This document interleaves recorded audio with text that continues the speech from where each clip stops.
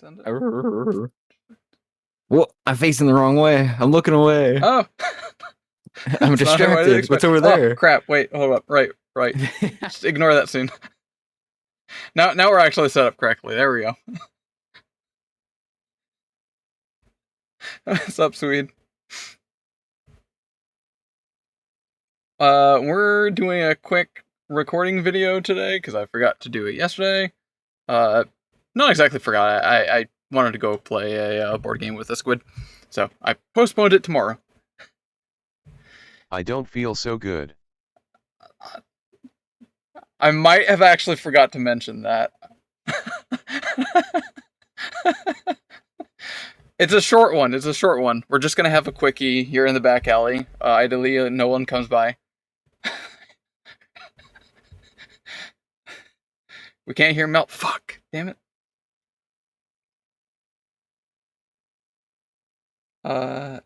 I need to add that one as a source, right?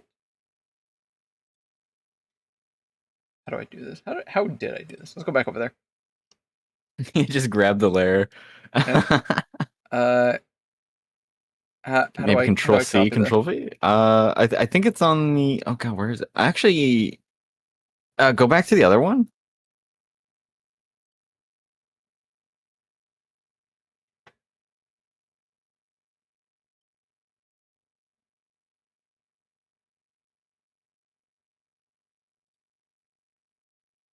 There we go.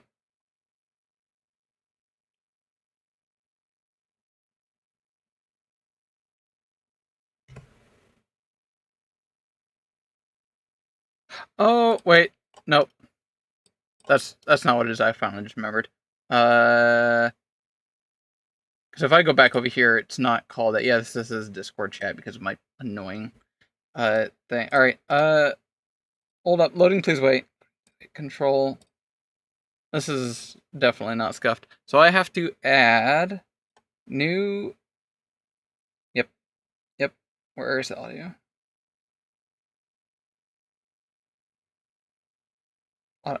Output. This is the one. Chat. I believe it is. That should be the right one. Yeah, because my yeah, weird setup.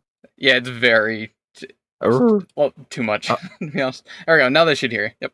Yeah, I see it. Hello, chat. I didn't know we were live streaming. Yeah, hello, what are you doing here? Hafu, forgot to add that. Sweden.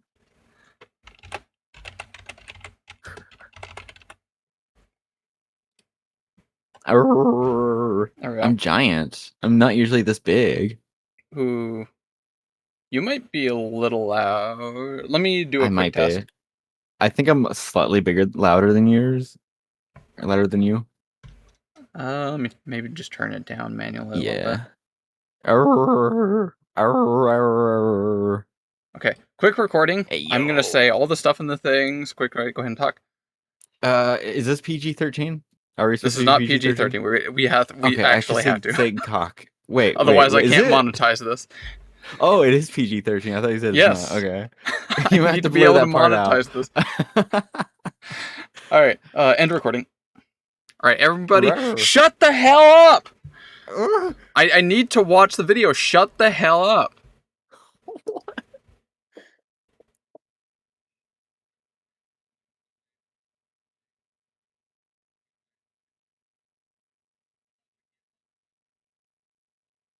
I think I'm on the wrong layer.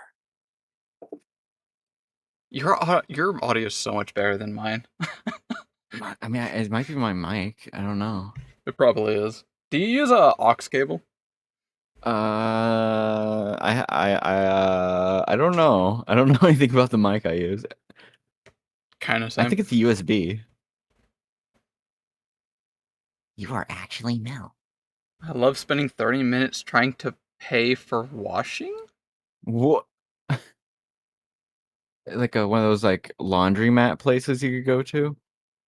I can't do worms. I have to get a video done. This is going to be a 2-hour stream or less. It needs to be really quick. Fine, I'll go do my worms. I'm going to be all sweaty. You should do a thing where people could like instead of that, like 15 worms would like rain into the stream and collect at the bottom and slowly fill up as they add worms and Just cover to the make it screen. even more incoherent and people think it actually has to do with worms. To clarify, that's an in Shanked. joke. That means push-ups. Oh, push-ups. Yep. I was thinking like fish and worms. And also apparently I have to get stuff. Alright, I'm gonna go do my worms, plus I also gotta go grab my coffee so I can do my YouTuber voice. I'm sure you can Hell add yeah. those together. BRB. Hello, guys. This is my stream now. So while the owner's away, I'm now the new streamer. So we were here to make a new Pathfinder species based off of werewolves. They're gonna be hot, muscular men, like big dudes. I can't say anything that goes against PG-13, but don't worry, this is for everyone. They're gonna be big werewolf men, hot, big swords, big strength, big men. Yes, exactly. It's gonna be like a whole like faction of hot werewolf men with big swords, and they're gonna like they like travel a lot and like take on big like jobs. Everything about them is big. They're big. Their swords are big. Everything they do is big. Their personalities big.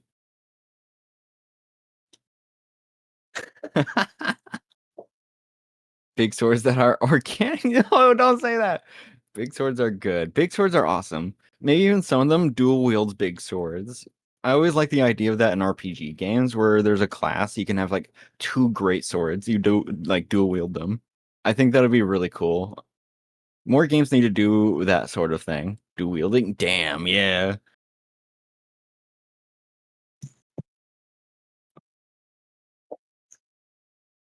So now let's talk about what do you do when you defeat an enemy and the DM says, "So how do you kill them?" I mean, how do you unalive them? No, that's a TikTok thing you got to worry about. How do you kill them? How do you murder the enemy? Like, do you do it like in a flare, like flashy, like anime thing, or do you just like you just say they're dead, or like what's the deal with that? What's the deal with airline food? What is the deal with murder? I mean, killing. I mean, defeating the enemy and then having to do something crazy like a cutscene. How do you react? What is a Bing Bong? Yes, what is Bing Bong and why is he repopulating with a dragon? How many Bing Bongs does it take to make a Bing Bong? How many Bing Bongs can one Bing Bong make? This whole thing made no sense. What? No, it makes complete sense. Like, okay, so teeth. Werewolf teeth, cool maws, like really cool, like sharp teeth, but not like just the stereotypical, like it needs to be like good, like cool designed sharp teeth. Like yesterday in Voice of the Void, there was a shadow person that if you stare him too long, he jumps at you with like big teeth, and they looked really cool. Very cool. Like maybe like sharp and like really well designed. How many more times should we have like a like counter every time I say like? Yeah, they scare the shit out of me. They're really cool. I kept like purposely looking at them because they look really cool. I actually jumped in my bed. Deserved. Going to bed on my streams during one of my live streams, just going to go to sleep. No, you gotta like sit there with your eyes pried open with these likes, likes, like in Zelda. Were those the water bug looking things? Is that what a like was? They like jump really high. Did I actually say goodnight or did it drift off? I don't remember either. I can't remember. So what's Ice has been doing? What's he been live streaming? It's been a while since I watched any of his streams. I feel like I've been a bad friend because I haven't watched anyone's streams in like a couple months. I very rarely get the chance to do that.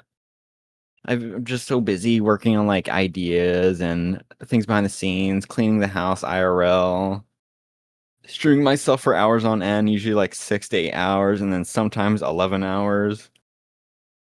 I'm trying to put in that grind. I'm not here anymore. Okay, I'm back. I'm back. Welcome back. I wasn't doing anything. I wasn't talking about big dudes. Okay, good, because this is PG-13. Yeah. I do like massive knockers though, so we can talk about that. Whoa.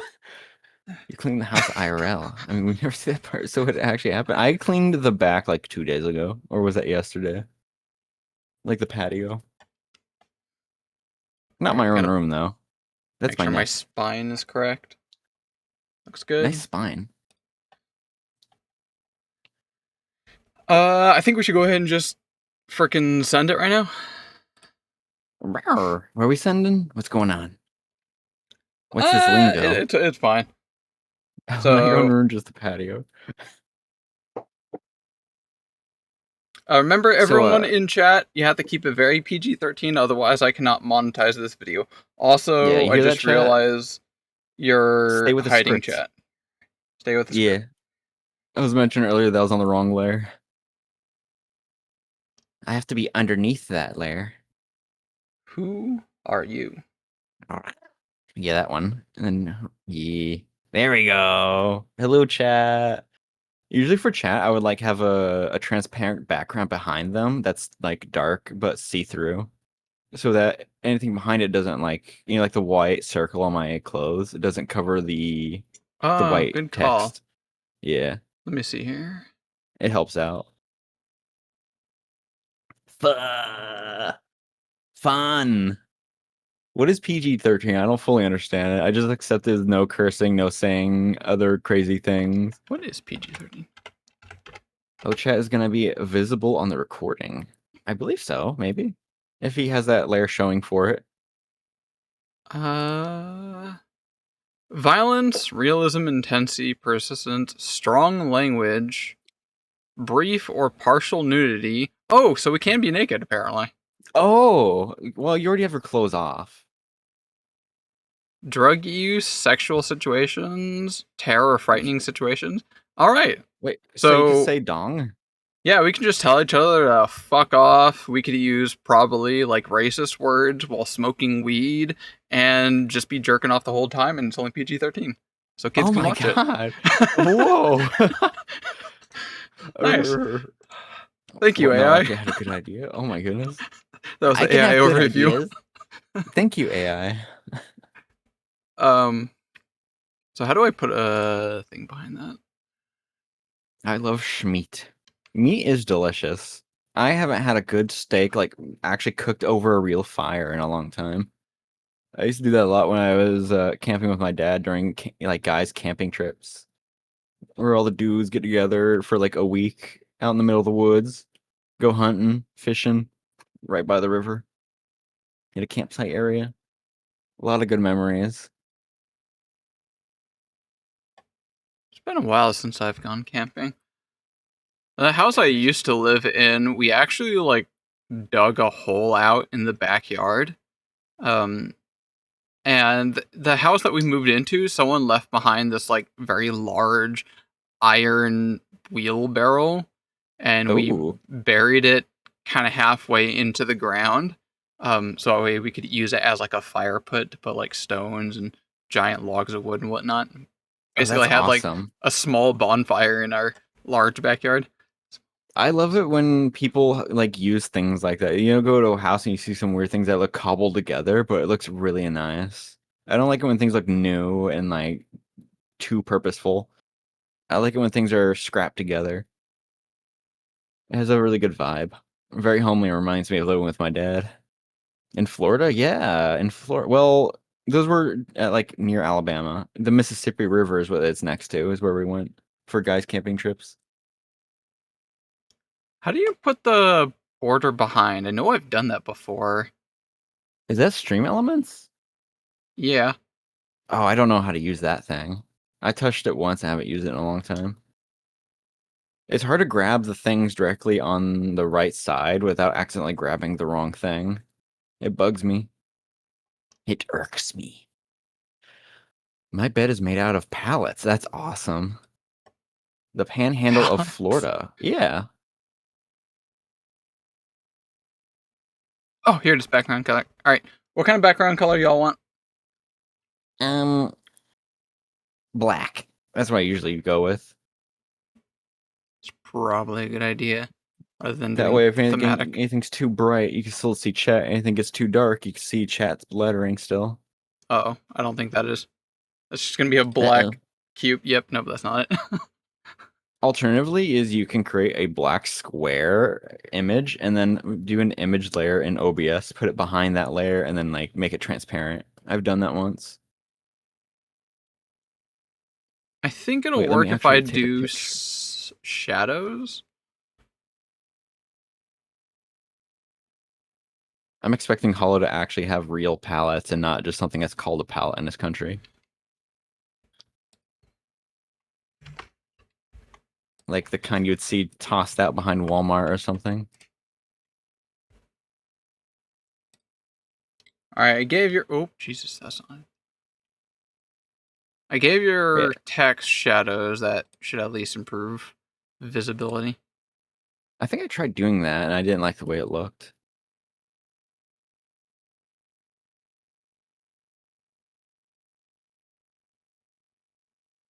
Oh, also, I found a way for chat to have their own little sound effects whenever someone texts anything and like messages. Oh, I could probably do something like that. Yeah, How'd you do it? I recently I'm using Firebot. Like I don't I know have it this tell one. them to use a random sound in a folder I have of like 50 noises. That's cool. That's cool. I bet it's... I'm assuming it's probably a little bit more mainstream than what I do. I have to do everything kind of manually with a streamer bot. I had to tell it how to do it myself. Someone send Wait, a let me thing in actually... chat. Let me see what this looks like. Bins. Beans.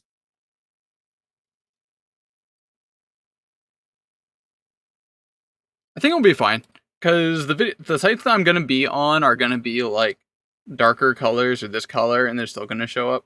So I think it'll be fine. If anything, I could give it Alternatively, more shadow. you can have like a little window specifically for chat between us. So they have their own little platform that isn't just hovered on the screen. But chat's not always there. It only shows up for True. like 30 seconds, and depending on when and how I cut during the video, it might just be an empty box. Rawr. Let me make... Oh, they are real pallets. Whoa. Hello sent me the picture of his bed. Whoa. Nice actual breeding pallets. table. Whoa. It looks good. I'm jealous. Even has little drawers. Send bed pics? Yeah, send it to Ice.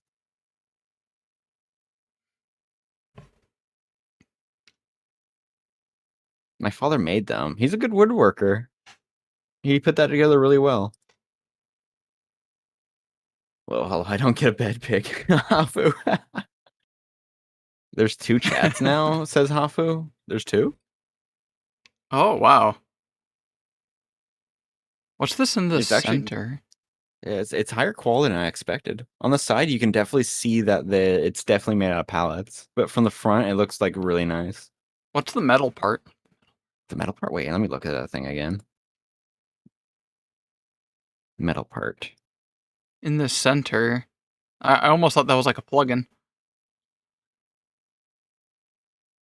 Oh, wait, is it a slide out thing? Can you turn Oh! it? So it's in couch mode and you can slide it out to be bed mode, like full bed? Oh, yeah, that metal part is probably like a drawer part. The Yeah. Yeah. Oh, yeah, it's the drawers. Oh. Yeah, that's the metal sliders for the drawers under there. That's a very dope looking bed. It is. It's very, very cool. I'm so jealous. The last time I had a bed that cool was when I had a race car bed when I was a little kid. It was made of plastic, I think.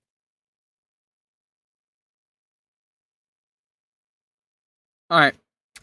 Everyone ready? We finally get this, so I can stop harassing Mel and he can get back to his life. I mean, I'm having fun. Alright, quick coffee check. I've never done a stream where I'm just talking. Usually it's well I'm also playing a video game. I feel like Lil used to do that. Lil kind of mastered the art of nothing going on, but doing things. I don't know. Rare. All right, starting recording FR for this time. That should be going. There are any notes I should also throw in. Let me get rid of some of this background stuff so I'm not confusing my eyes. Get rid of that. Get rid of that. My god, I have way too many things open. Get rid of that. Get rid of that. Get rid of that. Wait, wait. Goodness gracious. Dual mag. Is that the way ladies like to call them? What does that mean? What does that mean? That's his high school name. College name. Wait, did the squish shoot and shank you yet? Says Amber. No. But we have to do the thing. But also, I think she's in the middle of running a game right now, so yeah, that actually is gonna have to wait. It is actually a little rigged. Truth was, it was rigged from the start. Why would she do that? Oh, it's your chat, it's your chat. So, two things. One, I have a bot in Discord that receives a ping when someone does a specific redeem. It'll then push that bot into my general channel on my Discord, simply just adding her on the Discord. So she'll get basically a notification on Discord.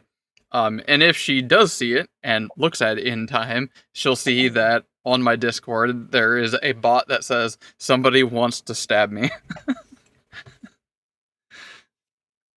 Oh, you could hear my little noises. Was that you? Discord, you're doxing my sound. How dare you?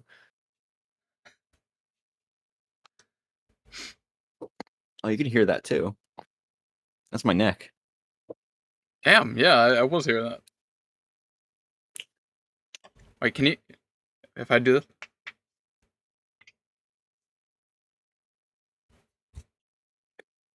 I don't think that's getting picked up. Nah, I didn't hear anything. Maybe I need to You might actually have clean up the my noise audio suppressor on. I always have that. My computer's like 2 inches from my face. Maybe I'll just. I turned mine off so I can make my noises. That's probably fine. See how far I can bring that down. There we go. Ideally, less noise reduction for cleaner audio, I believe.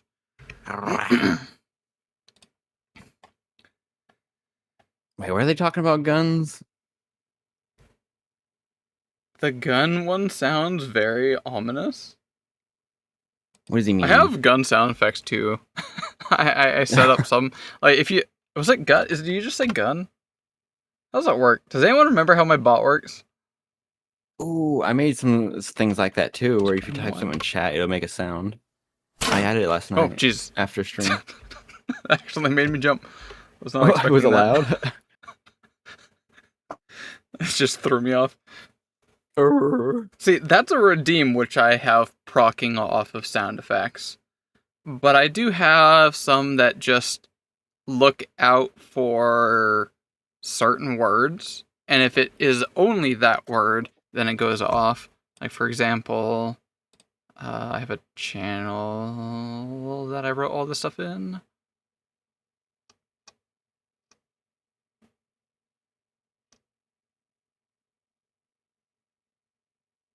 Did I get rid of it already?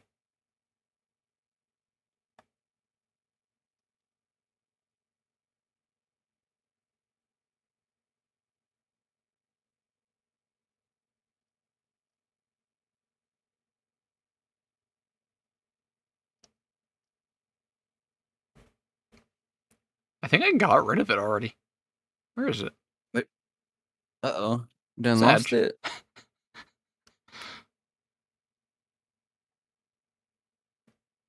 You had a channel that had all the sound effects, but it like literally was never used. So I was like, I'm gonna just retire this idea. Aw. Yep. Okay. Well, screw that. Anyway, Gotta it's have a time to void finally file get for rid of stuff this. like that. That's actually probably not a bad idea. But then the projects folder. Let's start this video because I've already been recording for way too long. This is a 2-hour recording video again. How should we start the video? Everyone give suggestions, ideas, how to start the thing. Everyone give me your generic YouTuber intro for a video. Big buff werewolf men. What are you watching? I'm watching the stream. What are you talking about? I'm watching it through the screen share in Discord. I said, give me a type of intro for like you would see on videos and whatnot. What's going on, guys? Big buff werewolf man 223 here, coming in with another hot one. There we go. That's excellent. One more quick coffee. He's already done the werewolves, Mel. Keep with it. Wait, he's already done werewolves? Yeah. What? I did the sorcerer guide on like you play a sorcerer but you don't actually fight with your spells, and I just secretly snuck in you take the werewolf archetype in there for no reason. You could be a werewolf in Pathfinder? Yeah, there's a lot of stuff like that.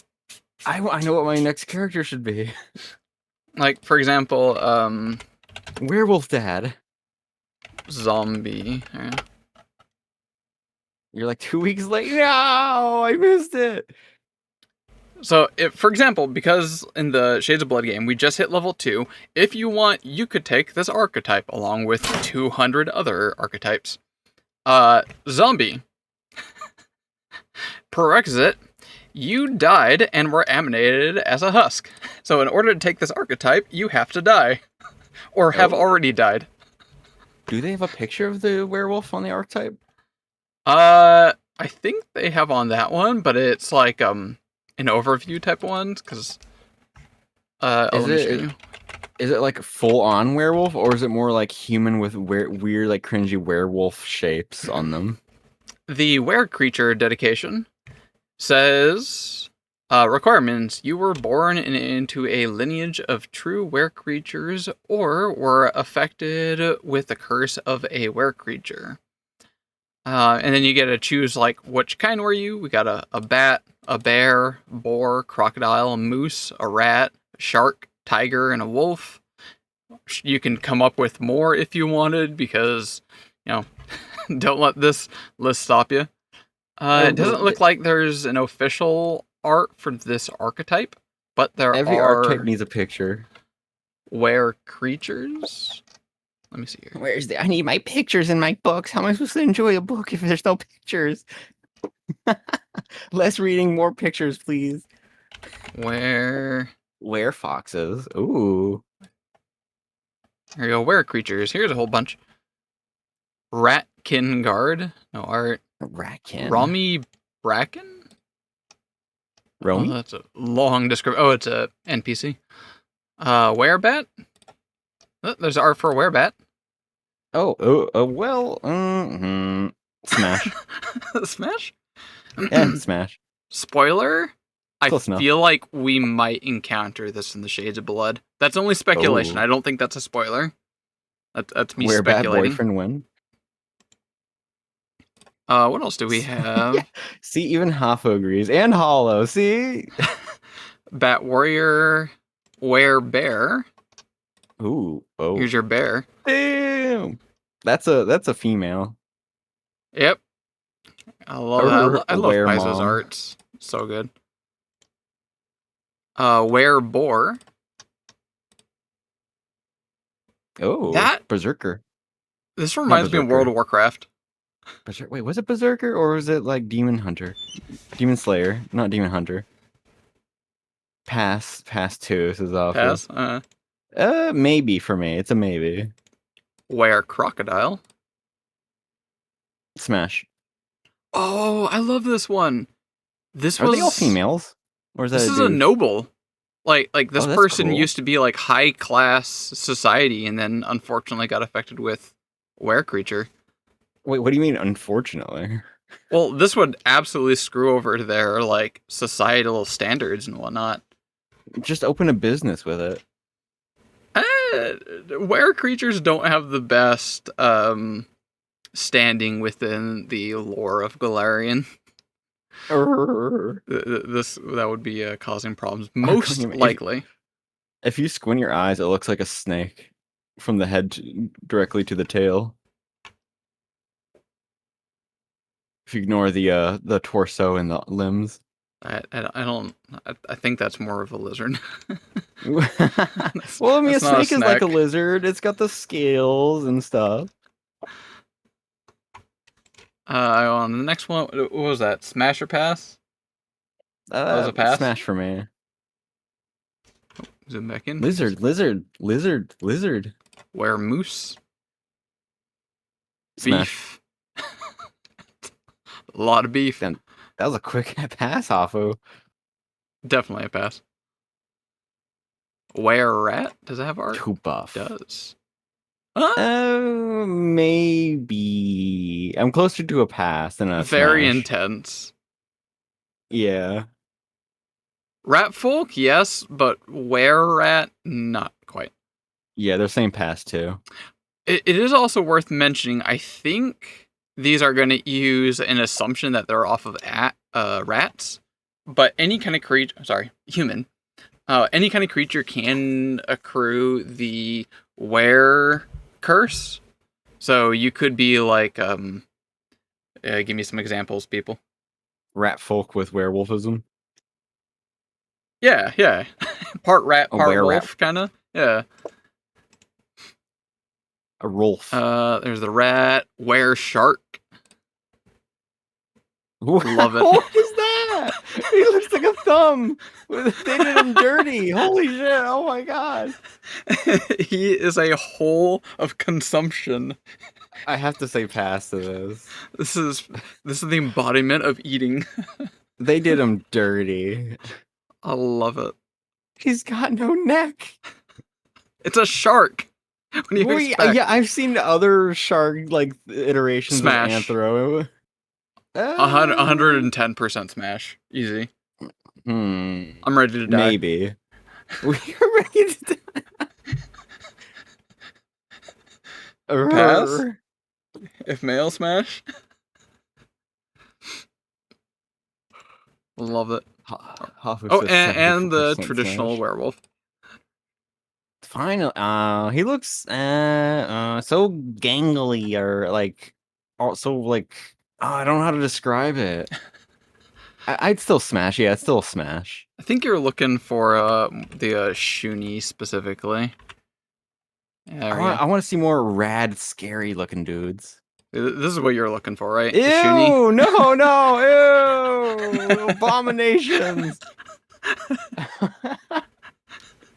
Oh god! Even the shark looked cooler than these things. This is a core ancestry.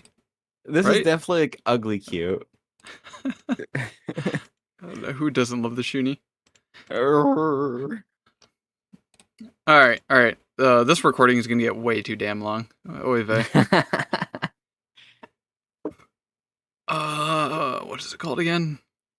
What is our subject? What is it that we're talking about today? Something Let about me clear new my throat. players? Or how not to play? I don't know. I don't actually know what we're doing here. All right, let me do the quick intro. I need a back. Oh, that's it. That's what I forgot. I knew I forgot something, and it was the background image. So, I generated an image for this, so we're good to go. Anyone play World of Warcraft? You might be a fan of this. Which one? I don't know. We have a love-hate with World of Warcraft. Very valid. Without any description or why, I can understand that. I'll only say one thing. Where are the tails? I think this is good enough. Open image in new tab. That's a smash. There we go.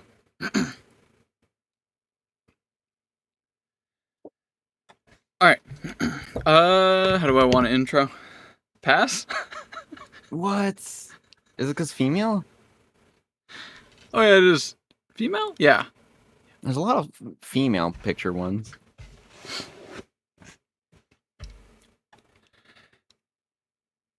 Alright, need silence.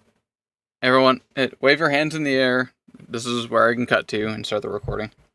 I'm doing IRL. Pass. Alright, thank you. That'll be easier to find it in the recording. Yeah, there we go. Alright, now we're actually starting. Welcome to the Roleplay Mechanic, where I like to break my favorite games. Today, I have decided to go in and foobar the Magus class, but this time it's a little bit different. I have someone as a point of reference and inspiration. Who are you? Why are you here? I've been kidnapped, and my name is Mel, and I'm new to Pathfinder. So, do you know why I've brought you here? I think I gave you some reference, but I kept it a little vague.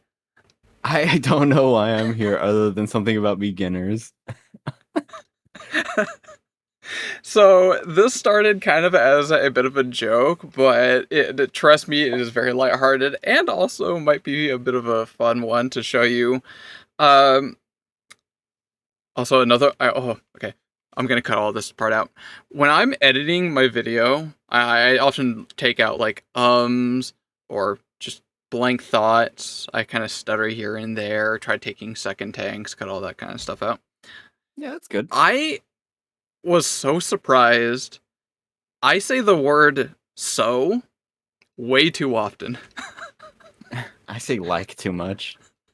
Like 20% of the sentences I say start with the word so. I'll be like, so, XYZ. So, now you can do this. So, we start with this. So, starting at Oh level my 4. goodness. So, I'm like, why am I saying this? I also apparently say, what do you mean too much? I do have a counter. It's at 400 right now. That tracks. Everyone's got their go-to phrase. I mean, people say the wildest things. It's just common. I mean, it's Twitch. What do you expect? Don't you dare! Wrong No, channel that doesn't work. here. Wait, if Yep, you do it in wow, his that channel, doesn't does it still work? It probably would work if he did it in mine. Maybe we just inflate the numbers while you're off stream. No. I should open my OBS just to spy. It's probably too late. Let's see if my Discord crashes. People say the most normal things. Where I work, yes, you're absolutely right. You're just confused by normal things, Mel. Nuh-uh.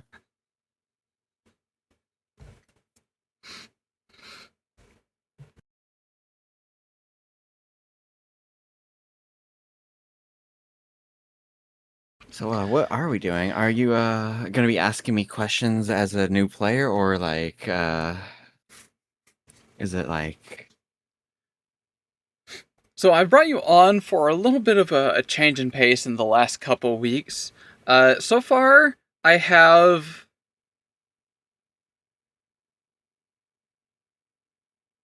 Also, occasionally I'll just go completely silent and I'll catch my thoughts and then start back again. Understandable. My brain factory resets sometimes too. Or well, often, like every 5 minutes.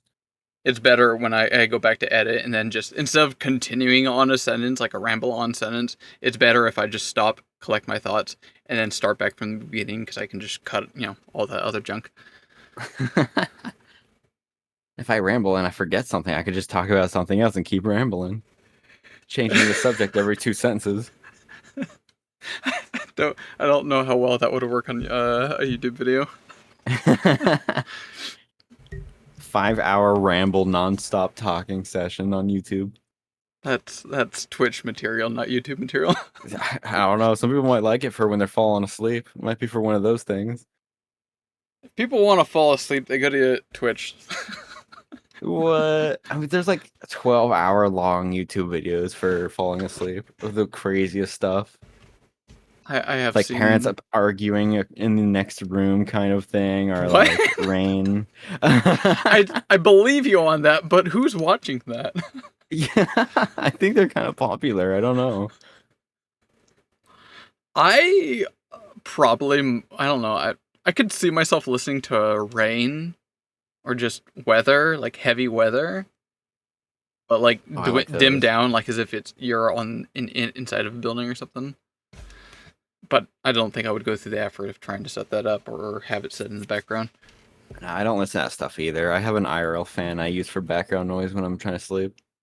I have 3 fans on.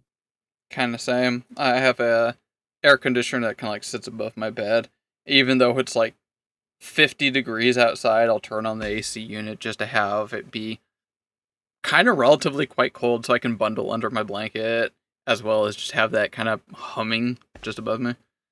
Err. Amber says, I mean, I was recommended Star Wars lore videos to fall asleep to. I kind of found them too interesting. I would probably listen to Destiny lore videos. I need to do that. Interesting. I'm not much of a Star Wars guy. I've watched some of those. I've watched recently like Project Zomboid lore and what was the other one? Warhammer. Oh my god, I like binged Warhammer not long ago. Hafo, that I need to look at that stuff. I love ambient stuff like that. World War World War One II bombs bomb. landing while you're in a dugout underground.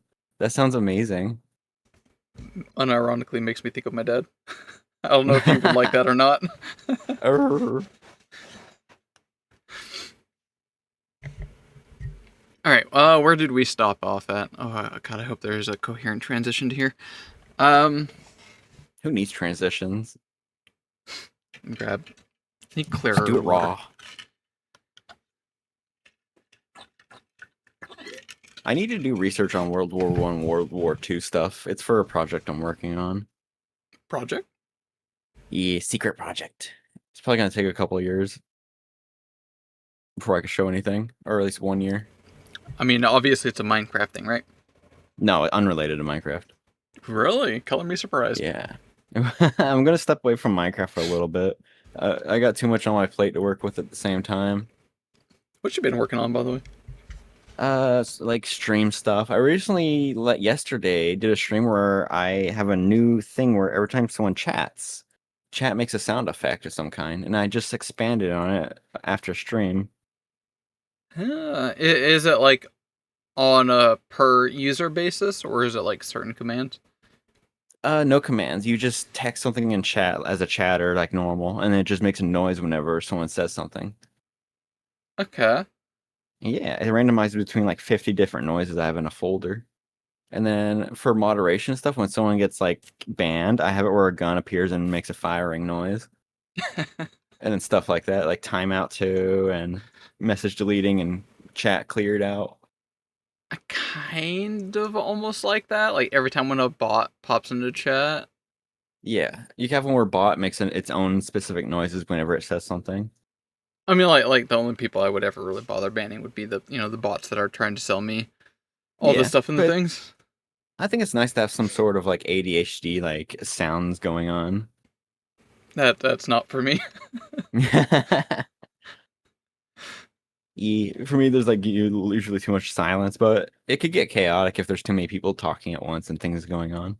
Oh, M says, when did World War One end? End? I don't. I have no idea. I haven't done any research yet. The project is gonna take place in like some sort of like time of World War One or Two. I haven't decided yet. Probably World War Two. It ended before World War Two. All right, I'm 1 point up. What's the next question? It's like a national day every year. What do you mean you don't know? I only know of Easter, It's a Halloween, holiday? Christmas. Wait. Is National Day not a holiday? Is that the same thing? World War Oh, you're One. cheating. Armistice Day? Bar mitzvah day? Armistice Day. Armistice. I've never heard of armistice. Oh, wait, Remembrance Day? That weirdly rings a bell. Yeah, I don't know anything about that stuff. Also called Remembrance Day. Oh.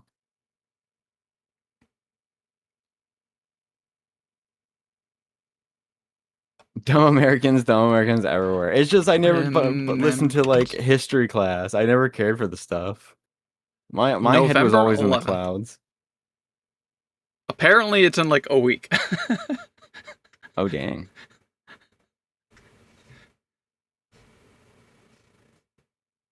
I didn't even know when Thanksgiving happens. I was told yesterday happens November. Like Oh at yeah, the end of it. forgot when that is, especially since I'm going to be out in the middle of nowhere. I might end up doing a stream where I'm walking in the woods, because Ooh, that would be so cool. my girlfriend goes on these like vacation sort of things several times a year. One of them is in like the middle of bumfuck nowhere, New York. I believe it's New York.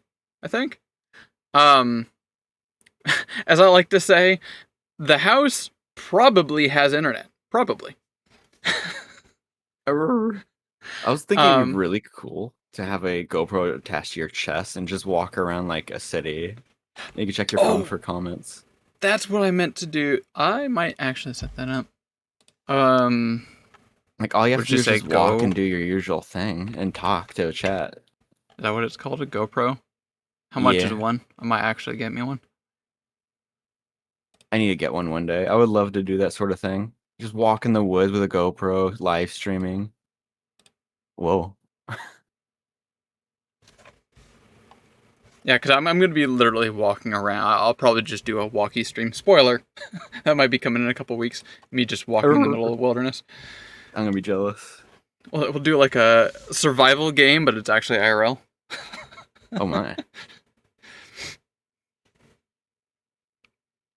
I'd so heckin' watch that, by the way, from both of you. Yeah, I think it'd be really cool. I want to do things like that one day.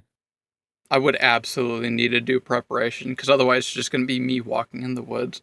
If I want to do proper survival, I would need some kind of reference. Oh my god, what if you try to do one of those like survival craft video things, but for a stream, like what you would see on YouTube, where you try to like create like survival stuff like from prehistoric or not prehistoric, but you know, what is it called again? I forgot. I'm also realizing if I try doing that, I'm gonna need Squish to join me. Because I'll need at least both hands to manage and handle things and do things. And I can't really stream without, holding my phone. Then again, I guess if I'm getting like a GoPro or whatever that is called, I guess I don't know. Get like a wrist strap for your phone. We are so off topic. We need to get back to the video. This recording is going to be a mess. God damn it. You can get a chest strap. For your phone, maybe there's some sort of like wrist strap that you can have for your forearm. So you can just lift up your arm up and look at chat.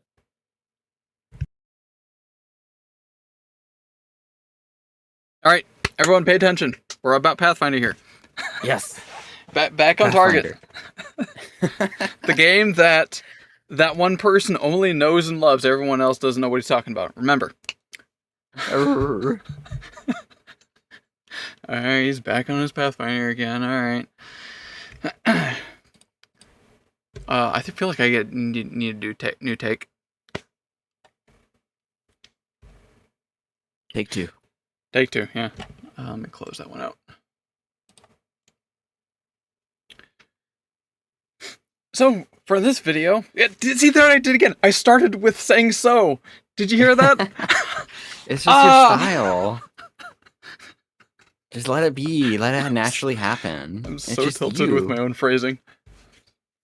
Don't think, just do. If you think, you'll second guess and hesitate.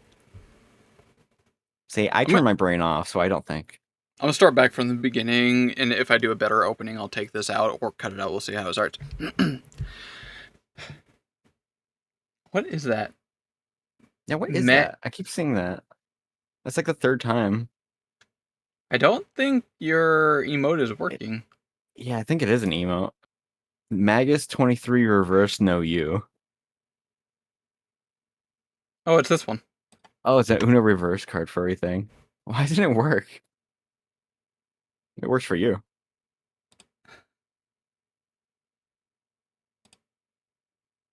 I don't know why. Skill issue, probably. Yeah. Welcome to the Roleplay Mechanic, where I like to break my favorite games. Starting off this week, I have gone in and foobarred the Magus class. Today I will be showing you what the Magus is and how it works, and then we'll be going in to say and show how does it not work and how you should not play it. To help with a frame of reference, I have someone here to give me inspiration. It was a lot of fun building up this one. Mel, introduce yourself. Hi, I'm Mel. I stream and hello.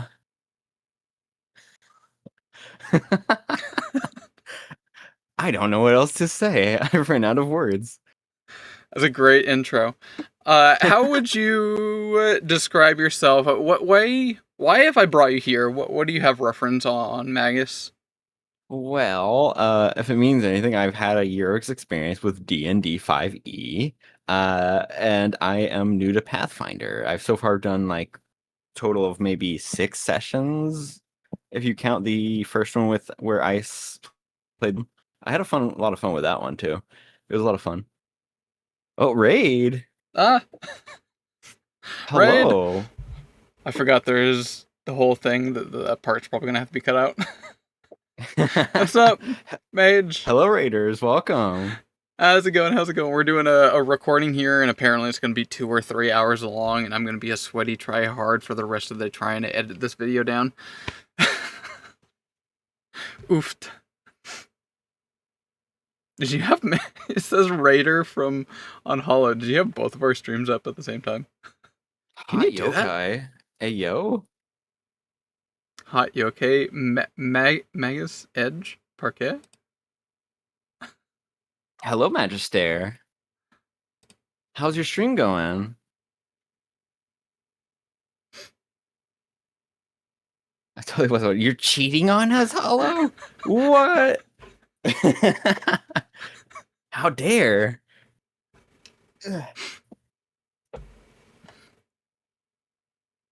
So we're finally going through the intro of starting up this video. I think it's about time we transition to actually starting it. Playing Neo. Oh. That Neo? rings a bell. That's the not Dark Souls, right? Neo Automata? Something like that? No, that's Or is that Nier Nier? Automata. Oh, okay. Neo Yeah, I don't know is what Neo is. a different one. What is Neo? Oh, it's like the Sekiro game, right? Is it? Yeah. Oh. I've never heard of it before. Yeah, You playing Nier that Automata is different. Nier Automata Sekiro type game? More coffee.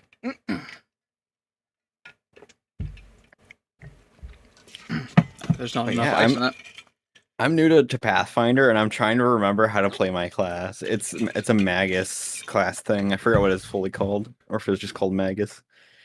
It's really complicated. Yes. But That's it great. doesn't help It's that called Magus. yeah, we keep having sessions that's like once every other week, and then this time it's been like a month since we last played. It's insane. I can't even remember yesterday. It's been several times. One because Nappy foobarred his schedule. One was the DM was work was giving him the shaft, as well as work has also been giving me the shaft, which has been quite fun. Wish I were too much work. I think is a better version. Best viewer. Hey, who wants to eat the butt? Is that Snacks. a bot? Eat him! Get him! Get him. Who Tear wants him the to snack? pieces. Blood for There the we go. blood gods. Hollow ate him. Nice. Well-fed noodle. Hey, Mage knows what Magus is. Let's go. Magus' Pog spell. It sounds really cool. That's why I chose it, even if it is like advanced It for is someone who's definitely an new. advanced class. I want to learn it, but it's like I gotta remember how to do everything. It's just like when I first played D&D, I still don't understand how to play right for a class I've been playing a year long for. I don't think I'll ever learn. So this is my guy. I did it again. I always start my sentence with saying so. God, I So can't. So. so This is So and my so. guide on how to play the Magus wrong. I almost started this. Oh wait, hey, cut myself right here. Oh, I just remembered the intro I almost wanted to do for this video. It was going to be a gag. It was like, welcome to my guide for Magus. We're going to show you how to play Magus wrong. First, take the Magus class. Second, take the dual blade warrior. Done. End of video.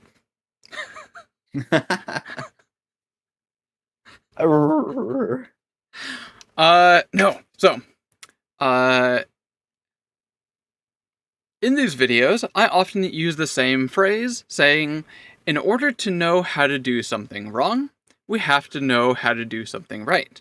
After all, they're both sides of the same coin. The Magus class.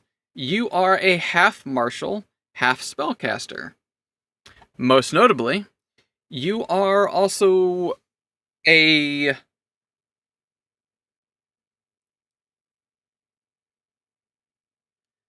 As a Magus, you have multiple attributes that you are dependent on. Your key attribute is either going to be strength or dexterity, but your spells are going to be scaled off of your intelligence, meaning that you require more dependencies on different attributes than other classes.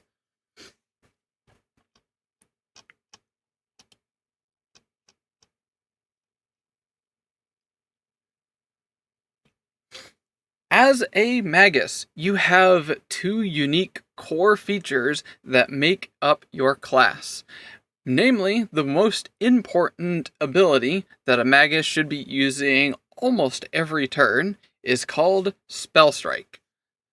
I'm not going to read you the entire descriptor, as it is a lot to read here, but it's actually relatively simple if I tell you generally how it works. For 2 actions, you cast a spell and attack all in one. If your weapon hits, it procs the spell. Plain and simple. So this is the core feature of the Magus, which I wanted to go off of and say, what if we never use Spell Strike as a Magus? I don't think I've used it once yet. And that's why I have brought you here, Mel. You were an inspiration on this. So I made a whole character, both its archetype, all its feats, abilities, everything, and it is a very, very effective character that never uses the core class feature of the Magus Spell Strike. I haven't had a situation for it yet. I keep forgetting. Alright, let's take a look at the build. Yes. As you can see Let's here whip it from the out. inspiration art, yeah, we're whipping our 2 massive dual mags. We are going to be a 2-weapon fighter.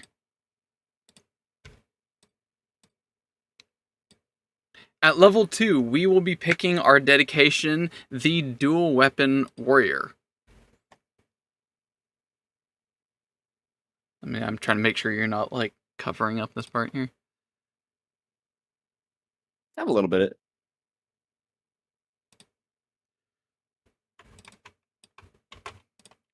Bring this open in a new tab. Probably censor the background between us. Well, the recording already started, so True. Gotta here we are. commit. Oh, here we go. Look at the art for dual weapon warrior. The smash. Pass? I don't think I like Panthers. Cat Alway. Hafu says smash. Hard pass? The nose bridge is too wide. So much smash? Smash, smash? Wow, there's a huge gap between everyone. Wow. Oh my goodness. Just a hater, okay?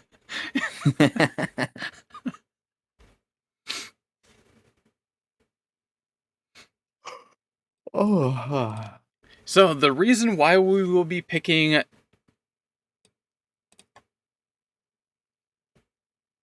We will be picking up the dual weapon warrior at level 2 for the Magus for 2 different reasons. 1, there is absolutely no support at all for the Magus to use 2 weapons to fight with. There's no way you can do that. So, this is how we will be doing it. You absolutely should not be fighting with one-handed weapons in both hands as a Magus. There's no way that the class supports that.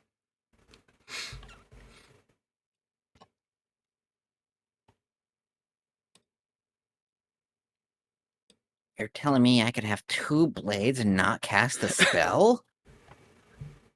Sign me up. As a Magus, one of your core things that you should choose at level 1 is your hybrid study. This is how you've combined casting spells and martial arts together.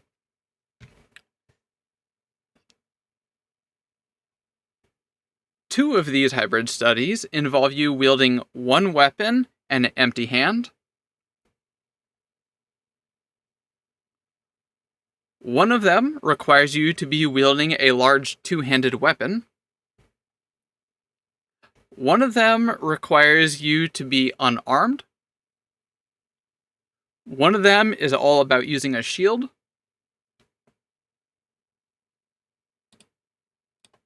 One of them is about fighting with a staff.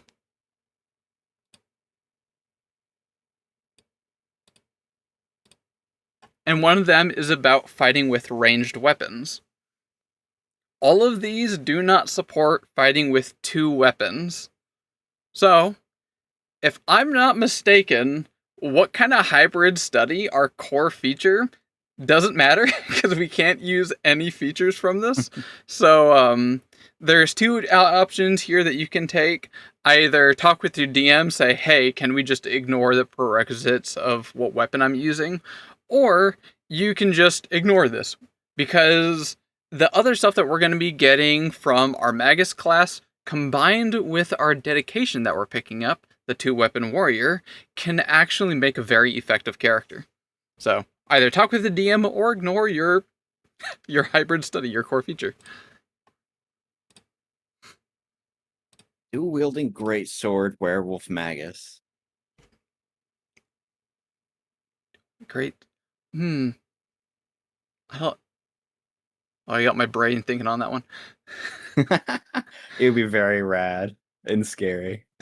Maybe a bastard sword? Because it doesn't require a 2-handed weapon using. You can wield it with one-handed weapon, but it's more effective if you use 2 hands to hold it. But it'd be so cool if they were like big slab blades, great swords, like fat ones. I don't think there's the Path of Exile Titan's Grip where you can wield two-handed weapons. I don't think. What if There might the be. greatsword? What if the greatsword blade is a gravestone, a long gravestone with a handle? I feel like I've seen this somewhere. I'm not basing it off anything. Is there a thing? That would be cool. Y'all saying a rad ticks me out. What's wrong with rad? What's wrong with rad? Rad is a very rad word. Yeah, Not for the sure. plagiarist. Dog. I would never. Gravestone greatsword, I feel like would be pretty cool. Gravestone. And then you know get I've buffed on a seen this full somewhere. moon. And then you like hang around graveyards. Talk to ghosts or something. I think it was an axe. Was it an Why axe? am I? I've seen Is it an something anime like this. thing?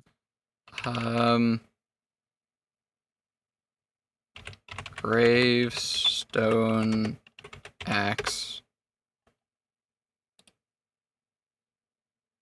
Was it Warcraft? I feel like I'm thinking of it because there definitely is one in WoW. I'm blanking on it. Is Anyway. it Warcraft WoW? Yeah. Oh, okay. Technically, Warcraft is like the single player RTS where you control troops. That's Okay. Warcraft, orcs versus humans. But then later on, they came out with the MMO called World of Warcraft. That's based on that. The Drakthir are hot. Drakthir. Which one's that one? It's the new species that came out, the DLC with all the dragons. Oh, yeah. Weirdly enough, that's when I stopped playing. I never picked up that expansion. I used to always go back to WoW every expansion. I like the way they look, but I remember not liking the story that was going on. The what? The Drakthir. There's lots of cool fan art of them. My head is in the way.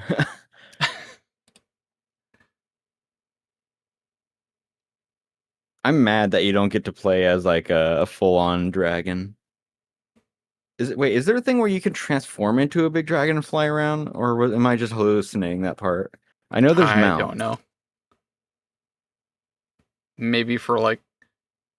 Wait, no. I think the thing that got me very uninterested about the Drakthir is because they were locked into one class, and that class was only available for this ancestry.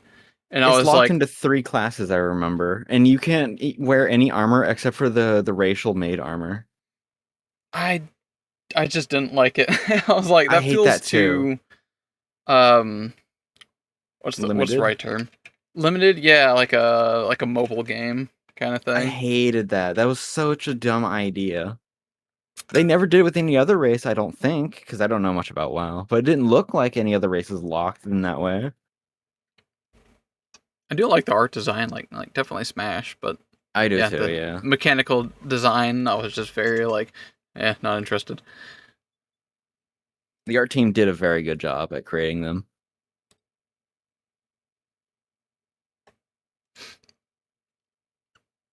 All right, where was I?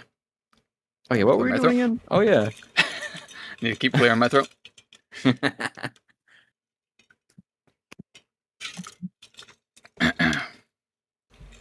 Something about the coffee I drink just activates my sinuses.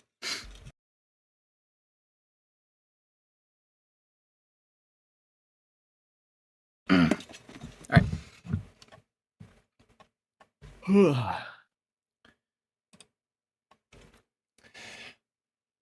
At level 2, you'll be picking this up, but why are we trying to wield 2 one-handed weapons? It's not just because that the Magus simply doesn't support that. That is a fun little thing that I found out. But actually, I think it's almost intended by design.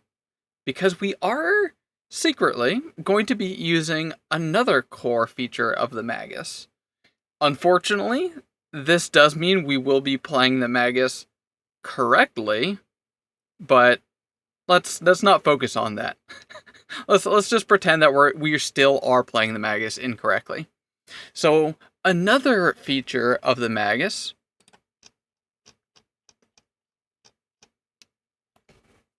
is called Arcane Cascade. When you cast a spell, or when you spell strike, you can enter a stance. For one action, you carry over the magical energy from your spell into your attacks. Now, for this entire build, we are exclusively never going to use Spell Strike, but we still can go into Arcane Cascade by using just any other regular spell, whether that be a spell slot or a cantrip, whatever have you. Before combat starts, we might cast something like Bless or Bane, or maybe some kind of buffing spell, just about anything. Or right as soon as, say, combat starts, maybe we take a quick range shot with like a range spell, and then we enter Arcane Cascade. Once we enter this, that's all we need to for the rest of the turn, then we just go full on martial and we forget about our spells. A quick, for example, combat breaks out. Your first turn. 2 actions, shoot a laser blast. 3rd action, cascade. Next following turn, run up to the enemy and dual strike. And that's pretty much going to be the rest of your turn. You'll be making dual strikes, striding around, maybe some other extra skills that you might be picking up here and there. But for the most part, you'll be trying to enter Arcane Cascade as soon as you can, and we'll be making our build based off of this.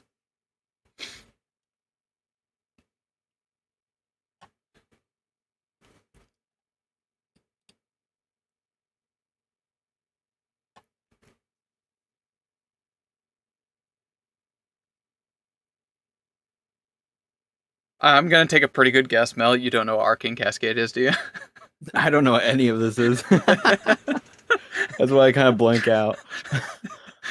Because I know that you know that Spell Strike is a thing, but you keep forgetting to use it.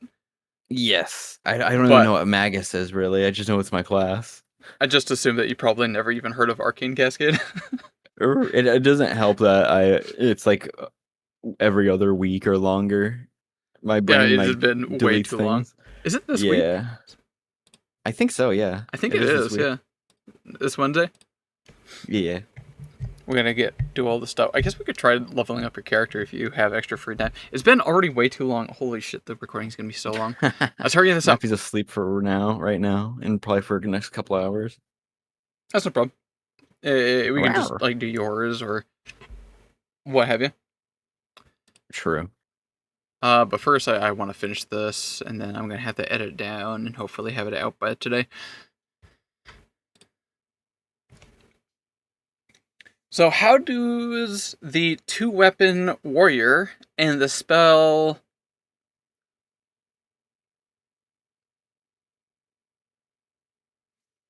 How does Arcane Cascade and 2-weapon warrior go together?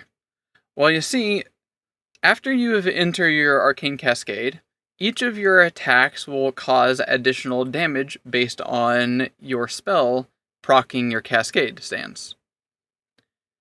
For the 2-weapon warrior, we get to use a unique ability called Double Slice. For 2 actions, we get to attack twice, both at full attack penalty. That means we can attack once, and then the next one is not going to be at a -5. We get basically 2 full attacks, allowing us to get 2 procs instead of 1 proc of Arcane Cascade every turn. We're doubling down on Arcane Cascade, making it twice as powerful.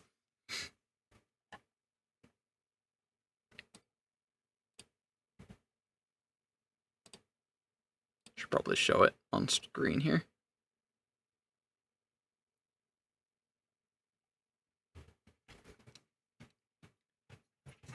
I don't know if this is going to fit if I crop it in, but I'll just do another take here. For 2 actions, we get to attack twice, both at full attack penalty. This allows us to proc our Arcane Cascade twice. We're going to be doubling down on Arcane Cascade, causing it to be twice as powerful. The thing about Double Slice is because it costs 2 actions, we can't use Spell Strike with this because we won't have enough actions to use our Spell Strike. So we'll either want to use Spell Strike or Double Slice.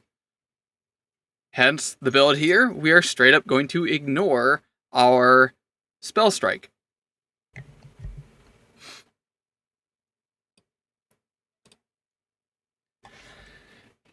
Now that could have been the end of the video. I originally had this planned out of okay, how to Magus? Don't use Spell Strike, and then just milk the Arcane Cascade. Fight with 2 weapons because there's no hybrid study that fits for it, and ship it and call it a day. But after a couple nights sleep, I actually really ended up cooking on this, and I have had a lot of fun. Hey, yo.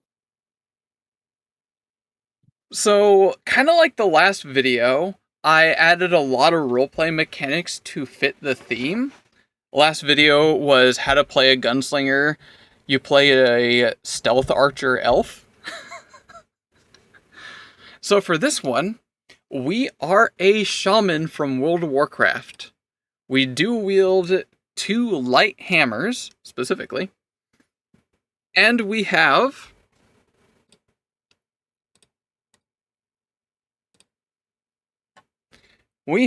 our lovely little totem. So another funny thing that I noticed when I was looking at the Magus feats, a huge majority, almost all of the Magus's feats, either support, enhance, change, or otherwise effect your spell strike. I couldn't really find anything, at least in the earlier levels, that supports this build where we don't use spell strike. So I'm like, okay, let's just take the generic ones, familiar, and then at level 4, enhanced familiar. I'm like, okay, we just got a pimped out familiar, cool. And then it hit me, this is our totem. As a shaman, this is just going to be some totem thing that we place down, and it enhances us with whatever kind of buffs that we give our enhanced familiar. I'm like, it actually works. It makes sense. I can have a familiar? Yeah. In fact, we just Ooh. hit level 2. You could pick up familiar right now, yeah. Like, what kind of familiars are there? Anything you want. Oh, It could be a cat. It could be a chair. A chair? Can I have the It's chair anything. attack? Yeah, probably. let me read, just get clarity on this one. Can I sit in the chair? You can definitely sit on your familiar's face. I could just sit on a chair. I could summon a familiar chair that can defend me and I can sit on it.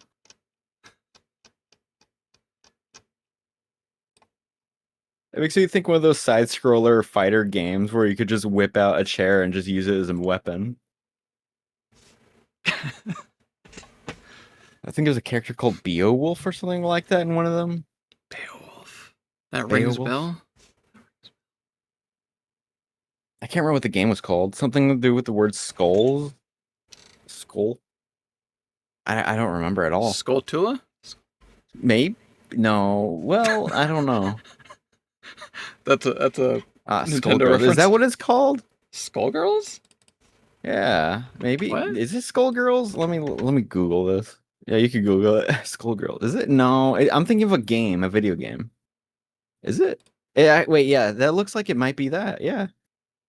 There's a character called Beowulf or something like that. Type in Beowulf after Skullgirls.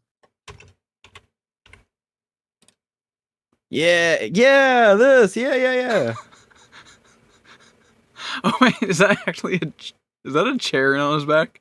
Yeah, he uses a chair as a weapon. It's a folding chair. So You should ridiculous. see like the way he fights in the game. It's so cool and funny.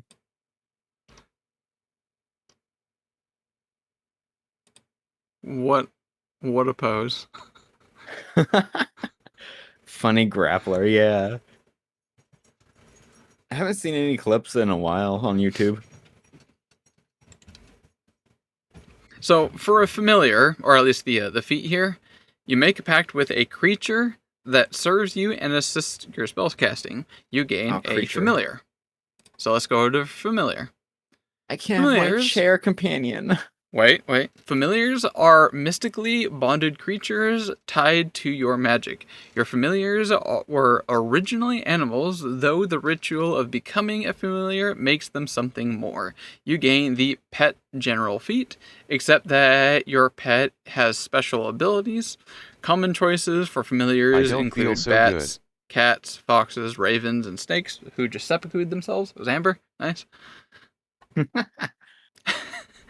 And this is the huge list of abilities that you can choose for your familiar.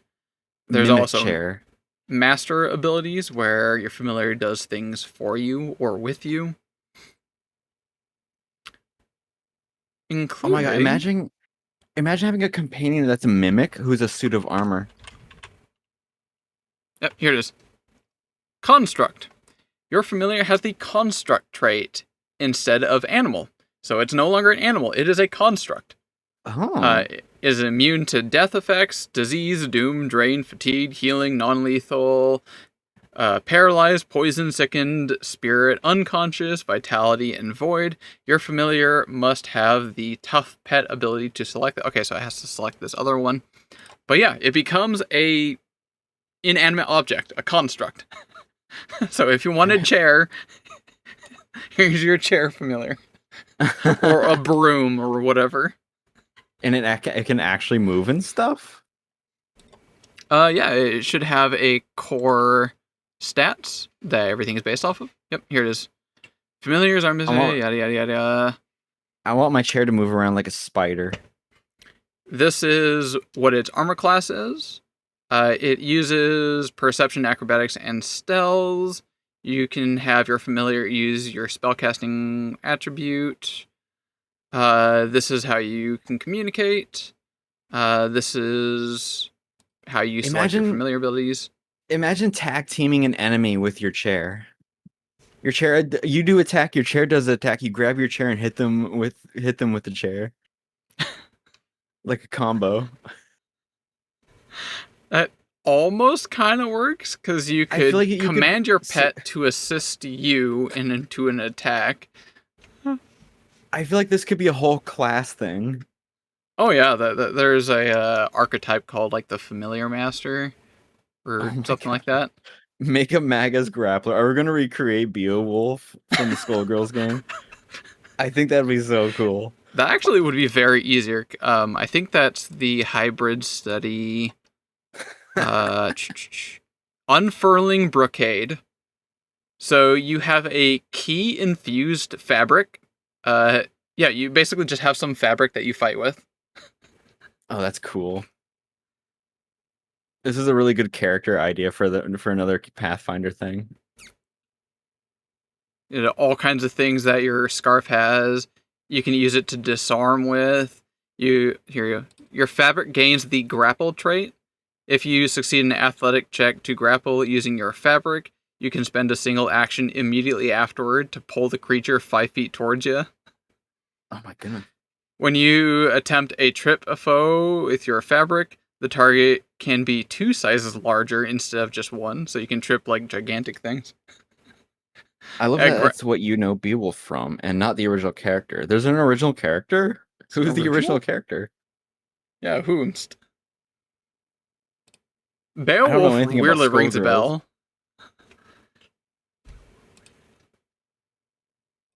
Man, this is already giving me ideas, especially that mimic idea I had. It makes me think I might make 2 different characters. So, at our current level, you can take familiar. You gain basically a pet with 2 familiar abilities. And then later on at level 4, if you want, you can take enhanced familiar, which allows you to pick up 2 more. So I'll give a random example.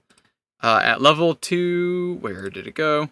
At level 2, you pick up toughness, so you're able to pick up construct. And then at level 4, we give it there it is, flyer. So our broom can now fly 25 feet. I can have my chair fly.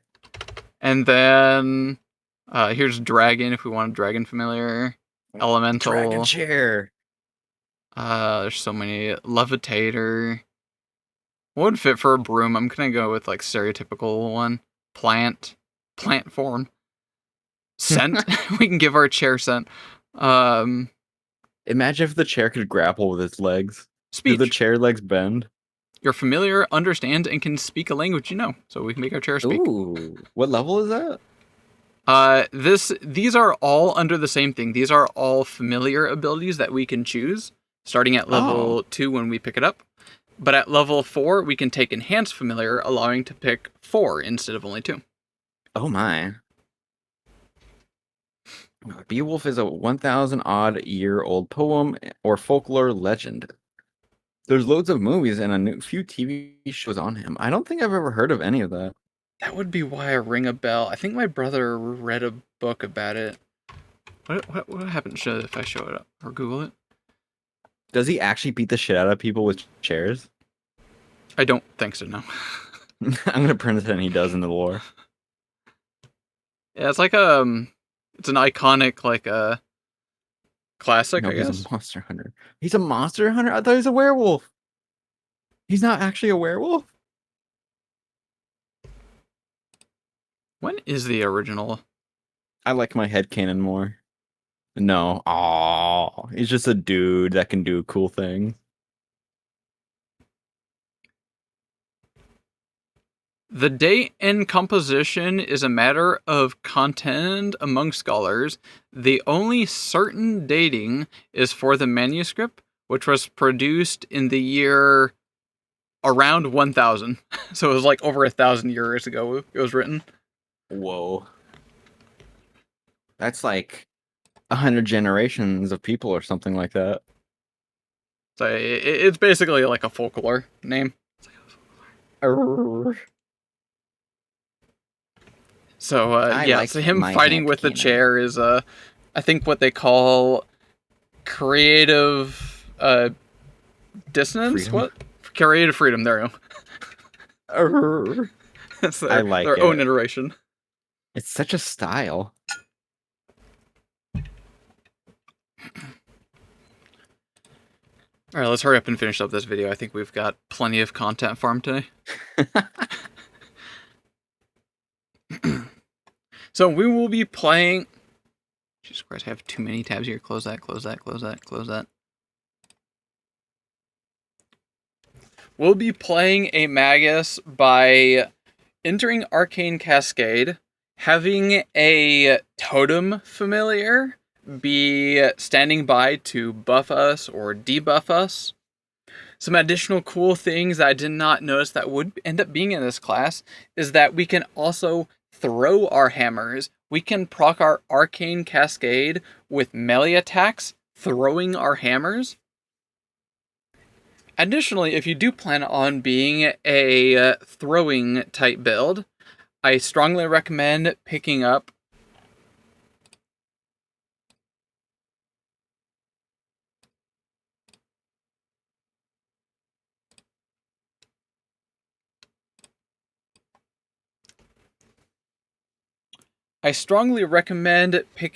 the Thrower's Bandolier. When you put items into this, it gains attribute runes that you applied into the bandolier, applying those to all of the thrown weapons in there, so you only need one set of runes instead of 1,000,000.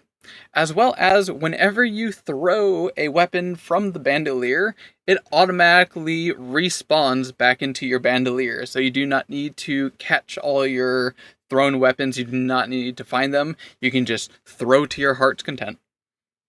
That sounds really useful. Hell yeah.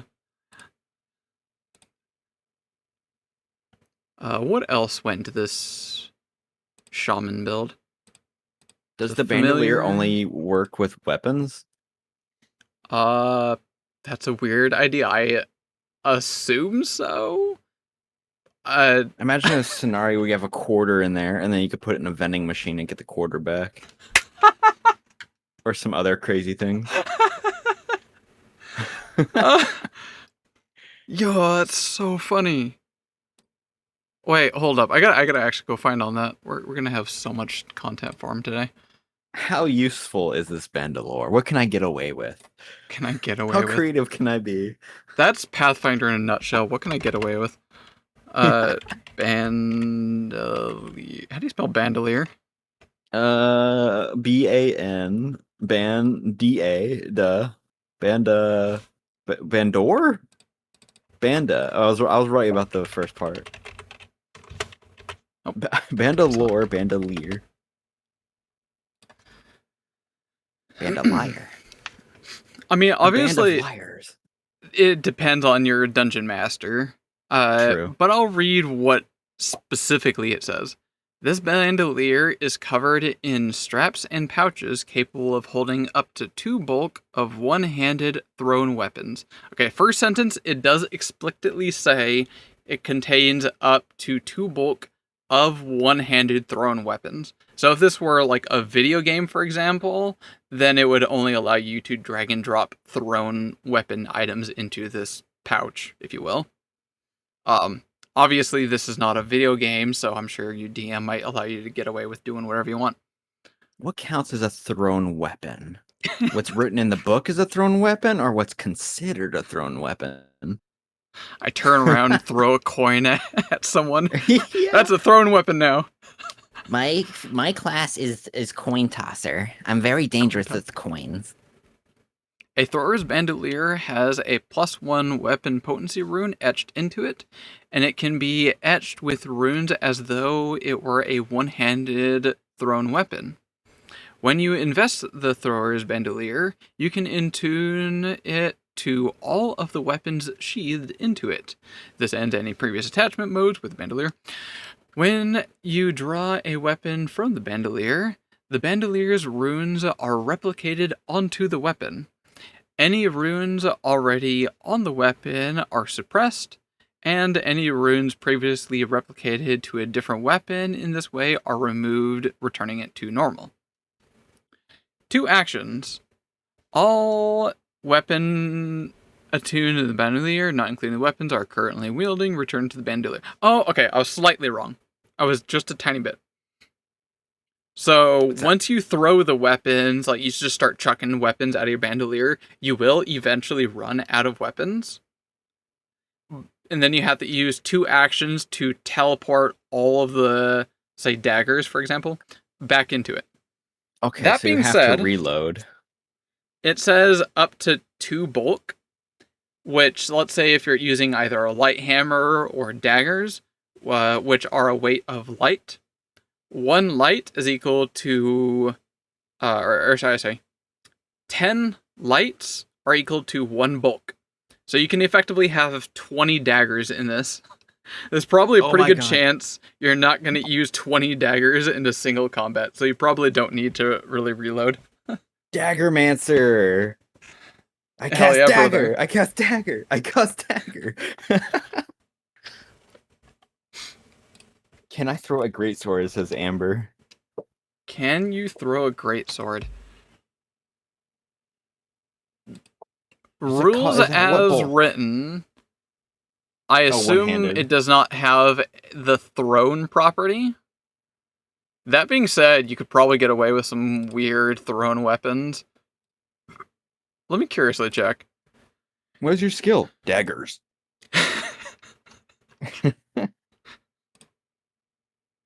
I mean, for a DM, I think it would be okay to consider a greatsword one-handed if you have a high enough strength.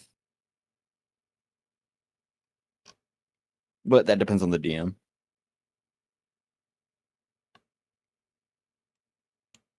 Okay, I'm gonna organize. There's 36 different thrown weapons. I'm gonna organize them by hand. I'm just realizing there's already a couple here that require 2 hands. The hell? Combat fishing pole. Wait, what? What is that for? Like Minecraft, where you can grab your enemy and pull them towards you with a fishing rod? Bladed Diabolo. Combat Graphnel? Nephil? Oh, it's a grappling hook. Okay. 3-peaked tree. What does that mean? A recently developed weapon created from an elven champion in Jinin. The 3-peaked tree can be used as both a trident and a mithril tree.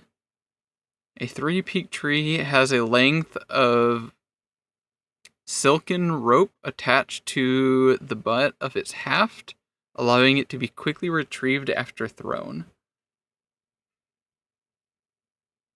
It's an exceptionally advanced trident with a lot of unique abilities. Oh, wow. So you basically asked him to play Shia LaBeouf out of Kingdom of the Crystal Skull, says Amber. I don't think I watched that. Shia LaBeouf out of the... I don't get that reference, I'm sorry. Me neither.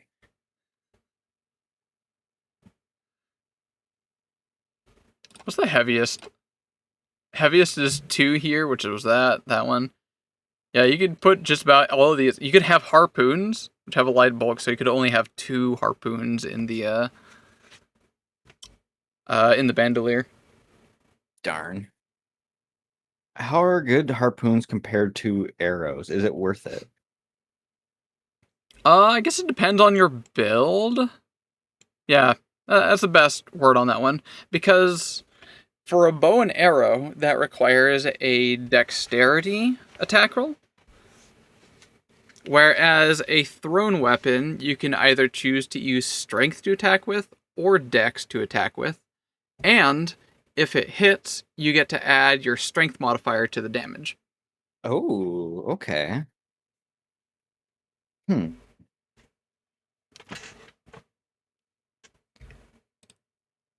Needless to say, the shaman build here is going to be a full strength dual wielding warrior, so we're going to get plenty of damage out of our basic attacks.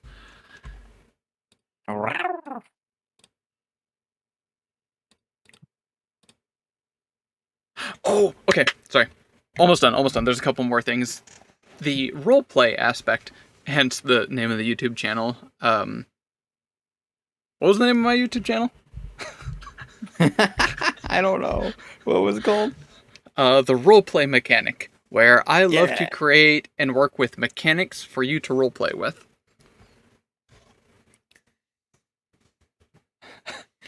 Something like that. So, this character, this class, the Magus, is locked into the arcane spell list. Now, the shaman, I feel like in World of Warcraft, would have access to a lot of primal-like abilities. So I have introduced some things into this build if you want to play it very specifically the way I have it set. For example, Spirit Speaker. Starting at level 2 with Expert in Nature, we can now speak to nature spirits. After we have killed or hunted a certain animal... Let me read this. Okay, everyone shut up! Shut up! I have to read.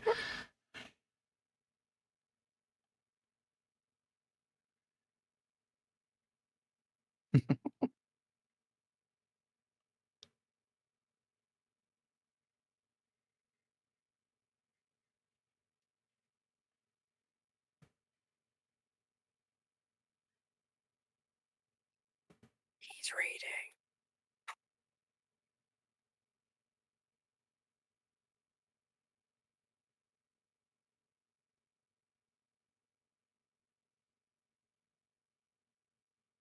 Okay.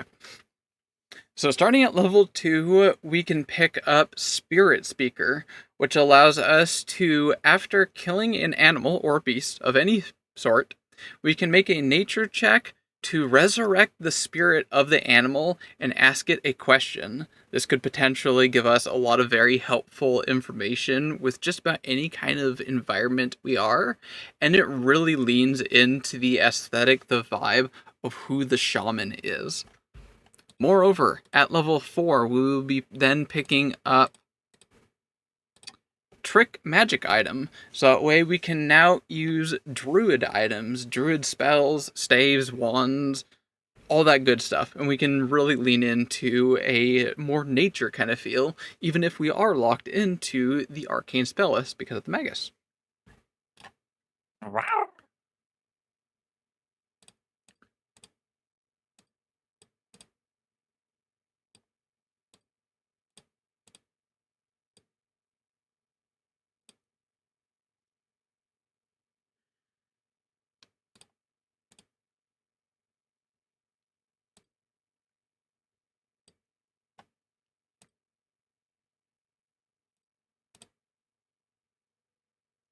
Trying to think if there's any other thing.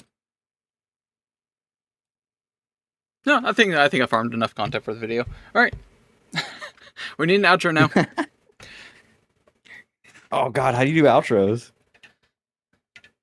All right, outros in chat. Everyone, poll. Chat, give us your best outro. See, this is how you really be a true content creator, is milking everyone else for content. I love milking everyone. Don't you agree, chat? Oh, that reminds me, I was gonna say something earlier revolve around milking, but I can't remember. Oh yeah! Like you could do like a YouTube series of can you milk it with every like species in like fantasy. Oh, I was getting that kind of idea while I was waiting for you to do the worms thing. I'm sorry, what? No, nothing, Amber, that's nothing. a very fun idea. Can you I'm milk trying it? to. Ironically, I'm thinking of how to milk that because I wouldn't want to make it a single video. I would do multiple parters of like episode 1. Can you milk it? We look at all the dragons and decipher whether or not they are milkable. Yeah. You gotta think about the science behind it.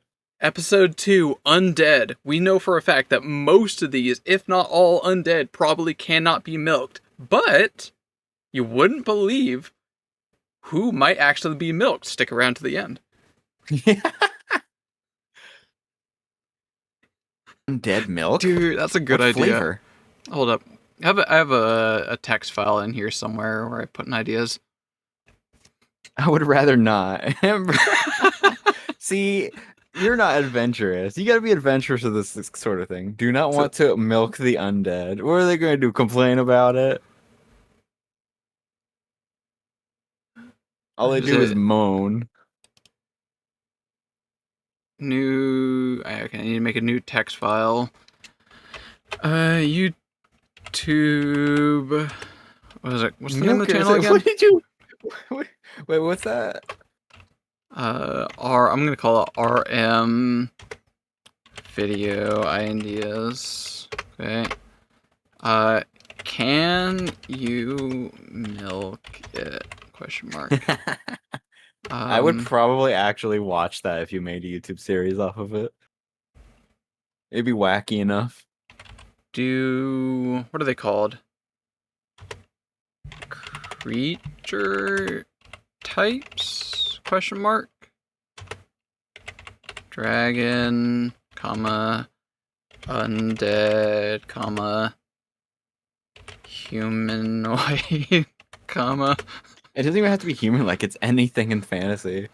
Well, I would have to, again, joke, milk the whole series so I can make several videos on them. So I'd be like, Oh, true. on this series of Can We Milk It, we look at the humanoids. Yeah, categorize it. You'd think that just about every humanoid within the monster manual can probably be milked, but you'd be surprised that there actually is a certain type of ancestry that actually cannot be milked. Stick around for the end. You should have a special one where it's all males. I'll just do that casually.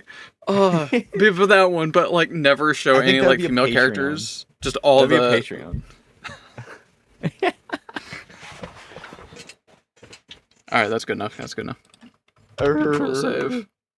Guys, if you go on my Patreon, you'll get the special version of the series where it's all about males. Put that GoPro.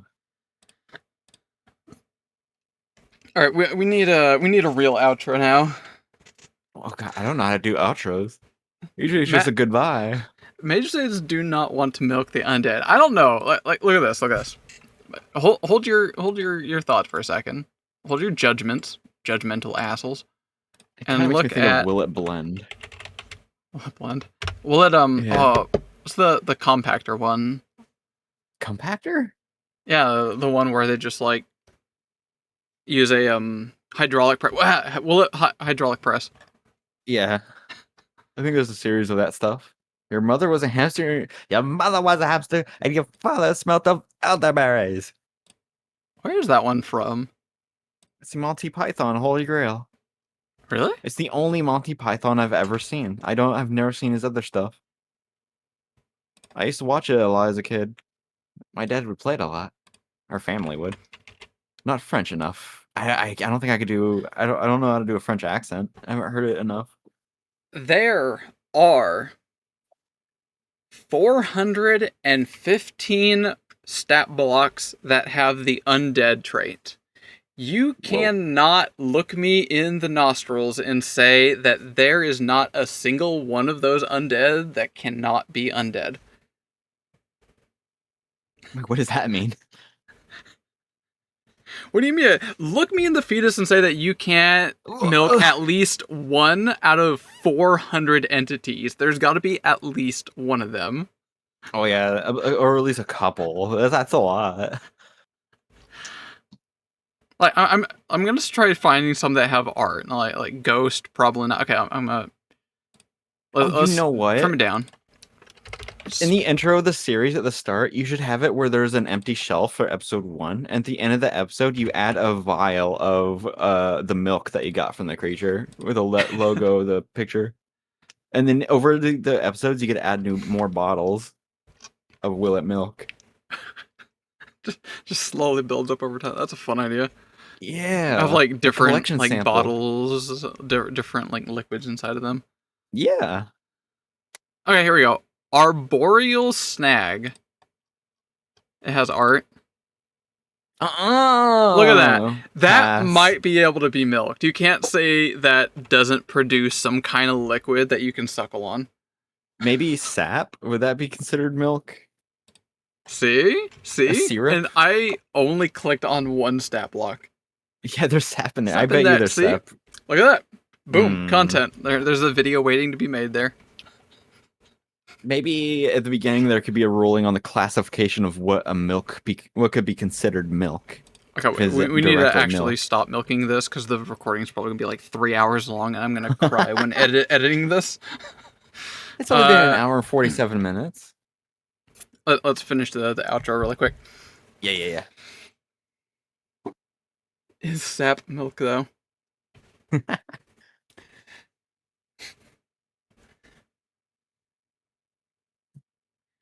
Is it white enough? I'm trying to think of how to start the outro.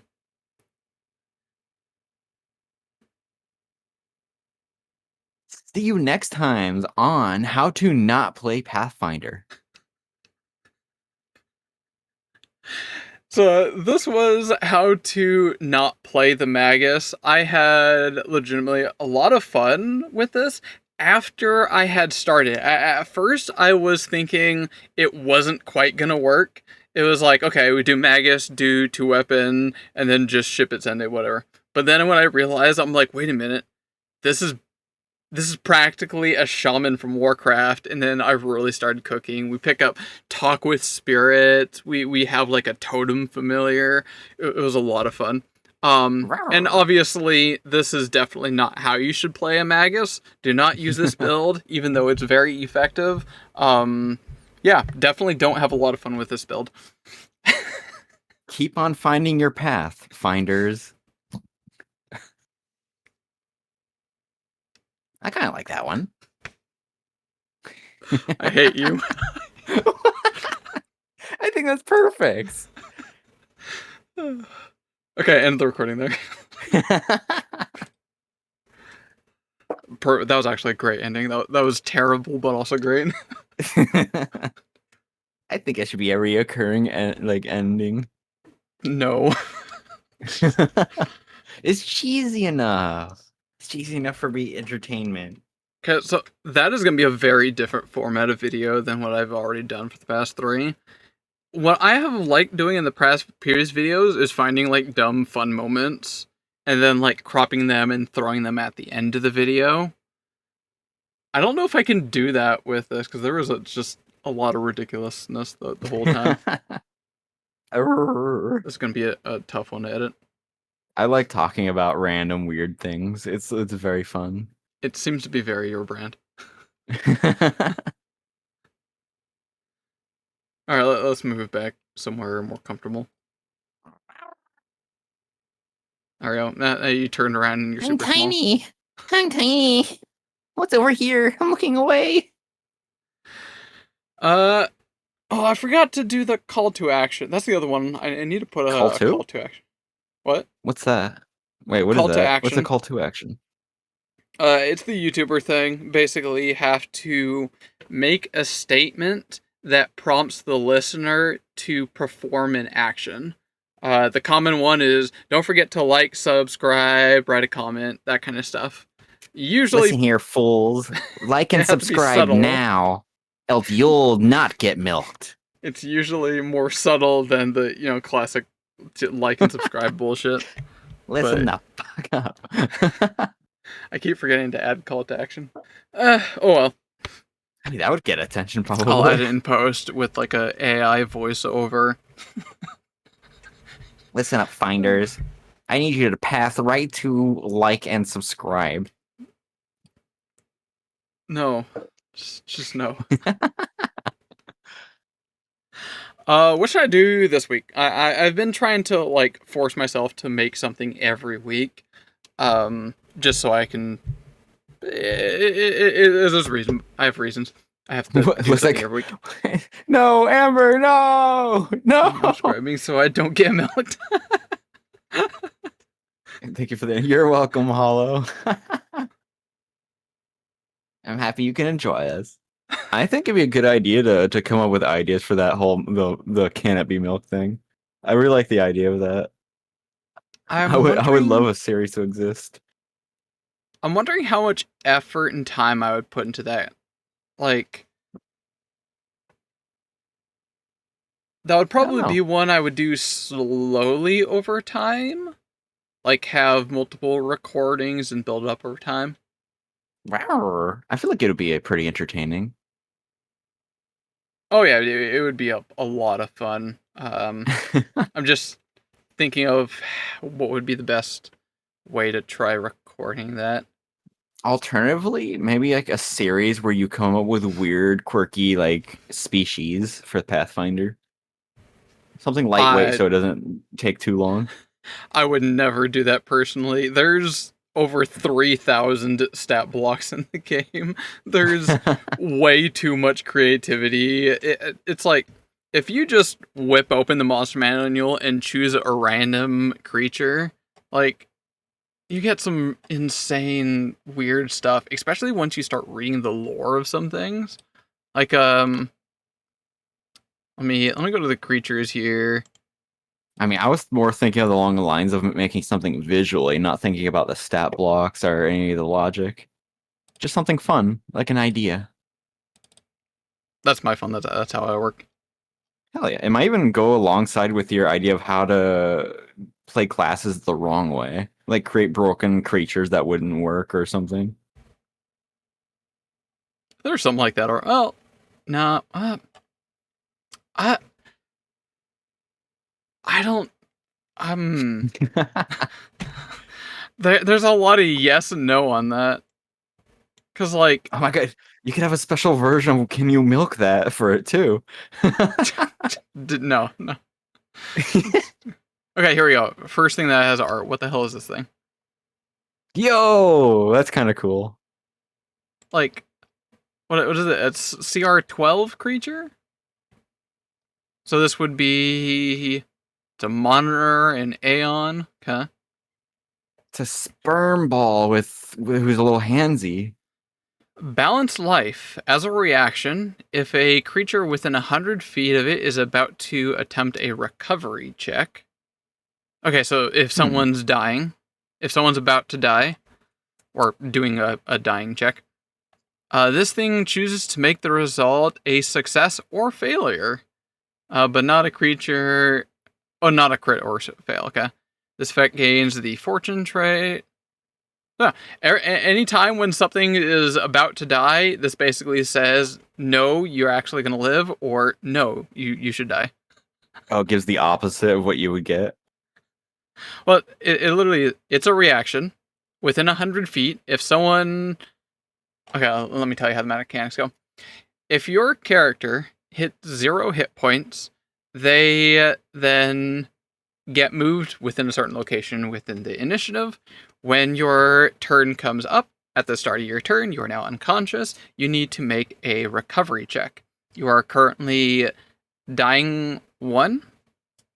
You roll a d20 based on what your current dying condition is.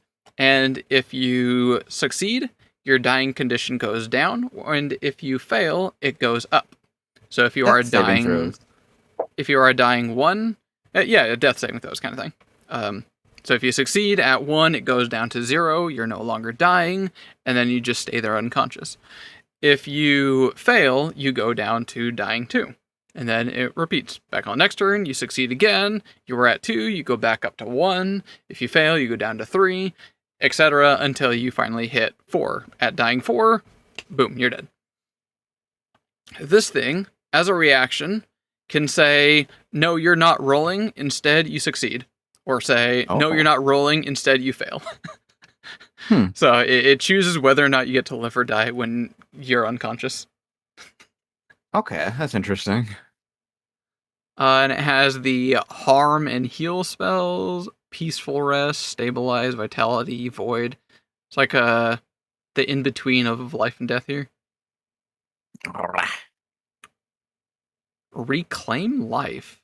For one action, the Akana has a living creature grabbed or restrained with its tail. So if it grabbed or restrained someone with its tail, for one action, that person takes 4d10 void damage on a basic fortitude save.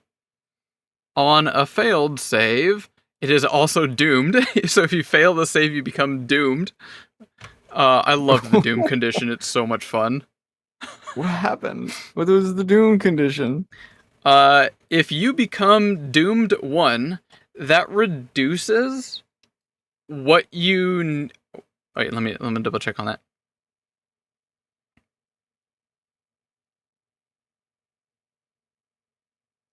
Yep. The doomed condition reduces the value at which you need to die. So by default, at dying 4, you die. If you are doomed 1, you die at 3. If you are doomed 2, you die at 2. I think we've talked about this before. Doomed 3, you just basically automatically die when you go unconscious. Oh god. And if you are doomed 4, you just instantly drop and die, even if you are still up. It makes me think of Perish Song from Pokemon. One of the moves you can do. What is that? Whenever it's a move that a Pokemon can do, when done, I believe your opponent and your own Pokemon will die after a certain amount of turns ends. Oh, you just die. Yeah.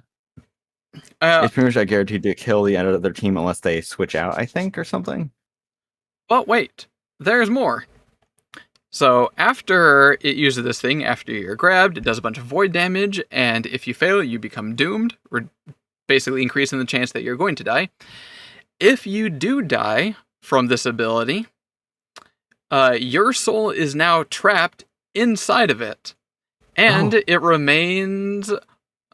remains are preserved as peaceful rest. So your corpse, your body, does not deteriorate. What? The soul returns to the body with 1 hit point if this thing dismisses it, if this thing is dead, or if wish spell. Okay.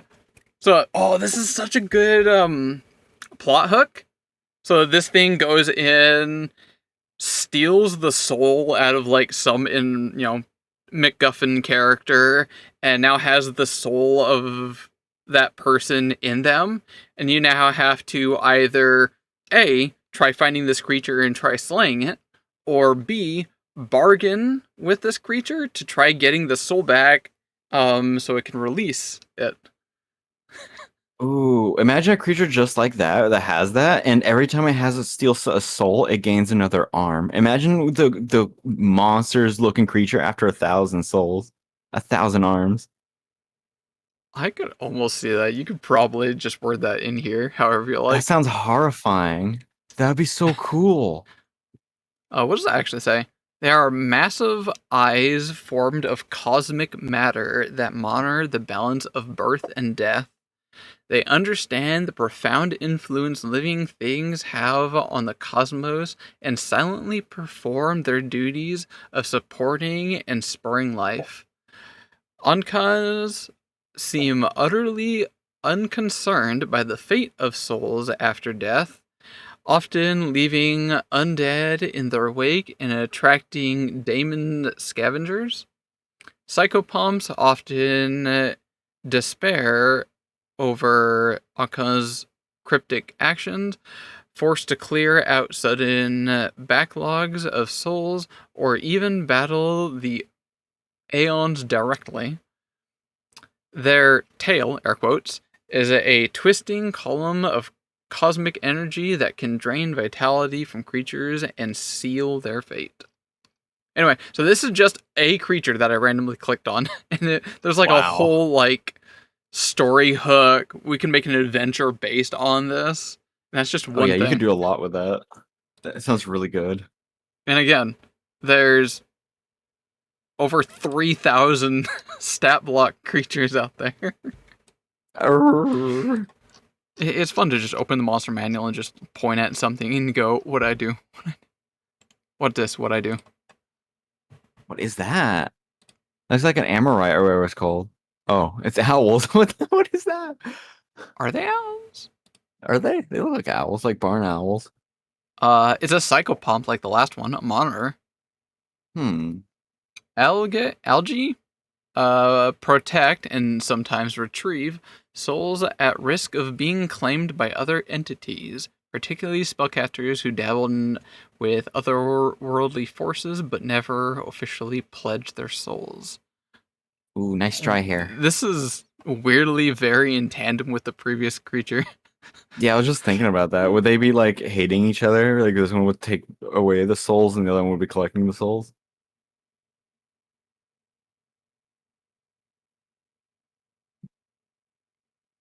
Probably not. I feel like you could probably use this one as like say maybe a demon or a devil trying to get the soul of a human via like contracts and whatnot. And this swarm is trying to staunch or inform or work against that devil, probably hunting down or working with the PCs. It's like a lawyer or It's or something. A swarm of lawyers. I'm trying to think of this in a way with like the legal system, like the devil versus the other one. The salesman versus the lawyer. I don't know. Oh, hey. On a completely unrelated note, I actually thought of you earlier today. What is that? Ayo? This Wait, is a that? rare Is those creature. ears? What is that? What? Oh, what the hell? That's cool. This is a construct, gargantuan construct. It's bigger than a house. So a gargantuan is like the largest stat block that is available. It is, how big is that? Medium is 1 tile, large is 2x2, huge is 3x3, and this is 4x4. Imagine a D&D campaign where everyone has their own mechs that look kind of like that in that style. Oh, that would be kind of fun, do a mech kind of campaign. Maybe the environment is like post-apocalyptic where it's all like desert wasteland. Dude, I've always wanted to run a post-apocalyptic campaign. Maybe with Scratch like that. I have ran a post-apocalyptic campaign. Oh damn. Maybe like a westerny kind of vibe to it. Cowboy hats-ish kind of thing, maybe. I don't know. I'm not a western kind of style person. I love western style, but it doesn't have to be with everything. Oh, I thought of you earlier today because I was watching a thing. Hey, yo? History. Everyone pay no attention to my YouTube history. Searching up anime girls. What do we got here? Starfinder Alien Core. Starfinder just released or officially released the monster manual, if you will, called Alien Core. And it's got some really cool, interesting things here. Ooh, I wonder how many of them are smashable. So he starts off with saying, what is it here? Intro. Let's do a quick smasher pass on all of them. Section 1, broad overview, sample aliens, etc. NPC stat blocks. There's a couple NPCs they can play with. And last but not least, we're going to look at the dragons within Alien Core. Because people really wanted the dragons. That looks like one of the enemies from Doom. Oh, cool. Smash. I could barely see it behind you, but it looks kind of cool from here. Of the elves, but if you just Pass this, you could Amber. probably put it on any random alien planet just Oops. fine. Come on. Now, the aliens aren't just limited to mindless beasts. For example, there are stat blocks for the Jinsul, who are an empire of evil spider-like sentient aliens. And of course, it's not Smash just that spider aliens in thing. the I alien probably world. would. There's a plethora of robots to fight as well. Additionally, something I keep saying is that Starfinder is a mashup of science fiction. Oh, yeah. and magical Starfinder fantasy. is There not are purely monsters that sci-fi. represent It is hybridization, science like fantasy this called a with Daphne, magical which is monsters, basically demons. just the cyber demons Oh. There's What a the lot of hell? mashup Doom! creatures such as Yeah, I knew it. There was some Doom vibes on a few of these. creatures that belong in the SCP Foundation. Was what that have you. was that Mercy from Overwatch I saw? Space nymphs. They are like standard nymphs. except for Mercy? Instead of a home tree, they have a home asteroid, or maybe I don't know, that angelic knight looking Cool person that I saw. I really want to take a second. Welcome everybody, this is my reaction stream today. We're watching Starfinder content. Smash the Mercy ass one. Ew, what is that thing? A Star Child? Wait, everyone keeps talking about Mercy. What are y'all talking about? I'm actually You ever confused. seen Overwatch? There's a character called Mercy. Yeah, I think. And There, this? Is this Yeah, what you're that talking one. about? No, that's like a Doom enemy. Wait, No, yeah, I the- think it'll show the- up next. The boner. That one? No, what not you're that talking about? one. No. That one? Cosmic Wait Troll? for it. Nope, next one. Right there, that one. Oh. It's got their color scheme and everything. From Mercy from Overwatch. Yeah, honestly, Smash. I do like a woman in armor. Just needs more white on the armor. Oh, yeah. I I smashed don't know that. if you can... Can you hear the video? I have it, like, very quiet. Personally, I can't because I'm watching from Discord and I have it muted. Okay. There's a lot of these mashup creatures. Let me get closed captions here. Such as new Yeah, they can forms of hear undead, it. Cosmic trolls, new Forms of undead, angels, cosmic creatures trolls, that new angels, belong in creatures that belong in the SCP Foundation, like this Ooh. classified thing. Let me, new forms of I don't know if I can get it. Cosmic trolls, new angels, What? creatures that belong right there. He just barely goes over this one, and I can't quite see it. Oh, I can see I the see SCP Foundation. SCP-9000 Con First Place feature. It's hard to read this. The Tretch. Trench. It's so hard to see. Daydream. Wait, what does this have to do with the SCP Foundation? Apparently, there's a bunch of like stat blocks or creatures that are basically just SCPs. Oh, that sounds so cool. And I got a pretty good feeling these things are probably gonna be like level 20 creatures or higher. This is gonna be like insanely strong. I think I gotta take a Assumption. peek at this later. Take these space nymphs. They are like standard nymphs, except for instead of a home tree, they have a home asteroid, or maybe even a home sun. Really cool idea. I really want to take a second to point out these. Oh yeah, a lot of these things are gonna have like full-on lore, where they come from, what they do, what they want, all that kind of stuff. Smash? I don't know. Pass for me. It's not really a Smash for me. With some limitations. And if they aren't feeling too mischievous, the wish a lot of good stat blocks for NPCs. Yo, that robot's kind of The cool. Aslanti Guard here have stats. Yo. For those who don't know, the Aslanti are an evil empire, and these stat blocks represent. This I is like his the gun. basically the bad guys, if you will. Oh, but they got a cool gun. Yes, pass on that one. Pass. The gun's cool though. Nice laser gun. Blaster. That's a Hell Knight? Oh, it's a Hell Knight. Nice. It's nice to see they're still around, question mark. Oh. Hell Knights are a specific faction in Pathfinder. They are like hyper I was about to say good, but that's wrong, but they're not evil. They're chaotic neutral. That's also not true because I know that they have do a what goal. they must do. Yeah, they're like military extremists basically, and that they Yeah. do what it needs to be done to basically save the world. And if they have to kill as many civilians and children as humanly possible, they will not hesitate. Damn, they get the job done no matter what. Extremist pacifiers. Whoa, In never fact, heard of that before.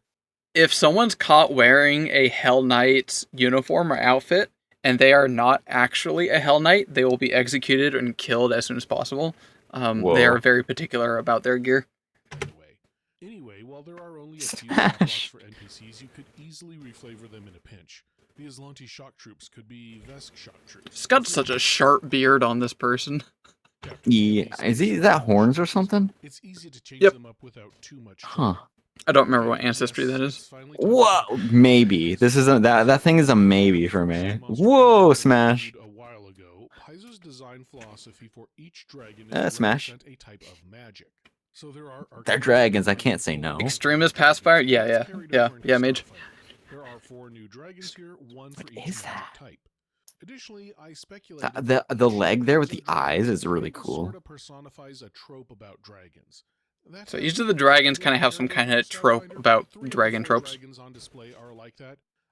I need to make a creature with weird eye things like that on a limb. Maybe You that's how it certainly would don't seem. have to, but you're welcome to. It would be very cool. Like that's how they see that they don't have like normal eyes in the normal location. Oh yeah, Hollow early was talking to me about a species he used once. It was like the one that have like eyes in their hair or something. But the little blurb for each dragon was enough to go off, so Flip me around. Yeah. The Goloma. I don't know what they're called. Smash. Radioactive metal called, well, abyssium. These are arcane dragons that actually grow abyssium in their bodies, and as such, Like they apparently like in the lore they used to get hunted or something, so they're like very shy. Very bad. What? So the first one here is basically the bombed, radiation. It's the radiation dragon. Whoa. Is it playable? Or is it just like a creature? It's a creature. Aw. And it's got like a lot of lore, where they come from, what they do. I imagine this is probably a number of pages long. Or 50 fire, or 40 fire and 10 poison, whatever they want. Is there any playable species in Pathfinder that are not anthro, not bipedal? Bipedal? Not bipedal? Yeah, they don't stand on 2 legs. I wanna assume so. You got my curiosity on that one. Alright, we got dwarves, Any elves, gnomes, quadrupedals? goblin, halfling, human, leshy, orc. Those are core. Next up, our uncommon, we have the Athramu. You are fish. I guess that could That's be a potential bipedal. contender, but they are mostly bipedal fish. Yeah, they're still bipedal. I mean, there's a The, weird fairy thing that looks like a fly. What the heck? True. Yeah, true. that's bipedal too. As Arcadi, these are basically lore people, so no one plays them, but they're important to lore. Catfolk, I play way too often, don't at me. Centaur are centaur, take note, they do not wear pants, so yeah. it's hanging out always. The Yeah, that's fetchling, quadrupedal. I think, is legacy now. They've been removed, maybe? Maybe not, I'm not exactly sure. What? They come from the Shadow Plane. They're basically elementals from the Shadow Plane. If that makes sense? Yeah, they're bipedal. Hobgoblins. Colo, these are, or were, if I click on Legacy, you might recognize it. Gnolls. Huh. Gnolls are, they're, like, copyrighted from D&D, so they had to change it to Colo. Oh, wait, can you click on the picture of one of them? I want to see what they look like. I can't see them. Oops. Yeah. Oh, okay. He's laughing. He's having a good time. What is that? What the fuck is that thing? I think they fucked up on that one. This is like probably a younger one, or maybe an older one. I'm not exactly sure. Why does it look like that? I love the lore of the Colo. I wonder if they changed or if it's still the same. They have bad reputations as brutal raiders and demon worshippers, hence gnolls. Like, everyone knows what a gnoll is, right? They're the bad guys that worship demons and are savages and whatnot. The human hair on that one makes it look cursed. Something about the way it shapes with the head. It looks like a human head. Many believe that Kolos are witches, cannibals, or even worse. The truth is much more complex. Kolos are extremely practical and pragmatic hunters and raiders. To them, honor is just another word for pointless risk. Any loss of a Kolo affects not just the individual, but their pack mates and kin as well. Wasting time on anything but victory, whether it's mercy or cruelty, is seen as little shy of immoral. Kolo are Kolo are masters of ambushers, tactical feints, and psychological warfare. Equally misunderstood is the Kolo practice of ancestor worship and endocannibalism. Kolo consume their dead as a sign of reverence, holding a grand feast and transforming the bones into an art or weapons. Kolo Grandpa tastes extend so this good. honor to respect foes, hoping to bring their enemies' cunning and strength into the clan. Oh, also, I'm on the wrong layer. What? Wait, hold up. Oh, yep, okay. All right. Sorry to interrupt. The think there's- Surkey. There's a reason why I had that there. I don't. The Surkey was the one I was thinking of. What is a Surkey?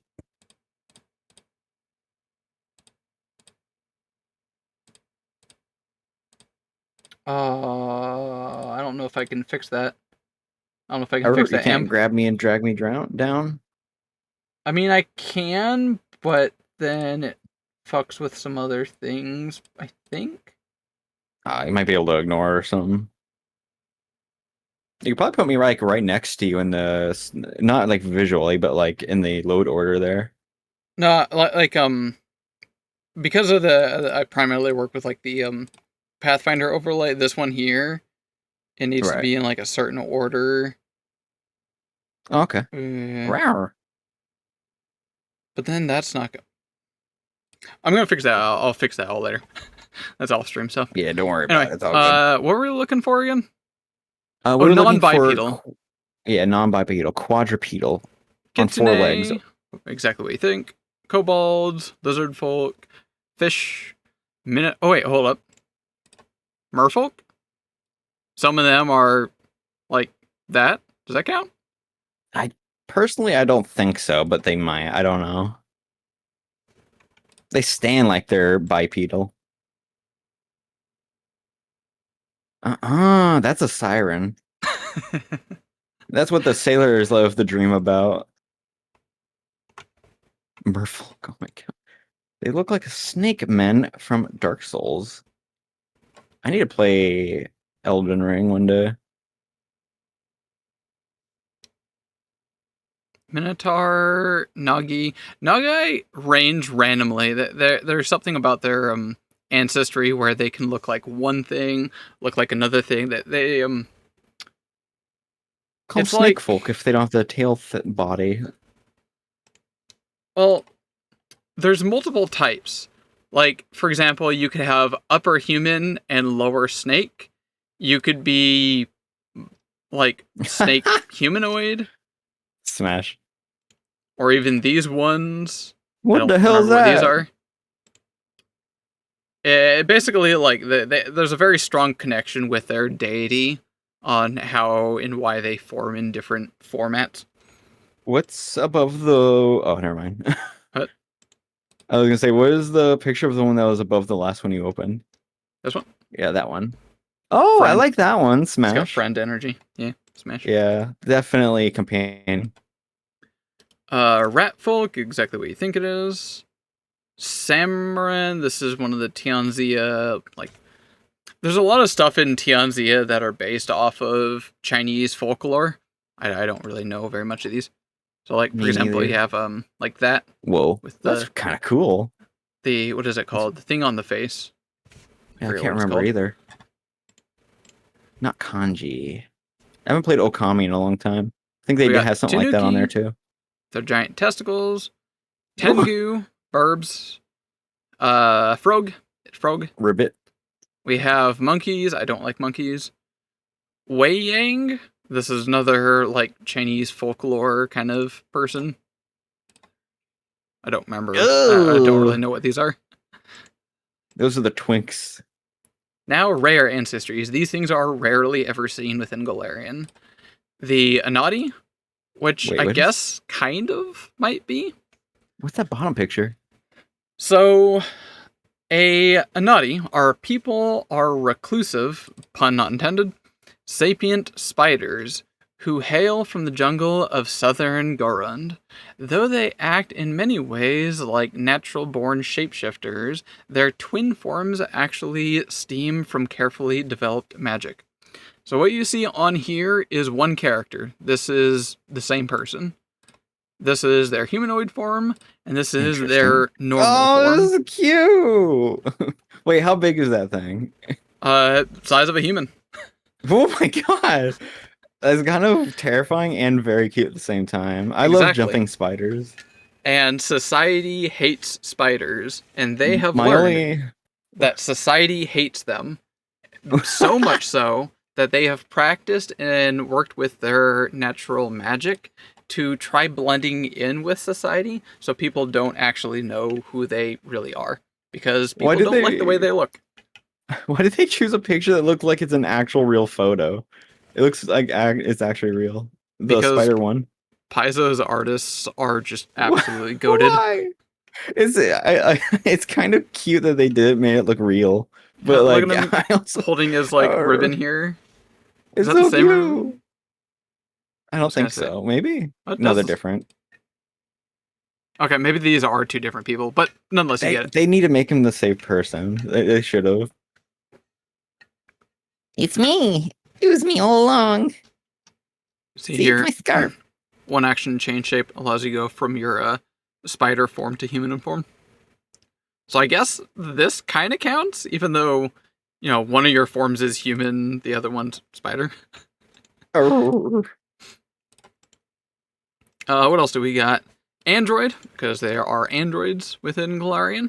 They are very secretive, hidden, and come from like a certain place. I don't remember. No, it's just dudes with tech. Not to be confused with automatons. It's literally robots, like sci-fi robots. That's cool. That's anime right there. That looks so rad. I would play a character like that. That looks so cool. That's so fucking rad. Holy shit. Automatons are pretty dope. Oh my god. And you have like, you know, what type of automatons are there? The hunter automaton, you were designed to serve as a scout or assassin. Your quadruped design allows you to move quickly. Your speed is 30 feet, so your speed is slightly increased. You probably just crawl. Quadruped? What is that? I bet it's when you're on all fours. An animal which has 4 feet? What? Like a dog or a giraffe. 4 legs on the ground. Though you're typically you typically move like a quadruped, you can still stand and fight like a biped. So if you choose this one, you're designed to be a quadruped style, but you can stand like a human. They don't provide a picture of what that would look like? Like, in what way does they mean by that? As in, you have, like, the legs built differently and you're on all fours? Or is it like... I'm different. Mage automaton. You gain a free cantrip. You were designed to cast magic. Ooh. Sharpshooter. You get automaton aim. For one action... You reduce the penalty for firing into your weapon's second range increment. Okay, so for one action, you can shoot beyond your normal range increment. Oh. Interesting. Enhancement. Enhance. Warrior 1. Your fists are now 1d6 instead of 1d4. And do not take a penalty when making non-lethal. Okay. And then all the versatile ones. And then, of course, all of the automaton feats. Oh, which reminds me. So another homie that when I used to play Pathfinder in person came up with a very fun build for Automaton. I think it's this one. Please tell me I can find it.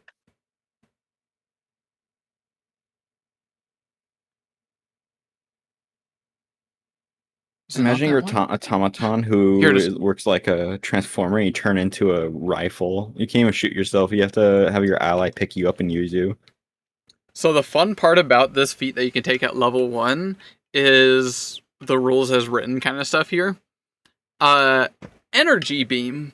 You channel your core's power through the magical gem that serves as your eye. You gain Ooh. an energy beam ranged unarmed attack that deals 1d4 fire damage. The energy beam has a range of 20. On a critical hit, causes persistent fire. Your eye beam does not add critical specialization. That's kind of lame. Enhancement. It gets higher from other things. Okay. So the fun part about this is the fact that it's called an unarmed attack, which means you can use this as a monk for flurry of blows and whatnot. So you just specialize in shooting lasers out of your eyes constantly. You just come up flurry of blows, and then eye beam. Not you can use this as your flurry of blows. You just only Oh my shoot God. lasers. Oh my god! Something about this feels out of place and over the top for that. I freaking That's love it. crazy. Anyway, going back to the other stuff and things. Awakened animal. I'll come back to that later. The Conrasu. Here we go. Does this one count? Let me see. Conrasu. Nah. You are a It does not. tree with the existence of everything within you. That looks really cool though. Is it a playable one or is this Yeah. like This is a Conrasu ancestry. can it move? It doesn't look like it moves. I believe it can. Where is it? Do you slide? 20 feet. It's standard movement. What? Wow. What? Sunlight healing. Conrasu can enter a meditative healing state 10-minute action when in direct sunlight, so you can just recover hit points when in sunlight. How does it even reproduce? Conrasu are shards of cosmic force given consciousness who construct intricate exoskeletons to Oh, that's so interface with cool. the mortal world. Both Well, that gave me an an idea. integral part of the underlying process of the universe and strongly set apart. Conrasus look to aeons to understand their existence. What am I? Who am I? What am I here for? What is my purpose? They aren't entirely clear to their own origins. Some historians think them a fated experiment from a wizardly cabal. Cabal? Imagine having this as a character who's constantly like questioning his existence. That literally is what these are. Like yeah. existential dread is his entire character. I do that on the daily. Others believe Conrasu were built by the ancestors using an accelerated iterative evolution process as natural as one designed by those who built portions of their own bodies could ever hope to achieve. Most likely it is a mix of the two. So yeah, they... Whoa. This is a player right here. This is someone's character. That's so rad. How do you attack? Use your creativity. These are really creative species. These are like whoa. So it basically sounds like you don't exist in the mortal plane, but through some unique part of what makes you, you're able to form physical constructs, parts, probably I'm guessing plants, to like build plants, up rocks, glass, something that can hold a core. like a mirror core from your plane of existence to the mortal God. plane. Cosmic VR. Kind of. Oh my god. They're wearing a VR headset in the cosmic plane. It's wild, They're playing Pathfinder. apparently. All right, let's continue. Next up, Flesh Warp. You're not a zombie. Interesting. Whoa. Flesh Warps are, if you are really into body horror, definitely play a Whoa. Flesh Warp. Like, check this guy's many faces he's collected. Him and his two friends. I like to imagine they get into arguments. I'm pretty sure, yeah, they're not undead. These are people that are just like horrifically mutated, whether by an experiment or just natural phenomenon or even radiation, whatever the hell you want to say. Paulo says, I somewhat expect them to move like Omen teleports from Valorant. I don't know what that is. Teleports Omen. They appear and reappear in a spot. I wonder what it would like to play as a mimic. I feel like I heard someone has played as a mimic, but I can't remember who brought that up. I don't know if it was you that's talked about it, Ice. Playing as a mimic? Or someone who has. Yeah. That sounds like something someone would probably say at some point. I think it'd be cool to play as a mimic who is hidden as a suit of armor and is constantly playing pretending like they're a person and they never take the armor off or anything. I think they try to keep themselves hidden from the fellow players and stuff. I mean, you could practically do that with an automaton character. Probably. I don't know. The mimic is more fun because it's like the monsters part makes it more interesting. I might do that one day. Hold on, I can send a video. Send a video. That character looks really cool from Valorant. That looks really rad. I need to play Mimic one day. One day. I'm going to keep going on really quick. We have All right. Goron, basically the taller, bigger version of Leshy. You are plant, but not small. Next up, we have Galoma, which Hollow played a Galoma. Yeah, that's what I was trying to remember earlier. These things are so cool. I love them. I keep forgetting how funny their lore is. They're so shy. Yeah. Hollow was telling me all about it earlier. Like, the first sentence of describing them is that they fear most other people and deliberately use their unusual biology to frighten those. Because they're just afraid of everyone. They puff up to intimidate. Oh, I love these. What else do we got? Jotunboard. This is brand new. This actually came out. Battle Cry. Where's the picture? It's not real unless there's a picture. This is 4 months ago. The Jotunborn. Yeah, where's the art? There's a lot of art of the Jotunborn. No picture, not real. Unacceptable. Here's the Jotunborn Iconic. What is that? I can't even tell what it is. Crustacean dude? No, they're from let me Norse read it. giant? Were forged from the blood of an ancient group of giants called Titans, tasked to watch over the universe. According to the oldest stories, the first Jotunborn basically. Oh.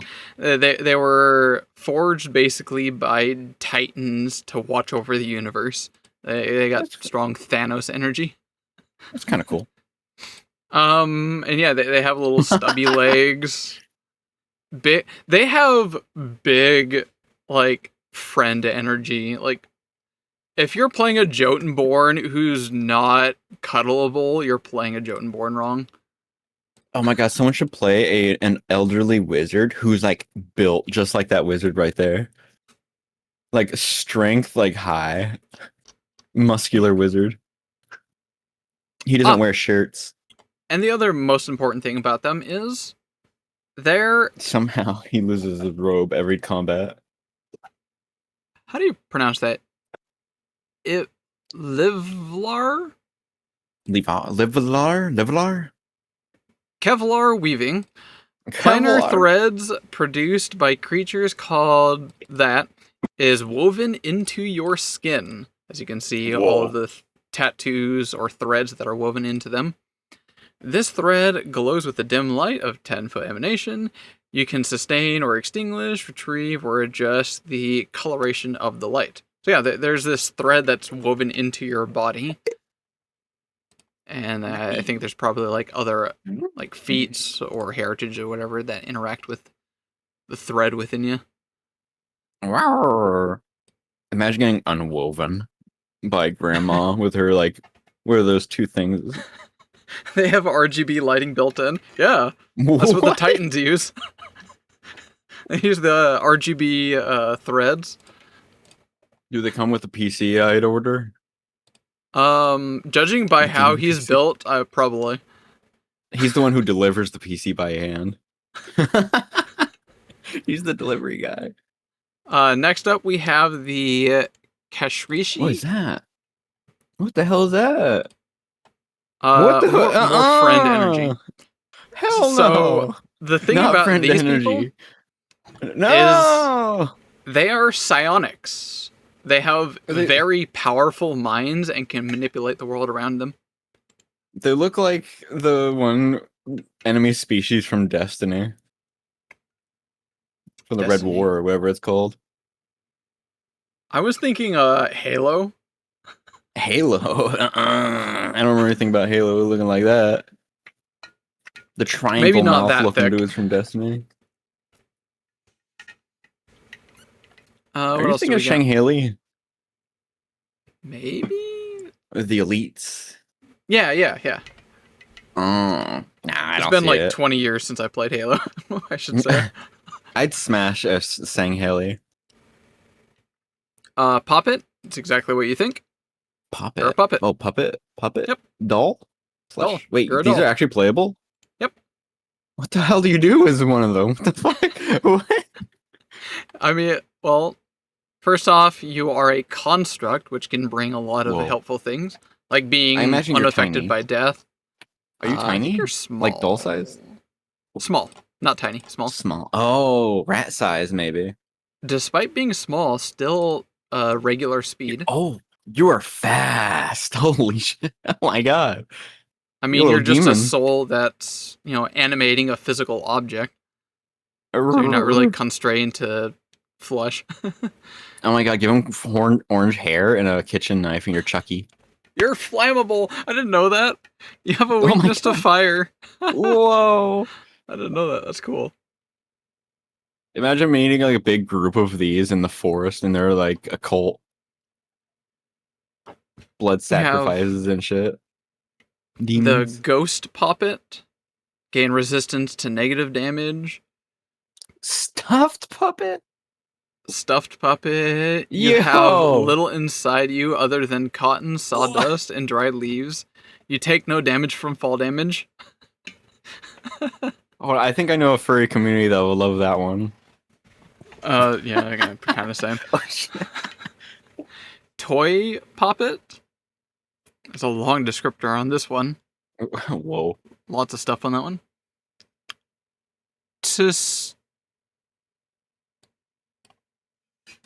I'm just gonna copy that. I don't know what that word is. Yeah, get the bot to say it.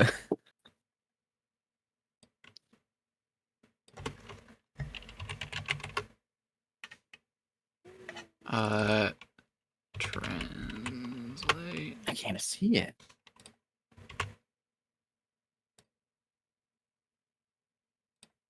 Tsukumogami Poppet. Tsurigami puppet. What the hell? Yep, exactly. You have the form and memories of a common tool. Oh, you're a tool. Hey, yo. Hashtag finally. relatable. Something that fits me.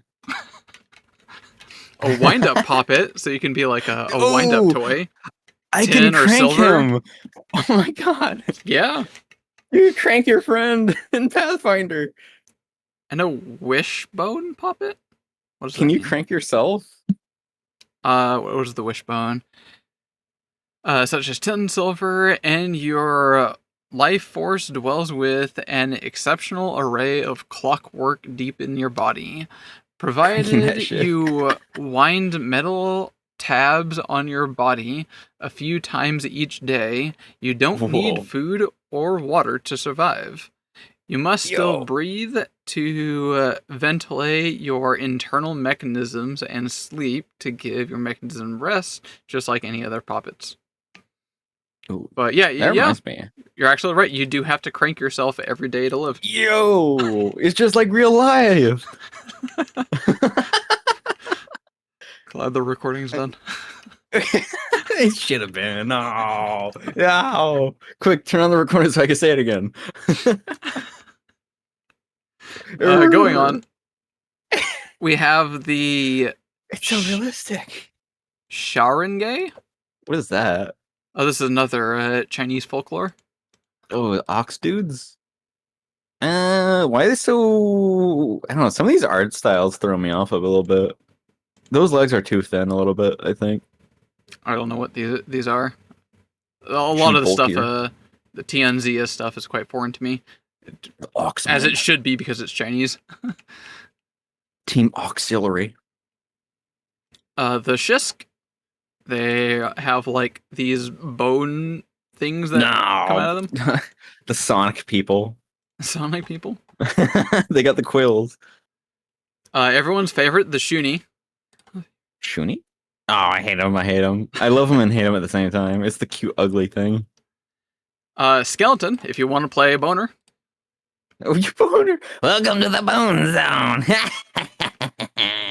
Yep. You're about to get boned. The Sprite, I think this is one of the only playable races that is tiny. Whoa, what do they look like? Sprites. They're like little spirits. Oh, little bat. Ew. I get a This knife. looks- I'm gonna fucking stab you. Back off. It's like a what is it called? Letter opener. Fairy. Oh, you're talking about the knife. Yeah, letter opener. Smash? It's that little thing. You can't even fit anything. I would unfortunately agree. Yeah, Smash. I think it'd be more of a trip, like a stripper pole situation, like pole dancing. Alright, all the virgins close their ears really quick, but imagine just shooting a load at this thing and just going Ooh. BAM! It's just like getting shot with like, a powerful blast of water. That might kill them. Probably not. I don't have that much, loaded in You the back. underestimate the size of my dick. No, Amber. No. I think you need at least like 4 of them to work the shaft. Alright, virgins, you can open your ears now because we're continuing. We're not going to go on that. The Strix. These Strix. are like bird people, but not but full without bird. the cool parts. Yeah, without the cool parts. stuff. The beak and then the feathers. It's just Guess you wings and weird legs. Ew. Like Siren, kind of? Or a Maybe. Valkyrie? If you want to play the iconic Valkyrie kind of thing going on? True. Yeah, they do have that vibe. They're more Valkyrie than Avian. It's a Arakakra? What's a Arakakra? That's D&D's version of bird people. The Oh, Arakakra. Kenku?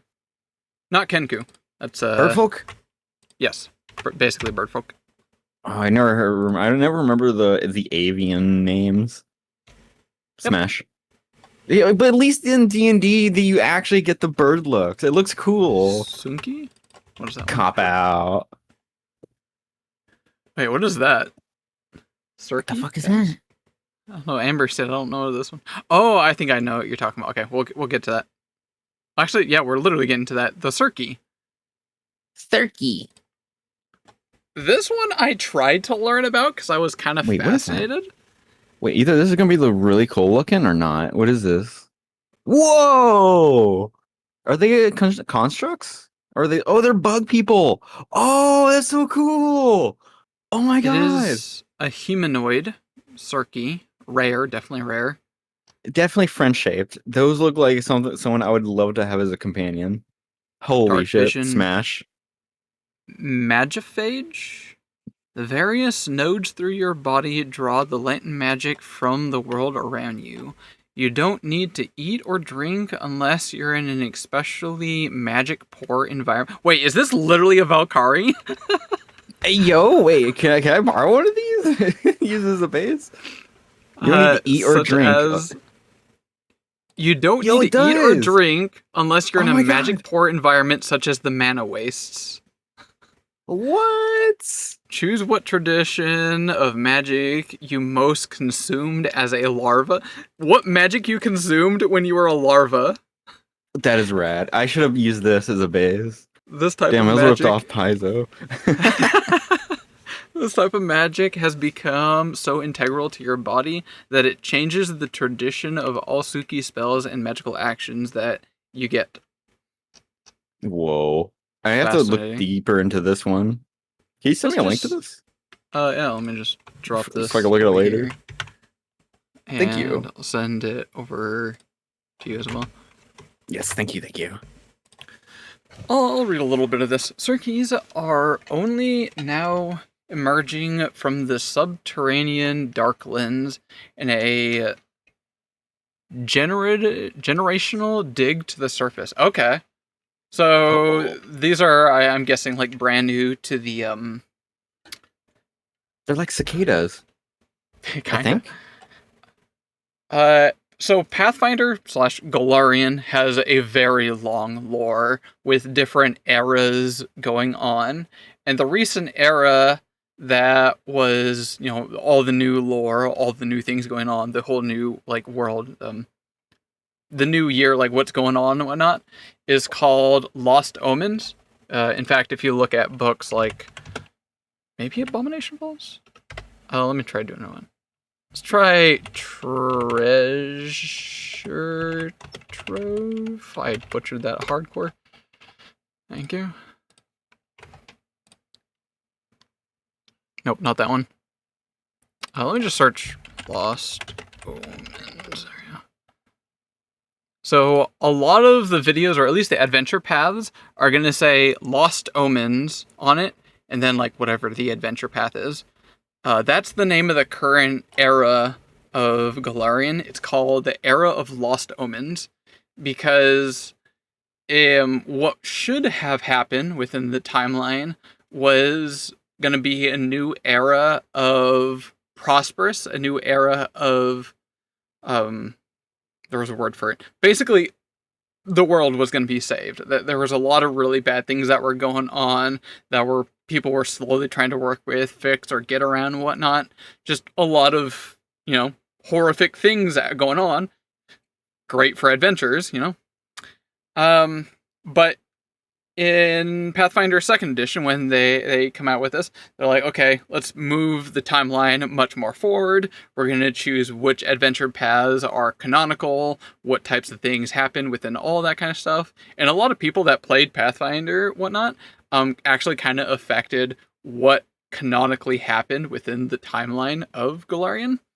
And there was supposed to be a deity that came back and brought an age of prosperity, and it was literally like a major prophet. Like it was a deity that says, "I will be back on this specific day to basically cure or help fight whatever horrible darkness has come by."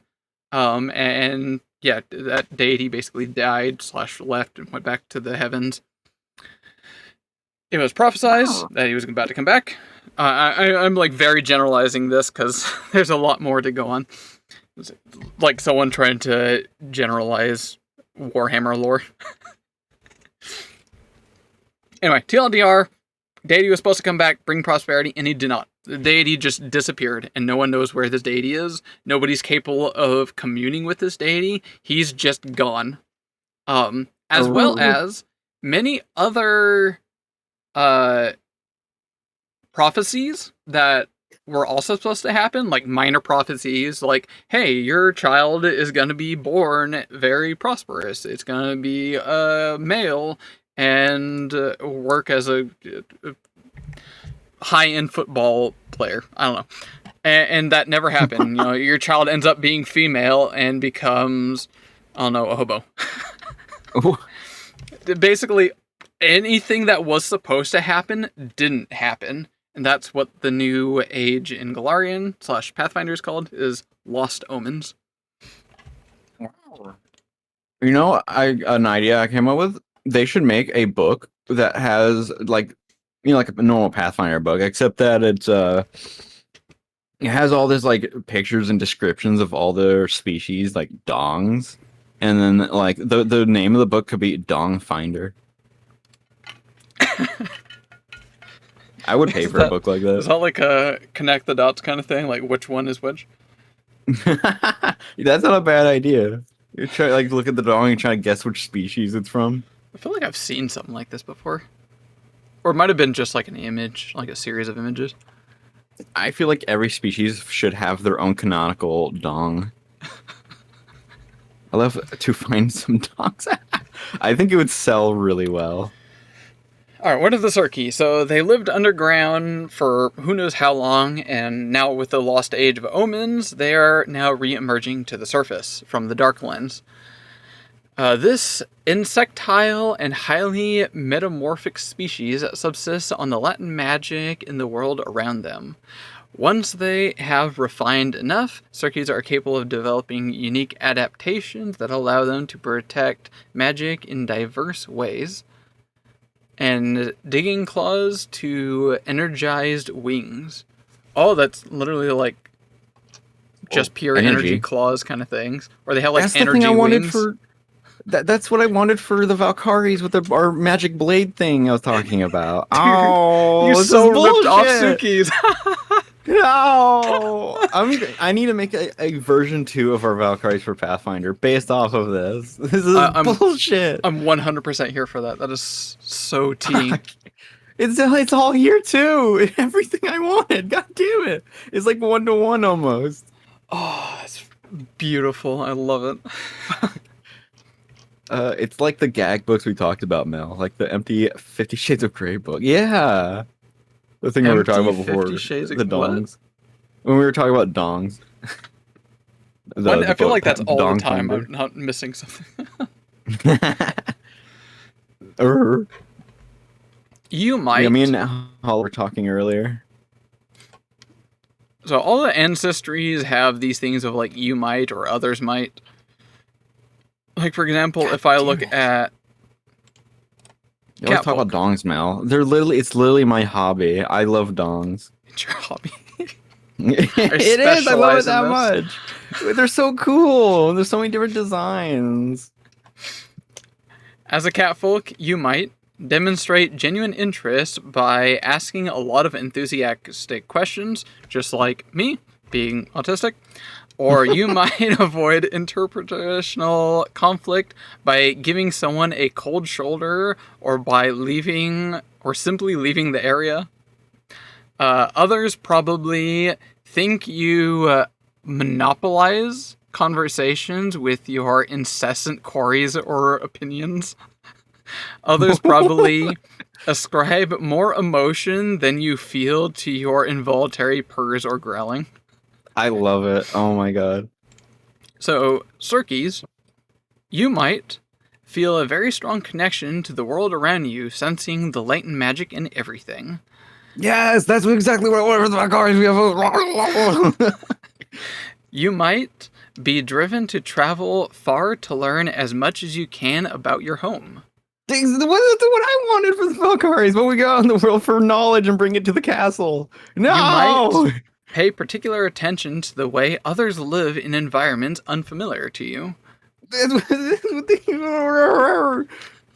what Oko does, because this is the thing you view something and write about it. And bring it to Others the castle. probably mistake your individuality and excitement for your adaptations as boastful pride.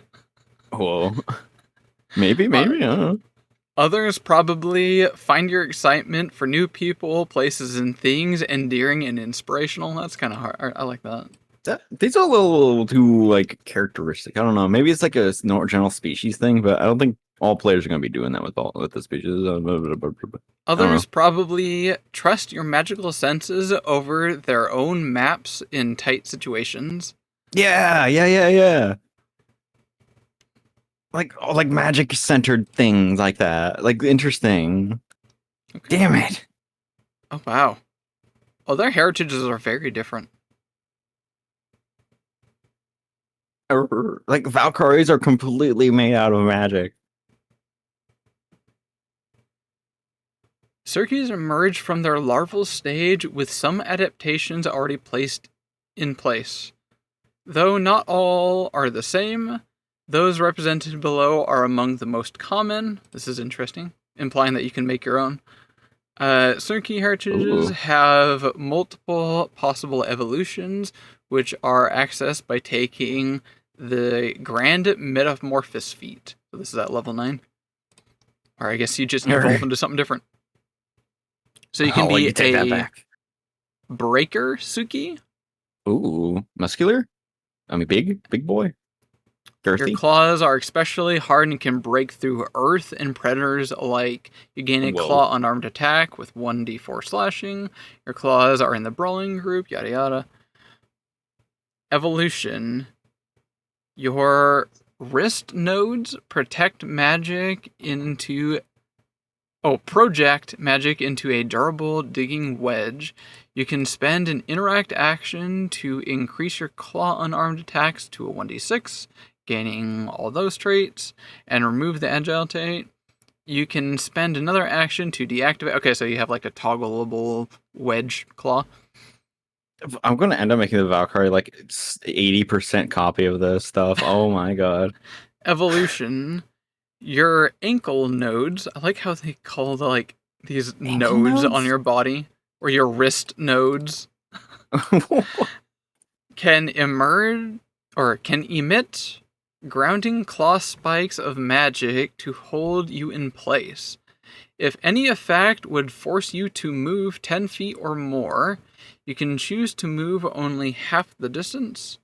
The extra fraction from your claw spikes allows you to climb with one hand occupied, such as that feat. You gain the trench digging reaction. As a reaction, you can deploy your spikes, creating difficult terrain in each square you... Okay, cool. So you just make sure you're stuck into whatever surface you are. They have like evolution things. This is an interesting format for the heritages. Yeah. And that's just the Oh, heritage. shit. Then there's the feats, which there's not a Up whole there. lot, surprisingly. There's only 1, 2, 3, 4, 5 level 1s, 3 level 5s. That's cool. Anyway, what were we doing? I don't remember. Oh yeah, we're looking for quadrupedal species. Quadrupedal, We've only right. seen one, and that was the centaurs. The Vishav something. I genuinely don't know who these are. Yaksha? This is another one I don't know. This is another Was that troll dude? Chinese folklore, I think. I don't really know. Huh. That's like wildly different in styles. Spirits. They're not humanoids, they're spirits. Oh. What is a spirit? Every time I hear spirit, I expect them to not be of flesh and blood. Effects with this trait can affect creatures with spiritual essence and might deal spirit damage. A creature with this trait is defined by its spiritual essence. Spirit creatures often lack a material form. Oh, okay, so they aren't flesh and blood.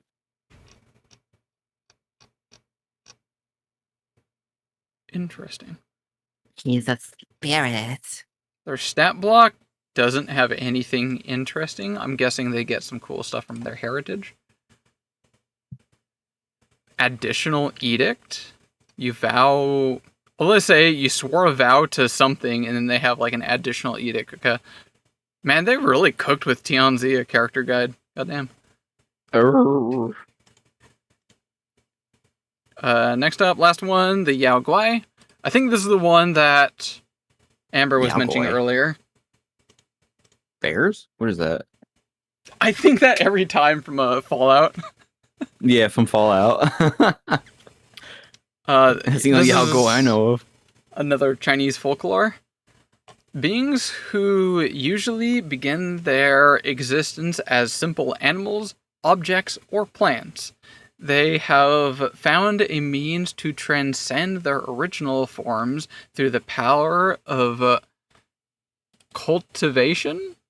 What? Oh, cultivate. That's like an Asian thing. I keep seeing a lot of like books written about cultivation and getting stronger and more Cultivation. powerful. The action of cultivating land. The process of trying to acquire or develop a quality or skill. Every time I see even cultivation, usually it has to do with like akin to Dragon Ball Z power level, getting stronger. But you do it through like meditation and training. I don't know. There's like You watch a multiple lot more stuff than I cultivations. do. I'm not I do a cultured. lot of reading. I have not cultivated. Uncultured. Uncultivated. What does the So, pictures look like? You've already opened them before. Oh, okay. okay. She's a cherry tree person. Maybe? And then a statue? What is the origami? Yeah, it's origami, maybe? I can't even tell what the face is. It's kind of cool. I don't think there is a face. Yeah, that's kind of cool. Are they looking at us? At moi?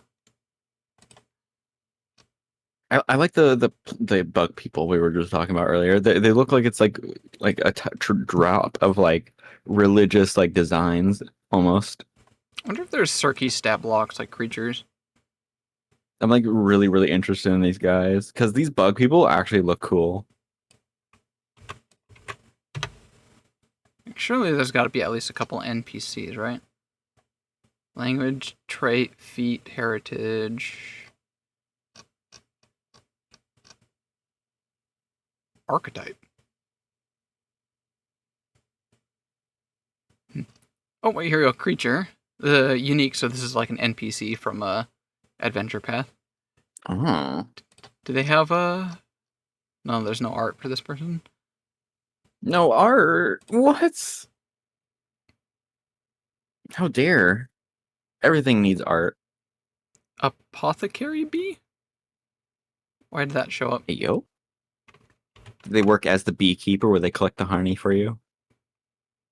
Upon their most recent dig to the surface, Suki communities quickly began the process of trading with bees? Bees! Staff- Good news, Mark. We can be bees. Establishing habitats and using their natural magic sense to better tend the massive fields of large hives. So they just... Oh my god. They use Imagine bees as having currencies? I think they trade with the bees or like talk to the bees to work with them. You know, like an exchange. Kind of like trading. Maybe? Imagine making a Suki that has the appearance akin to a bee. I mean, yeah, easy. I can see that. I think that would look really rad. Squish would love that. Squish loves bees. Bees are really cool. I'm scared of them IRL, but they look so cool. They have good color and like. Speaking of, there's like a big bee mod that just dropped for PZ. Whoa. Okay, that's cool. Where you have like a bunch of Why are you scared honey of bees? glazed food. Because You they can could try sting cultivating. you. And then they die doing it. It's so fucked up. Like, what? Don't sting me, you'll die. And it'll hurt me too. It's not like with wasps where they could just jab you and that's the reason to actually be scared. And then, you know, but it's like, why? That's only if you anger them. I don't spend my time around bees. I don't know anything about them. Oh, wait. It literally is. It's tiny. It literally is a bee. Oh, so cute. Well, okay. Kind of. Tiny is the size of like a house cat. Or smaller. Uh-huh. Or smaller. Eyeball sized. Eyeball size I think would be too small. Roughly. About the size of like a lizard to a house cat. That's tiny, I think. Wait, house cat is way bigger than a lizard. But this is in reference to like the mechanics for the game, because small would be like the size of like a gnome. Maybe this bee is a specific species or a breed of bees. You know, like how there's the queen and then the drones. Maybe the apothecary bee is just much bigger.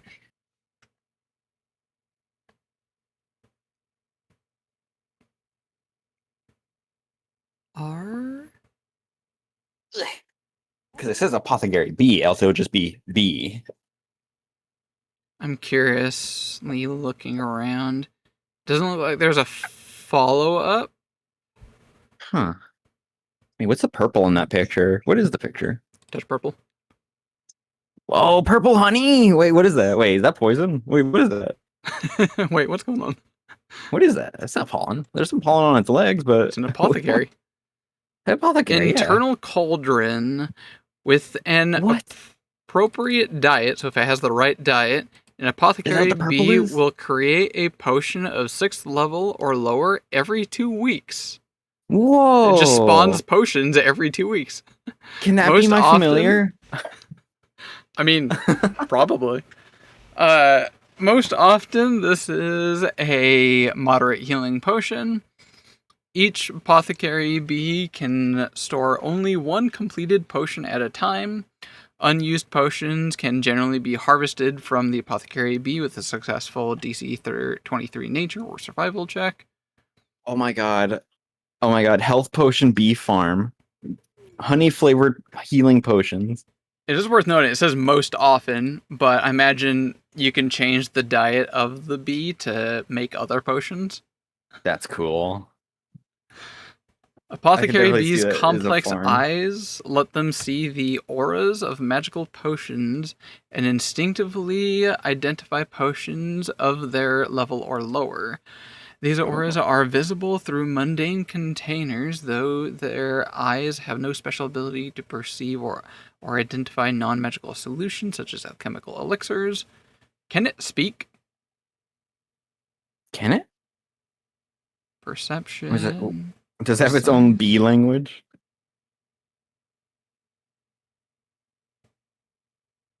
Is it more self-aware than its fellow bees? Intelligence 4? No, it's basically a construct. Okay, Oh, as what a if I had reference, I call bugs constructs. They're basically biological constructs because they don't really think. They just perform certain actions that they're biologically told to do. True. How low can a player character's intelligence be? I think if you follow purely rules as written, I think 6. If you take an ancestry that has... Sorry, not 6. I'm using old rules. -2. Yeah, Minus I think two- wait, -2. Minus So, two for is the example, lowest? if you chose, say, Catfolk, for example, get an additional boost because they get a -1 to Wisdom.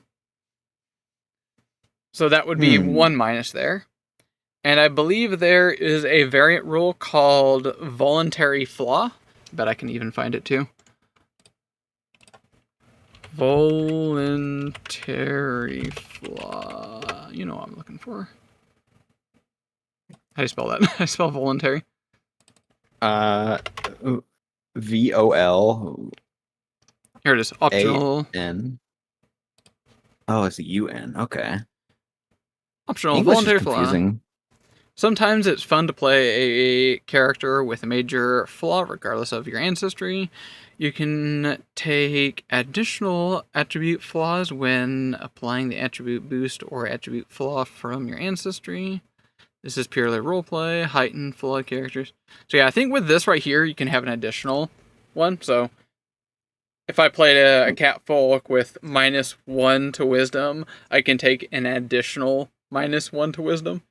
Have a -2. I wonder how your character would act. How would you roleplay a very low intelligent character? Very low intelligence. So wisdom is street smarts, whereas intelligence is book smarts. So it would kind of okay. depend on other things. If you Wise have bee. normal wisdom and very low intelligence,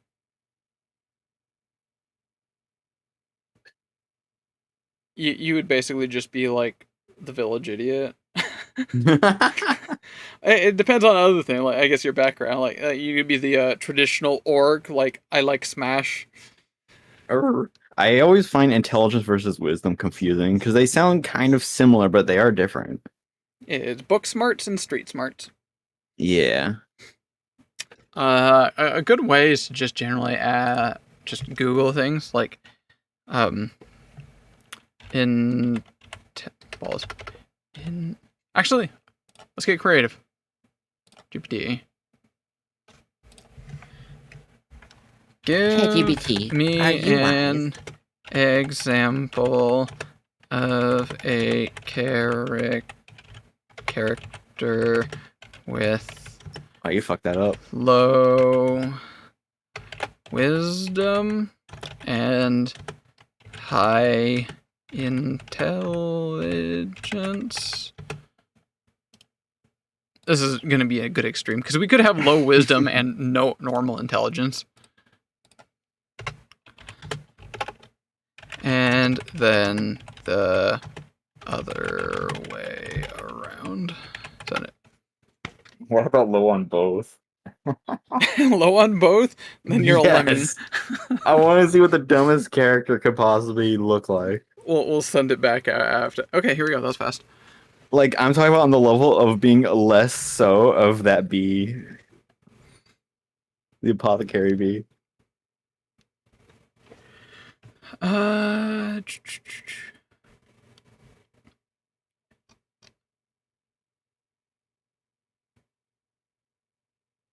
I don't like what it did here. Give me non-mechanical What smells good? It vibes. smells like tea. Something smells like tea. I think I smell tea. I haven't smelled tea in a long time. Usually I can't smell anything. My nose doesn't I seem to work right. But like sometimes I would smell something. Okay, here we go. Low wisdom, high intelligence. Talks in precise paragraphs and then walks into the wrong room. Carries 5 notebooks, loses all 5s, but remembers every page. Oh my god, I feel like I would love that sort of character. Corrects your grammar while standing in a bear trap.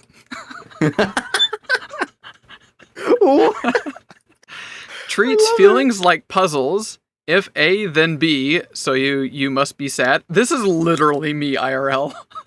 I feel like this would be a good combination with that bug species.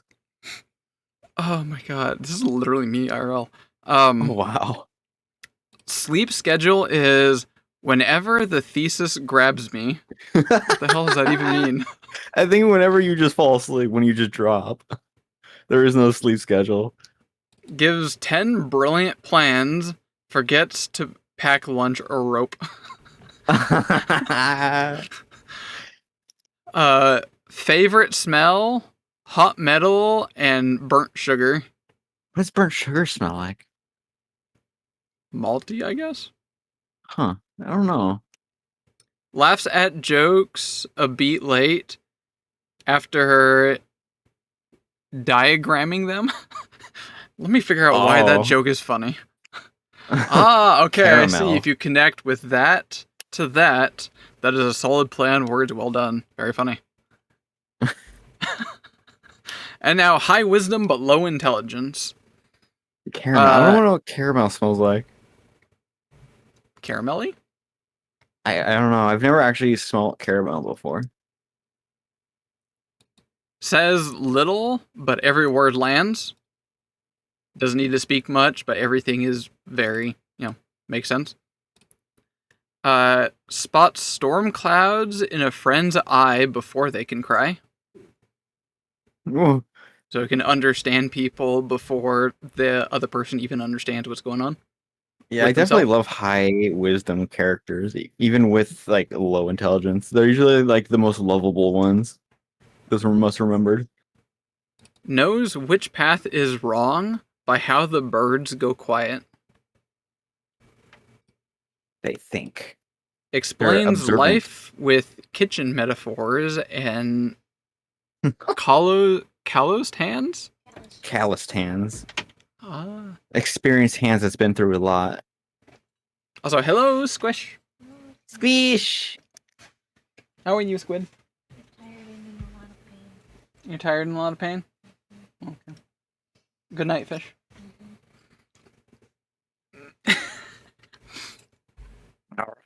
Remembers faces, debts, and which tree bends first in wind?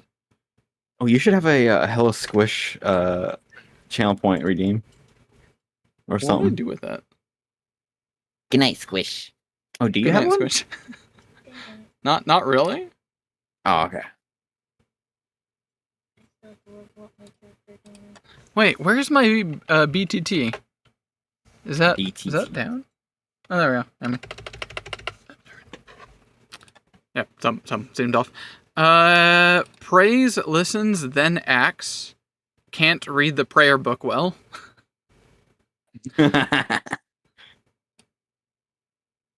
Fixes problems with... Hey, look, tea. Fixes problem with tea, a blanket, and a steady look. Uncle Iroh from Airbender. Mel just said Uncle Iroh. Yeah, Yeah. exactly. And last but not least, favorite sound: boots on dirt, fire popping, someone breathing easier. That is my Cool. favorite song. Am I wise? I think I'm. Well, Chat. Does any of this describe me? Am I wise, chat? you know, I'd hate to say it, but maybe.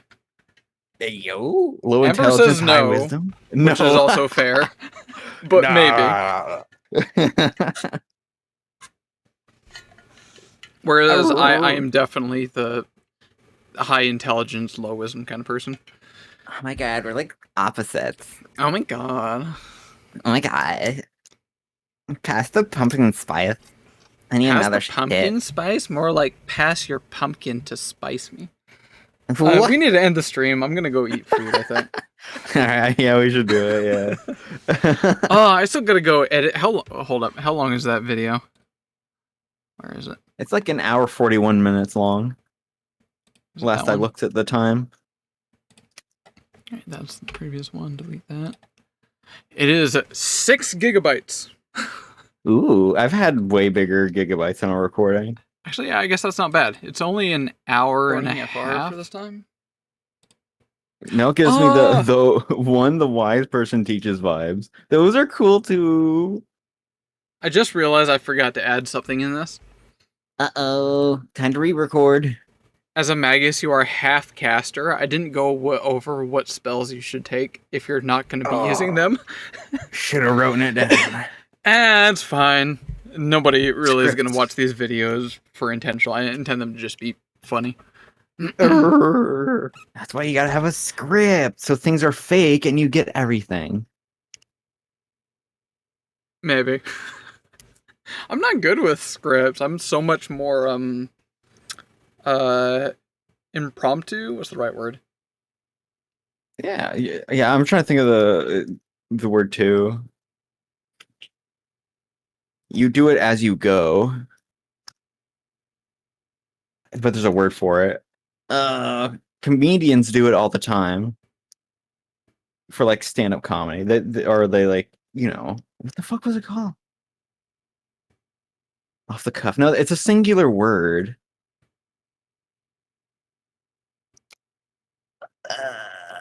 On the fly. No, those are phrases. You are cuties. Hello. Fly. We were just ending the stream here. We just finished the recording.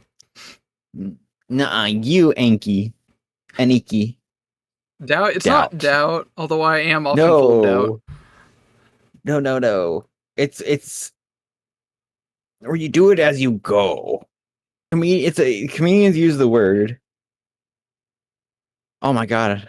I can't think of it. What was it called? I'm surprised that I forgot because this is like what I do as a dungeon master. This is like my thing. Improv, yeah, improv. There we go. Oh Thank my you. God. Now we can end the stream. Fuck it. Thank Oh, you man. so much. Oh my God. Oh, my God. I'm sorry, but the stream might not be end. I forgot to go back and finish watching the Starfinder Dragons. Smash or pass, smash or pass. All right, we gotta hurry this up. I gotta go end the stream because Squish is trying to stop behind me. So the what is it called? Abyssium Arcane Dragon. It's the Radiation Dragon. Yep. Yeah, which is really rad. Does stuff and things. Radiation explorers, plot hooks. Yep. Okay. On to the next one. Next up, we have an Akashic Dragon, which is Smash. an occult dragon. The Akashic Dragon has an innate connection to The Akashic occult record, the dragon. record of all things. Now, I wanna play as they're that. Perfect, so they don't know everything, but they know a lot of stuff. Shit joke, Mel. What was the joke? Centers of knowledge, either to learn more or to dispense knowledge so that they can feel superior. A big thing about Akashic Dragons is that they are So the Akashic Dragons know everything, basically. The most interesting thing Know about the all, Akashic see Dragons is all. they don't have Calling Radiation Dragon rad. Oh, I didn't even think about that. Dragon being really smart and arrogant about it. That's not a common The trope dragon, is that they are I know super I've smart. seen it before. Parthenax from the Rawr. Elder Scrolls 5 Skyrim Smart, but what about comes wise? as arrogant as the one Paizo depicts. Plot hooks. So, you want to make an Akashic Dragon a quest giver? Maybe they have Still discovered a best. discrepancy between the real world and the On to the next one. They The are Cosmic pass. Dragon. and basically the Solarian Dragon.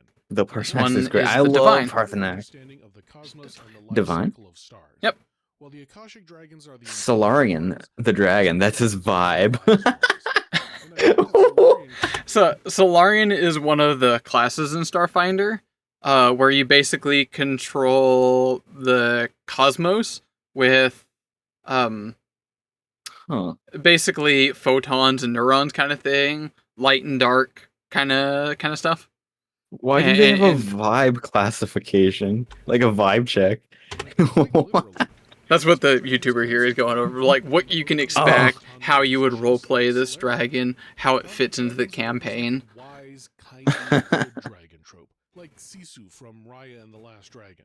They have an intuitive understanding Smash. of the cosmos and the natural order of things. They Oh yeah, social they are organisms the and philosophy tropey kind mortals, wisest dragon. So pretty good guy coded. Cosmic dragons They are good pretty guy easy to work coded. to applaud as a quest giver. Have them hire the party to defeat some This great is the, evil that's threatening cosmic balance. Boom. Friendly dragon, air quotes. That's a mite trickier. I don't know, Amber. I've seen some art of an artist that draws that species a lot. Yeah, the host dragon is the one Now the that's host swarming dragon. insects that live inside the Whoa, body. bug. Its breath weapon is insects. Its breath weapon Yeah, is pass. insects. Smarter than the average commoner, and it's violently It's like the Resident Evil, like that one person's mom boss thing. This is the primal one. Basically, it's the swarm of insects. That's their ability. Breath weapon. Each of these are like based off of the magic. There's primal, occult, arcane, and divine. Covered in bees! Bees! Not the bees! I can see with this one. I mean, I haven't seen too many insects. Hey Squish, I learned that there's an ancestry that is basically you can play as a I bee. think Paizo ran out of dragon tropes by this point. Again, understandable, there are only so many dragon tropes. These don't have to work. Fits the bill perfectly. I'd be here all day. Skyrim. But there's a Whoa. lot of fun stuff that can be Whoa. adapted into a Pathfinder game. Whoa! Dragon might be a bit out of place, but Randrokas would be perfect. What the fuck is that? Into a fantasy Pathfinder game. Please remember that I do have a I love looking at monster manuals. There's so much fun stuff. Just looking at the art is so inspirational. But every time I do it, I get mad because I can't play as them. Oh wait, I bought the Starfinder book. Did I ever show you that? Maybe? Yes, I think so, yeah. Apologies, I don't know if Remember we're I gonna was be talking ending the about stream one too. of them looked like Honey Boo Boo? Honey Boo. Oh, okay. Yeah. The one you said Squish would probably play as? Yep. Arr. Where is that? I gotta have my go-go juice. No. Back up. Where's the massive one? Yep, there it is. Yeah, that is Right, a yep. pretty big one. This is the core rulebook, and they have the Oh, whatever. God, I is forgot that what it was. Ridley? Acoustic? Is that- Acoustic? the hell is it called? Is that Ridley from Metroid? Well, it kind of does have that vibe, yeah. Akashic, that's it. The I'd occult one. smash Ridley. Ridley's hot. Space pterodactyl dragon thing. Variable. Although I do have a thing with AVP ones, the aliens. Hey, those are kind of cool. Xenos, there we go, the Xenos. Xenomorphs.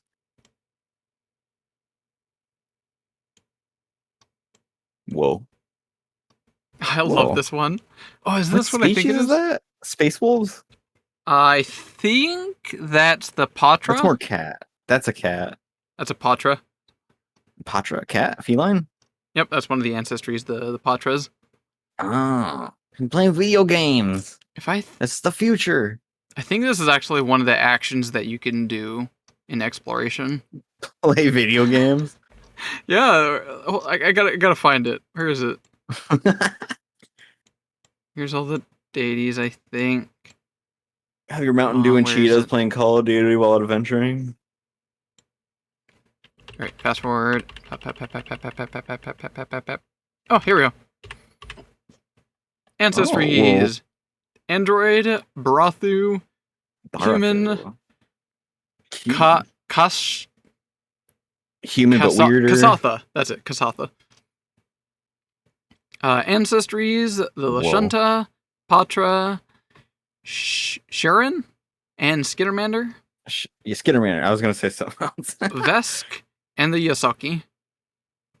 And last but not least... Sorry? No, go ahead. The Borai and Prismini, these are things that you slap onto another one. Like you can be a Yosoki Borai. The Borai, you basically died, but didn't. And the Prismini is you have a connection to basically the plane of existence that is used to teleport across the galaxy. Interesting. What is the hyperspace, that's it. Species? The hyperspace. drift. Whoa. You have a connection to the drift. Like bodily, or is this like they make ships like that? So, you know how you can play as a character that has, like in Pathfinder, say, part human, part fire elemental, or Right. part catfolk, part metal elemental, which is That's literally my character in the game.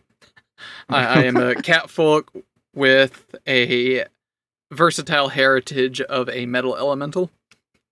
So this Wait, one, how did the breeding process happen for that? don't think too hard on that one. I have so many questions. It's called a metal shaft. So you can play as, say, like a Patra that has a connection to the drift, which is the plane of existence that is used to teleport between galaxies. Oh, so they could just do it at will, their body, their biologicalness. Maybe, or at least they have a connection there somehow. I imagine you can't just literally teleport to another plane of existence at level 1, but maybe as like a higher level character, maybe you probably can. Well, what is a mystic? What is that thing? People can fuck whenever they want, that's for sure. That's true. Well, Right, what is these are that the mystic classes. thing? What I love the species is classes. that? There's some fun stuff. I'm going to go through all of them as fast as I possibly can. Envoy, you are not a bard. The Not a bard. Envoy is basically Star-Lord boom from was it Marvel? That's what the Envoy is. It's I don't know what that basically is. Star-Lord from. If I showed you, you would know. I think you make jokes and dance. Is that what he does? Yes. Love Star-Lord. that he says it's time to end stream. Get sidebacked by Starfinder. It's Chris Pratt. Yeah, I think I saw the first movie. I didn't see any of the other ones. That's who the Envoy is. Next up is the Oh. Mystic. You have a spiritual bond between their allies and fundamental force of the cosmos. I believe this is your cleric? What is that species, though? I know which one it is. I don't know what they're called. Which one of them? is it? Barathu, I think. Oh, no. Or The Shirin looks like it could also be. I think it's the Shirin. Huh. Oh, and these are also the iconics, so that they'll commonly use these characters throughout their artwork. Oh, okay. So like how say if I go over to classes, I do like reoccurring characters and like description stuff. this is the iconic sorcerer. I literally have a T-shirt with this character. Whoa! I love the design of the clothes. Paizo's art is so beautiful. I don't know Oh my who God. does it. This feels familiar. I feel like we've done this before. Or the fighter. This is the iconic fighter. That's If a they good ever shield. want to represent a fighter in artwork for something, they use this character. I feel like I want to bite and eat that shield. Why are you eating the shield? I don't know. Something about it makes me want to put my teeth on it. Oh, also the mystic is proof that Starfinder is stronger than Pathfinder in a way. It's I don't know how to word this, but the mystic, one of its core features, what you get making your character, is that you have a sort of mana pool. You have a network. Vague words, a mana pool, if you will. But you have a network that slowly regenerates over time. And at any point, you can pull out of your network to an ally to heal them. Whoa. So you effectively are constantly regenerating hit points, and you can share this regenerative hit points anytime. That's what I want to do with my Valkyrie.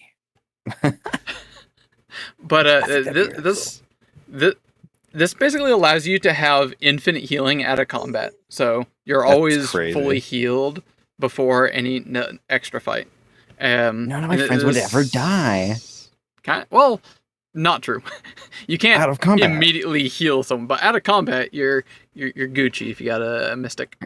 Don't take Gucci. What's wrong with my gooch? No, it sounds like the other word where you replace one letter with G with the C. Next up, the operative. Take a guess what this class is. Operative. Wait, what was were you asking me again? What these classes are. Oh, operative. You I'll leave his gooch alone. Operative, you operate on I'll give you a hint. Look at missions. its You are symbol. you operate on scopes and crosshairs. You're a You sharpshooter. are You're a gun. gunner. Yeah, gunner. I Not was to right. be mistaken with a soldier, whereas you are all the guns. The operative Big is gun. basically like the sniper operative. Crack shot. I guess a good character would be like Agent 47 from Hitman is an operative. That would be a good example. Web fishing. Is web fishing good, Hollow? It looks That rings a bell. fun. Oh, you would be so into web fishing. It is good. I've never played it, but it looks like something I think you would like. Web fishing made me think it was a browser game that you just had Same. to go to the site and you just play. Because it's called web fishing. Next up is soldier. It is basically the fighter, but instead of sword, it is gun. Gun Big don't beef, work, get many more bullets. guns. Soldier. What is the Um, witch warper? That sounds cool. Witch warper is.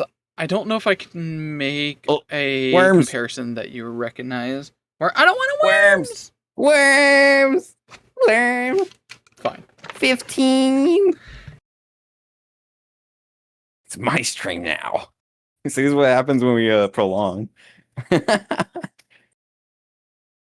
You as well. Me too.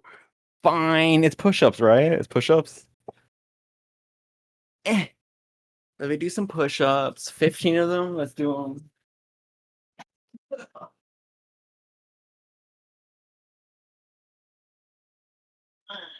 Yeah. 4, 5, 6, 7, 8, 9, 10, 11, 12, 13, 14, 15. Ah! Ah! It's simply sitting on me. Ah!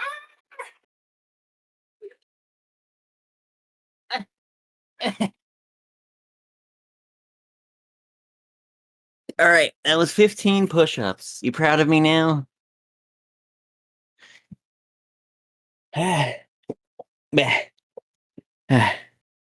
Male doing exercises, unheard of. Nuh-uh. I move my mouse around and type on my keyboard. Doesn't that count? All right, I'm good. Welcome Where back. were we? Oh yeah, the We witch were warper. doing 15 more push-ups. No. So the witch warper is basically wizard in I am very proud of you. space. I am very proud. Oh. Why are you very proud of me? I am Thank creeped out you. by that. Thank you, I think. I am proud of you. We're all proud of you. I'm a shitty person. Every time when someone says something nice to me, I go hostile. I mean, I find that pretty funny. I love you. Fuck you. It's not great when it happens at work. So, the Witch Warper is basically wizard in space. You have not only learned, but you also study something that a normal mortal shouldn't really know, and you can literally bend the fabric of reality. That is what the Witch Warper is. And last but not least, I blacked out during that explanation. you're a wizard in space that bends the fabric of reality. Oh, okay. Space wizard. Last but not least, the Solarian. You are kind The of hooker. mechanically like a monk, kind of. It says you are the champion of cosmos, wielding arms and powers attuned to gravity and light. So you literally fight with gravity and light. How the hell does that make sense? Will you flashbang people and like make them where they can't get off the floor? So starting at level 1, you literally make your weapon with like a series of rules. Like there's one page that shows all your like how to make your weapon.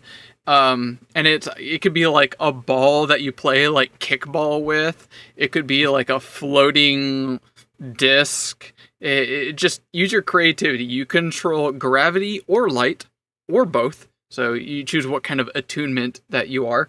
You could be a full gravity one, you could be a full light, or both.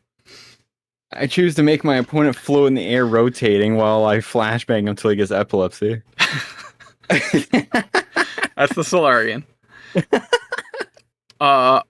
Before we go on, I have to show you a deity. I love that they show the deities of Starfinder. That helps enforce the fact that this is not a sci-fi only. There's a lot of magic and fantasy stuff going on. I'd love to see the smut. Keep it going. Hey, yo. I haven't heard that word in a long time. Is this it? Yep, here it is. I love and hate this deity so much. Loritu. Lambatui? Lambatui. It's the land between from Elden Ring. Also known as the Polyphonic Collective. What is that emo? Between... What?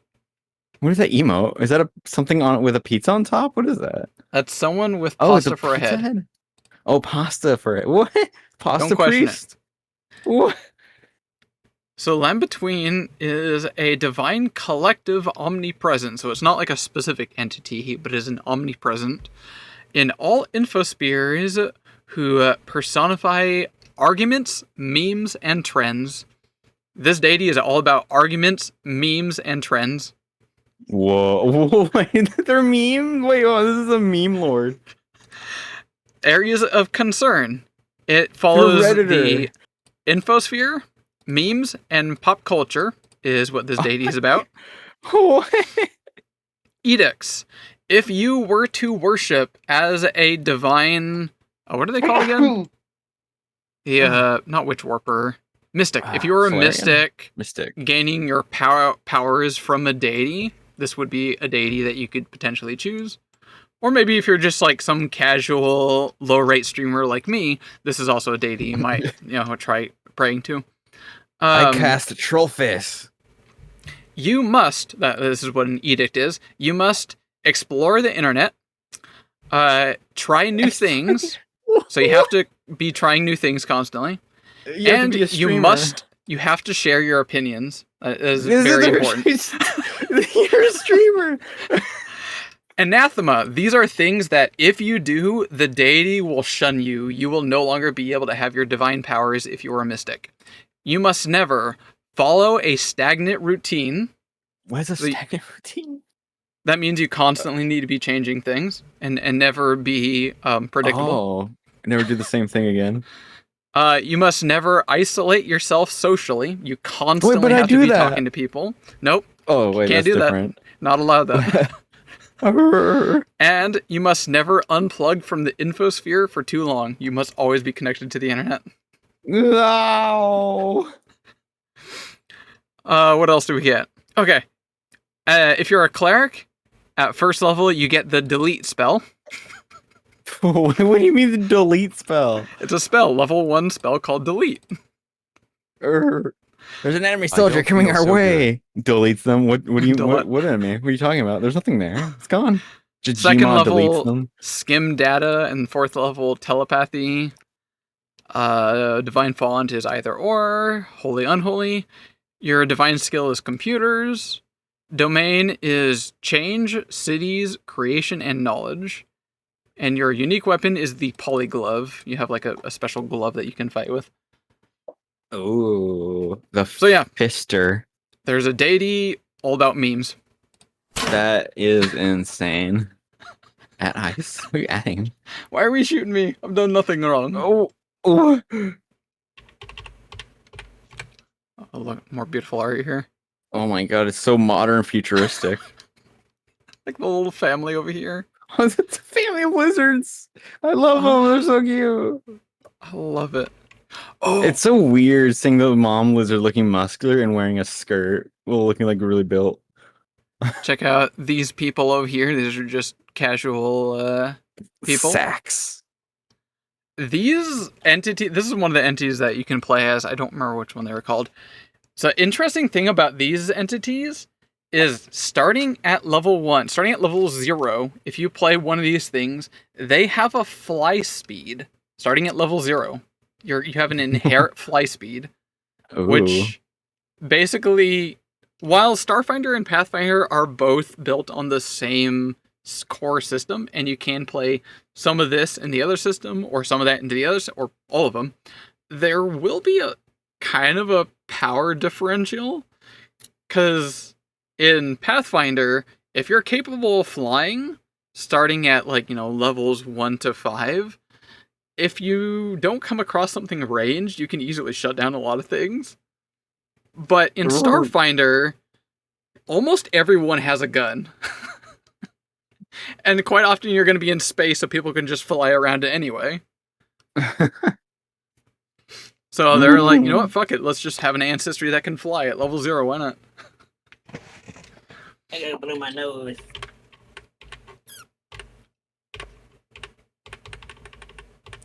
Oh yeah, here it is. The Barathu. What the hell is that? Seaweed fish bug looking thing. So they have 5 feet, they can hover extremely slow on the ground. Or have a fly speed of 20. Arr. Look at these bulbous things. Human. That's the art for human. Oh my god, that Whoops. suit. That thing's huge. You need a helmet for that thing. You can't just have that body and that tiny head. Just put a helmet on. So You cute. can't do that. That is very human. That needs to be illegal. It looks so stupid. What's next? Kasatha? Are these who I think it is? So one of these people... Oh, I should show you the map. We're getting so off tangent. I'm just... This is a stream where I just talk about things that I like and waffle on from one thing to the next with barely any coherency. I'm sorry, everybody, but also not sorry. this was supposed to be my day off. It's almost been 4 hours now. I Should I be streamed ending the for stream? almost. I streamed for 10 hours yesterday. 10? Doing Yeah. what? What were you doing? Voices of the Void. Every time I play that game, it goes up to yeah. like 11 hours. You said that it was like a new update or something for that? Yeah, it was. I heard there's an update, and a lot changed. There's a lot of new like structure-looking things. Interesting. That game still intrigues me. I don't understand it, but I feel like it doesn't need to be understood to be entertaining.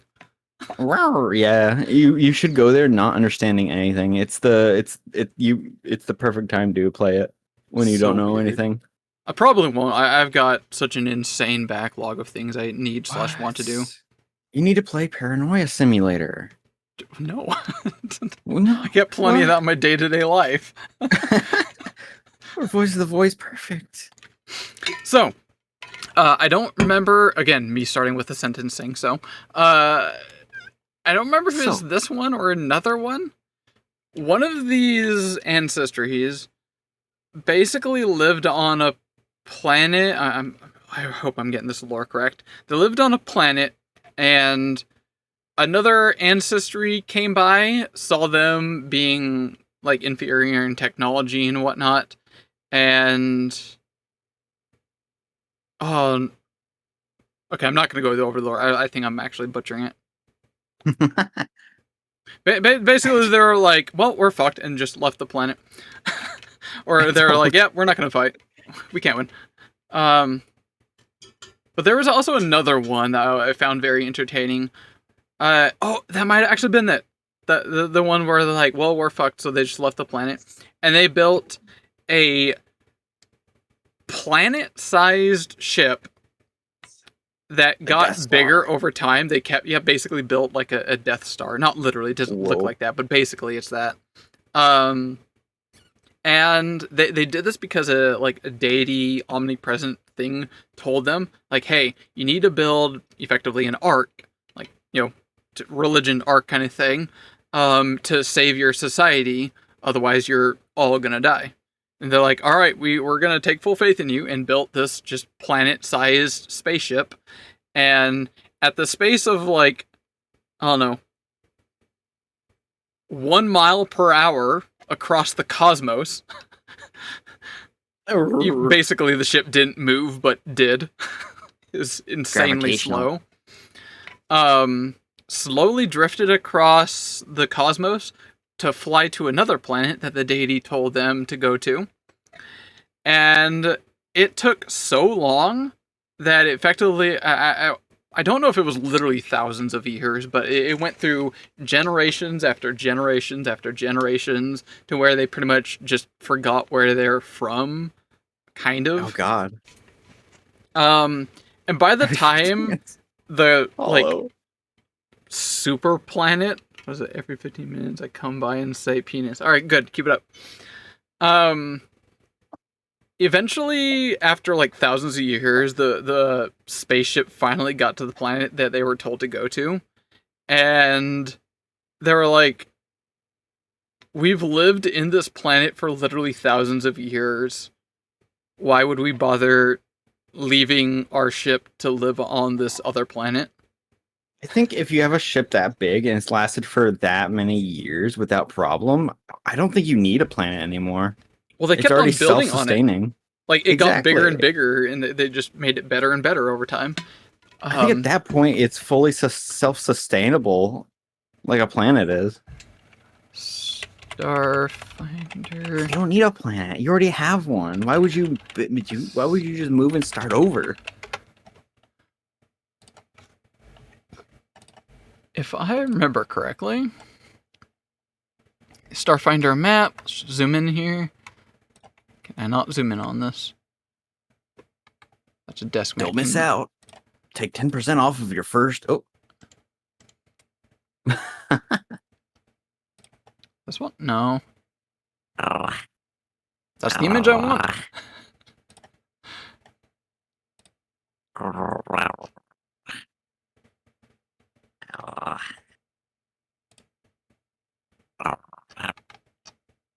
Loading, please wait.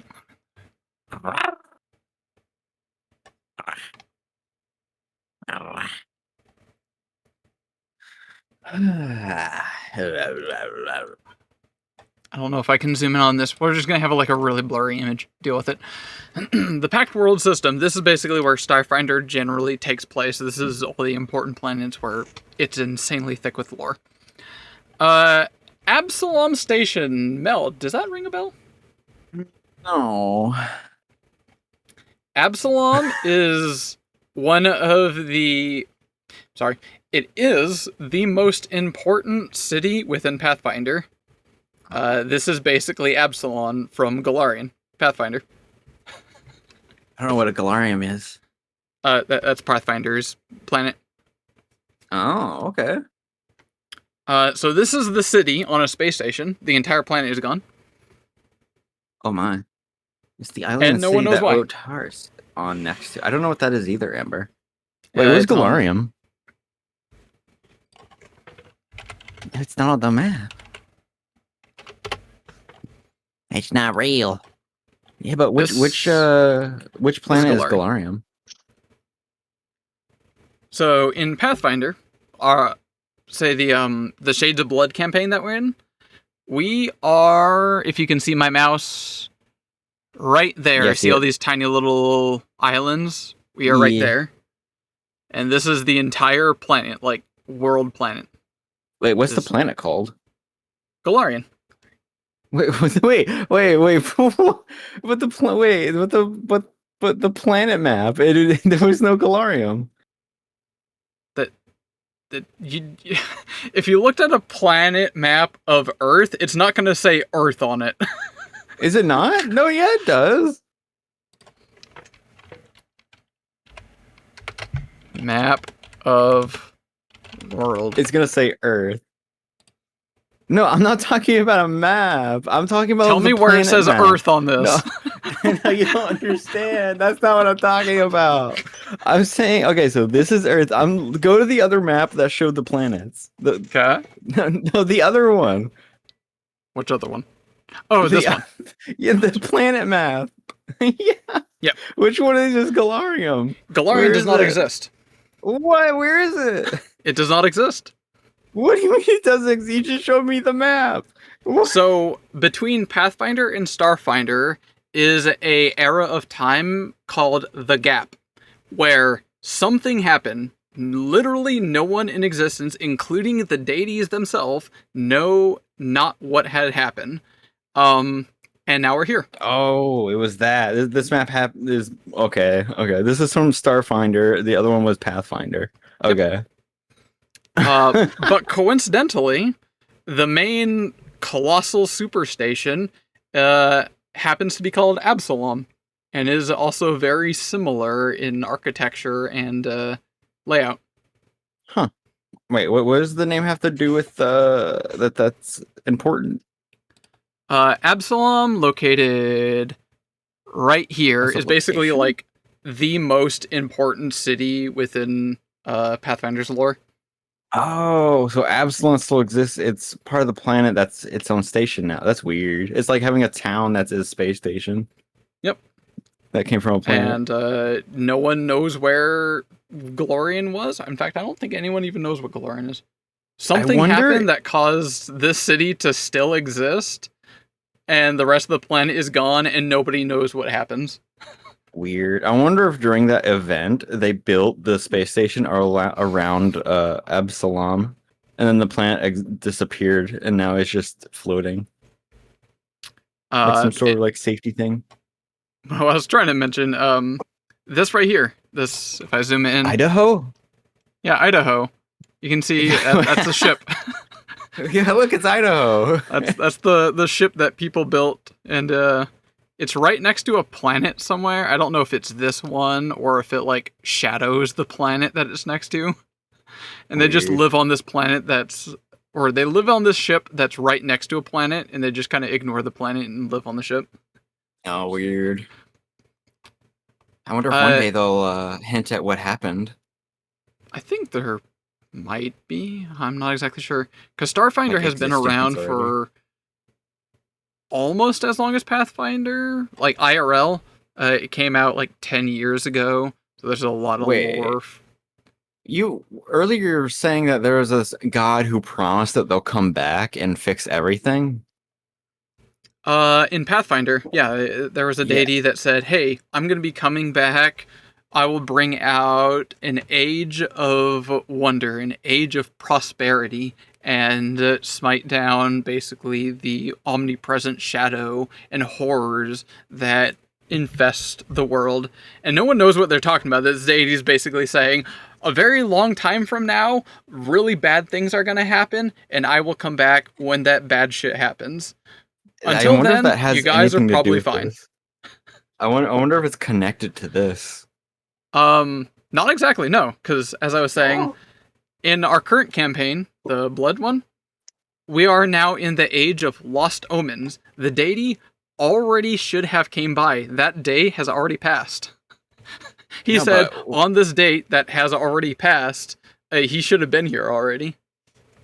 I know, but I meant like it's supposed to like it has something to do with that. The reason why he was late, and then like, or he just put in the wrong date. It was like I said, 2015, not 215. I don't know. You gotta What wait if for something another ate like him? a million years ago. From I wonder if it was some sort of event where something ate him or something, Okay. and then like I love that you said conspiracy theories. that word specifically. Do you know what Galarian is? No, Galarian. I know nothing of Pathfinder. So here is the actual planet.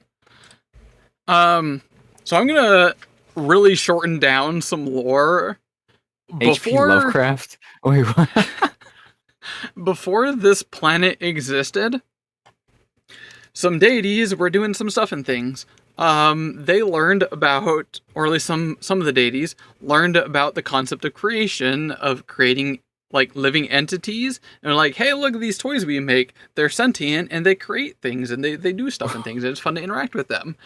And each of the deities had different embodiments, and they could like interact with each other. Like, hey, look, my toy interacts with your toy. And then another deity came by. I'm super like condensing all this lore. One of the deities came by, and it was like, hey, I'm the embodiment of destruction, and your creations that you make definitely lack destruction, and I'm just gonna destroy everything you made. It really needs to not exist. And just kind of like ate all of it. It was like, fuck all this garbage. And then the deities were like, bro, that's not cool. We spent a lot of hard work and effort. It took like, several thousands of years trying to make those. Please don't do that again. And he was like, fuck you, and ran away. And then the deities were like, all right, let's try that again, but even bigger, better, and better this time. And then they created some new entities, creations, humanoids, things, whatever. And they're like, hey, look, mine has a 2.0 software, and is now actually sentient and create new things and whatnot, calling like technology and whatnot. And then Galarian came by, not Galarian, sorry. Oh, what's his name? The same deity as before, the entity of destruction. It was like, hey, you're making stuff again. Cool. And then destroyed it. And it was like, hey, isn't this fun, destroying all the things you're making? It's really cool. You really need to stop making things.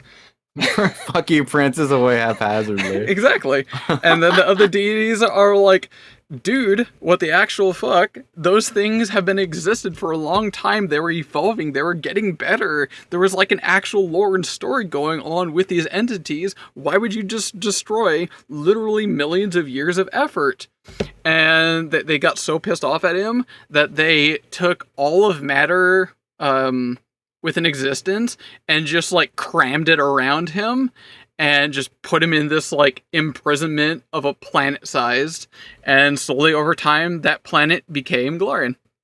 What? So at the center, a prison? Galarian is a prison with the sheer embodiment of the most purest, powerful destruction lives at the center of the planet, waiting to destroy the universe. Oh, I bet you it has something directly to do with that. Because it's gone. It's just gone. What happened? Maybe the one that was in prison and there had an awakening moment and escaped. Rovagug, that's what his name was. BF2 Rove. Like, I changed. Free me. There it is. Rovagug. Oh. This is his symbol. Ew! Oh!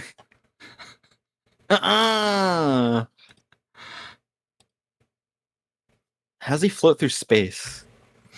Category: Gods of the Inner Sea. Edicts: destroy all things. Free Rovagug from his prison.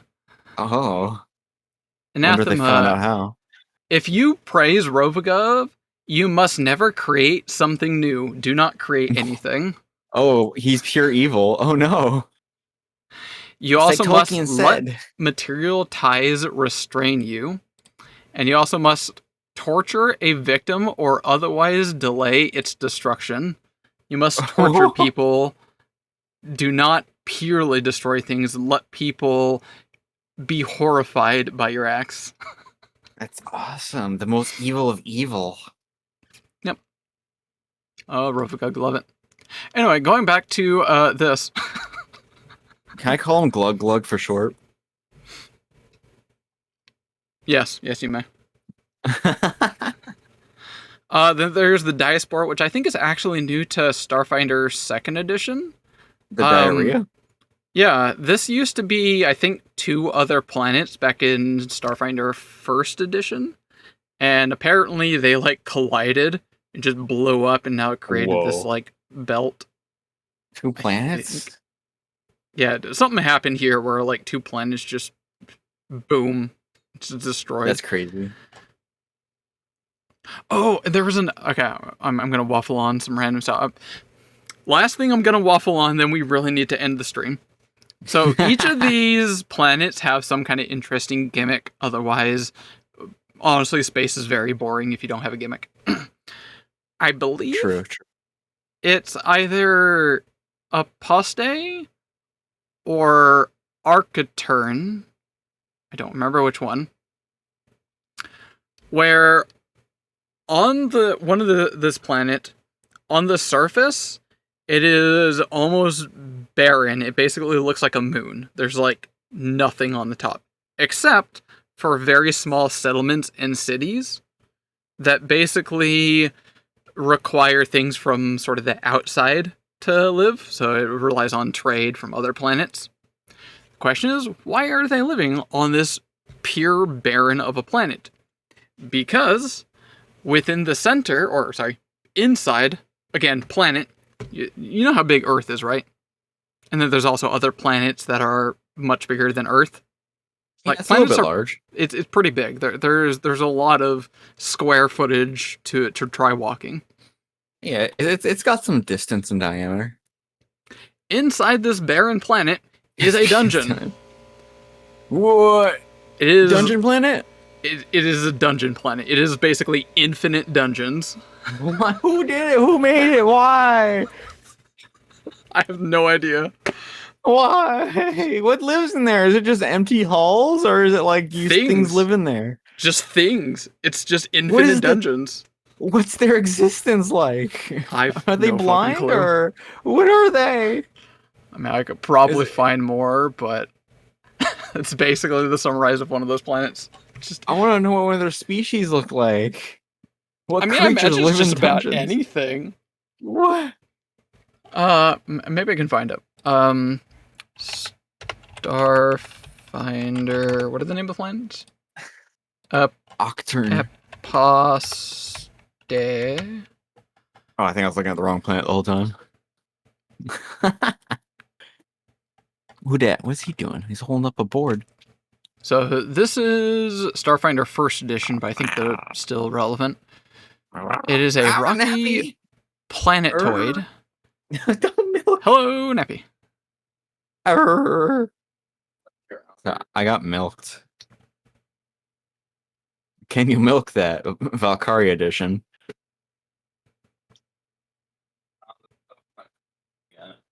Well, we can get soon. Almost done here.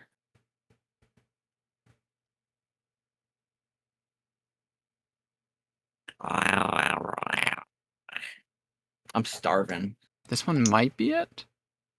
I think I gotta eat before we do anything. Eating might be a good idea. I'll probably have cereal.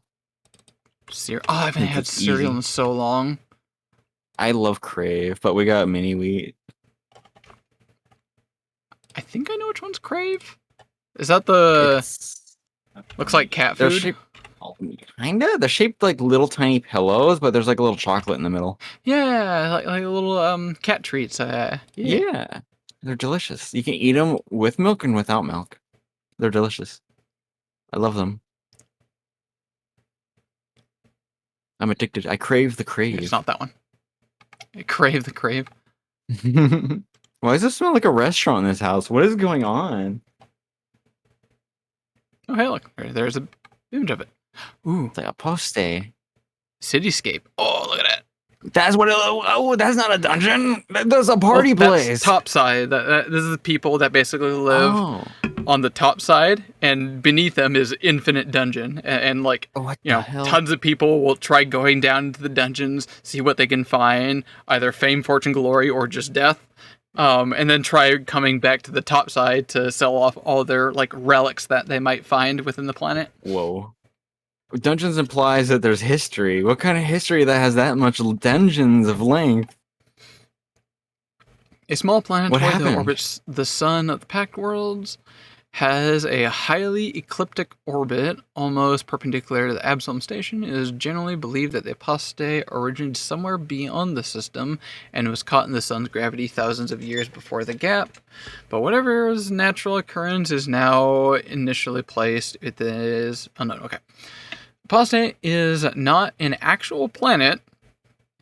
It has no geological composition or component, so it's basically not a What? planet. What? What is it? And its surface never Oh, is it a changes structure? without outside interference. The Wait, only what if it's... Wait, major geological feature on Apostate are great cracks, craters with huge sidewalls and glassy bottoms, and towering slabs of rock torn from the surface. Wait, it makes me think of that one thing, the species you're telling me about, that built their own planet thing to transport to a new planet for religious Maybe. stuff because their god told them to. I wonder if it's that sort of situation. This was one of those big planet structure things that they built, and over the time it got destroyed, broken from like like asteroids and stuff. That's why the Some- surface looks so fucked. Somewhere else, and then eventually got pulled into the gravitational of the Pact Yeah. Worlds. The dungeons is the interior of the ship. It's a ship. I don't think it's a ship. I feel like this is something that someone created to like train people, maybe. Maybe? Because- I don't know. The way its layout on the inside is windy and incoherent. You wouldn't be able to get anything done if it was a ship. True. These chasms are never mentioned in pre-GAP records, and archaeology points to them to being only 8 to 12 centuries old. Whoa. What? Why is there treasure in there? How did the treasure get in there? The Azraean elves believe that they are the result of a forgotten weapon test during the gap. Other theories point to the beginning. Other theories point to this being evidence that Apostate is literally coming apart. Other theories posit that Apostate is an ancient generation ship or another kind of self-contained environment. Maybe it is a It training is- planet. A barren, airless world ridden with atmosphere-filled caverns and tunnels through the planetoid's core. Many of these chambers are empty, but others hold ancient machines, permanently comatose alien forms, or vaults Wait. of advanced technology, magic, and weapons hidden behind impenetrable doors. Hold on. I think I still might be right about my idea of it being a ship. Think of a castle. It's purposely created to be confusing and mazy for invaders. Oh, It's good. intentional. That's a strong pull. Okay. I bet you that's what it is. Barren surface houses only one major settlement of the Azraean elf-controlled city of Night Arc. Night Arc? I think that's how you pronounce it. Night Arc maybe. is the only known point of entry into Apostate's interior, so it only has one sphincter. The several other entries to the world's surface blocked by huge, locked, indestructible doors. Okay, so the other ones are chastised. Most of the Apostate's interior have been explored, which makes sense, it's been around for a while. And certain chambers mentioned in pre-grap records, like the Chamber of Life and World Heart, have never been found. Ship. It's a ruined ship. A raided castle. Defeated. I know it. I feel it. Pre-gap, so basically during Pathfinder, Oh. the few research teams who explored Apostate before the gap encountered a now extinct people called the Ili. There are people. Where are the pictures? Pictures! Where are the... Suppose pre-extinct pre-gap natives of Apostate. They were known to be unique, possessing no universally shared traits. It is unknown whether the Ili are inbred descendants of Apostate's original crew, or an engineered or captured race that somehow outlived the Masters. Since the gap ended, Apostate has now been controlled by Drow, and there has been no confirmed Ili sightings, although their actual extinction cannot be confirmed either. Research has discovered a remarkable similarity between the DNA of Astorians volunteer and that person and DNA samples of Ili. It suggests that Astorians might be the descendants of those Ili who transformed in it. So, might be descendants of these people, I guess. I don't know. So God, these no people pictures, not even dwell a deep in the sketch. Warp's Tunnel. Strangely, nothing in the records suggests the Ili themselves had any knowledge of their origin, giving rise to theories that they may have designated over millennia between the stars, or may have been a captive servitor race that outlived their masters. No one knows what happened to kill off the Ili. Dwarven situation from Skyrim. Yeah, the Dwemer. The Dwemer, yeah. Dwemer. Dwemer. The dwarves. So yeah, it's dungeon Although, world. actually, I believe that it was discovered that you've actually been seeing the dwarves the whole time. The dwarves are the constructs. Those robot things. Yeah, they are. That's I think crazy. that actually They're is there the confirmed. whole time. And they basically use like soul magic with the machines. Or Skyrim. Yeah, that's why you always find like a soul gem on them, right? Yeah. Oh my god. They use. Ooh. Wait, you've seen what a Dwemer looks? There's confirmed what Dwemer look like. Did you know that? Oh really? I didn't Yeah. know that. I want to see. In I mean, before Oblivion, what was it called? Morrowind. also, apparently, there's supposed to be a fox species, that race. Really? It's been confirmed since Morrowind. I don't think I've seen it. What the fuck is that? What is even fat? What the? What the hell? I love it.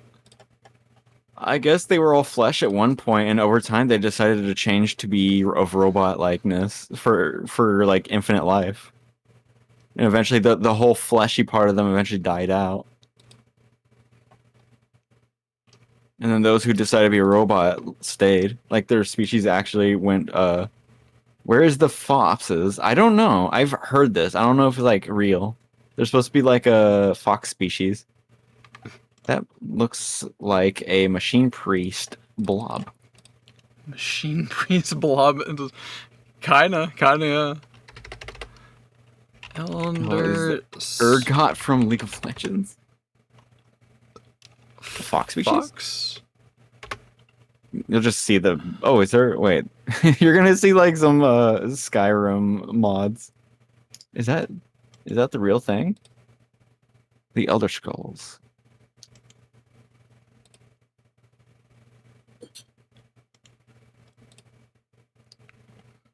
Pictures. The Matha are a mysterious, long unseen beast race that are thought to be extinct. Their fate is unknown, and the only information on them is stated in the Pocket Guide to the Empire. Here we go. No, they need to bring it. That looks so cool. They need to bring him back.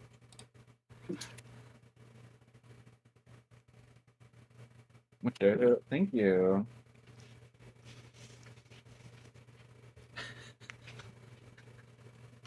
All right, we've gone so hard tangent from one thing to the next. I think I should really end the stream now. Yeah, we should. They are furry bait. That's what the Khajiit are. Oh, absolutely. We already have Khajiit. You can't say that. That's honestly already kind of exist. one of the reasons why I love Pathfinder is because secretly Paizo are furries.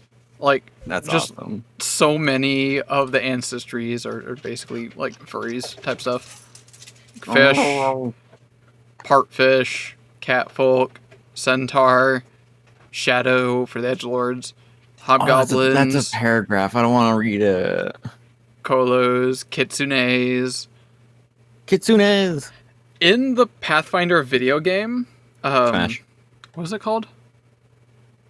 Not Rise of the Rune Lords. In the Pathfinder video game, I forget what it's called. They made Kitsune a core race, though. That was like one of the ones that you can choose in there. Oh. Kobolds, lizard folk, merfolk, minotaurs, snakes, rats, whatever that is, tanukis, tengus, frogs, Tanukis have big balls. apes, whatever those are. Like, you can't tell me Paizo are not furries. So many choices. And especially like every bit of artwork that Paizo does, for some reason everyone just seems hot. Like even the monsters. I know, I don't know what's going on there. Except for these people, not Smash. Yeah. That was a cool looking gun. Oh, the weapons in here we go. Pathfinder. Smash. Not with what's it called? Whoa, Patra. big claw. Big claw indeed. Remember one of the Patras was very fascinating. Whoa. It's a good boy. Then the Whoa. Sheeran? I don't remember what they were like. Man, the reason I like Star Wars is because every time I see an alien species, there's like a 99% chance they're ugly as hell. What the hell is that? What is that? Skittermanders basically have this like other thing that live inside them, and some of them like grow significantly bigger and burst out of their chest and basically become another entity that live within Skittermanders. He's whipping it out. Vesk for those people that like, you know, beef. Smash. Smash. Yosoki, I weirdly ring a bell. I Gerbil. feel like I've heard from before. Helm's Ratfolk. I don't remember why I remember hearing Yosoki several years ago. I look like from the G-Force movie. Smash. I want to play a Borai. I'm an edgelord. I like my undead people. Pass. Hell yeah, there we go. Smash. Maybe. Prismini. You connected to the pass. weave. Pass. Maybe. Nuh-uh. Backgrounds. Oh, I just remembered the other thing that I have to go find. Oh, wait, hold up. Before I go find it. Miner, outlaw, prison, scientist, reclusive, raised by belief, societal, tech support, teacher, smuggler, space pirate, time lost. Interesting. Trooper. Where's the other one? Minor. It's in here. I know it's in here. What? Artist, athlete. Where is it? Is there more? Do I have to keep scrolling?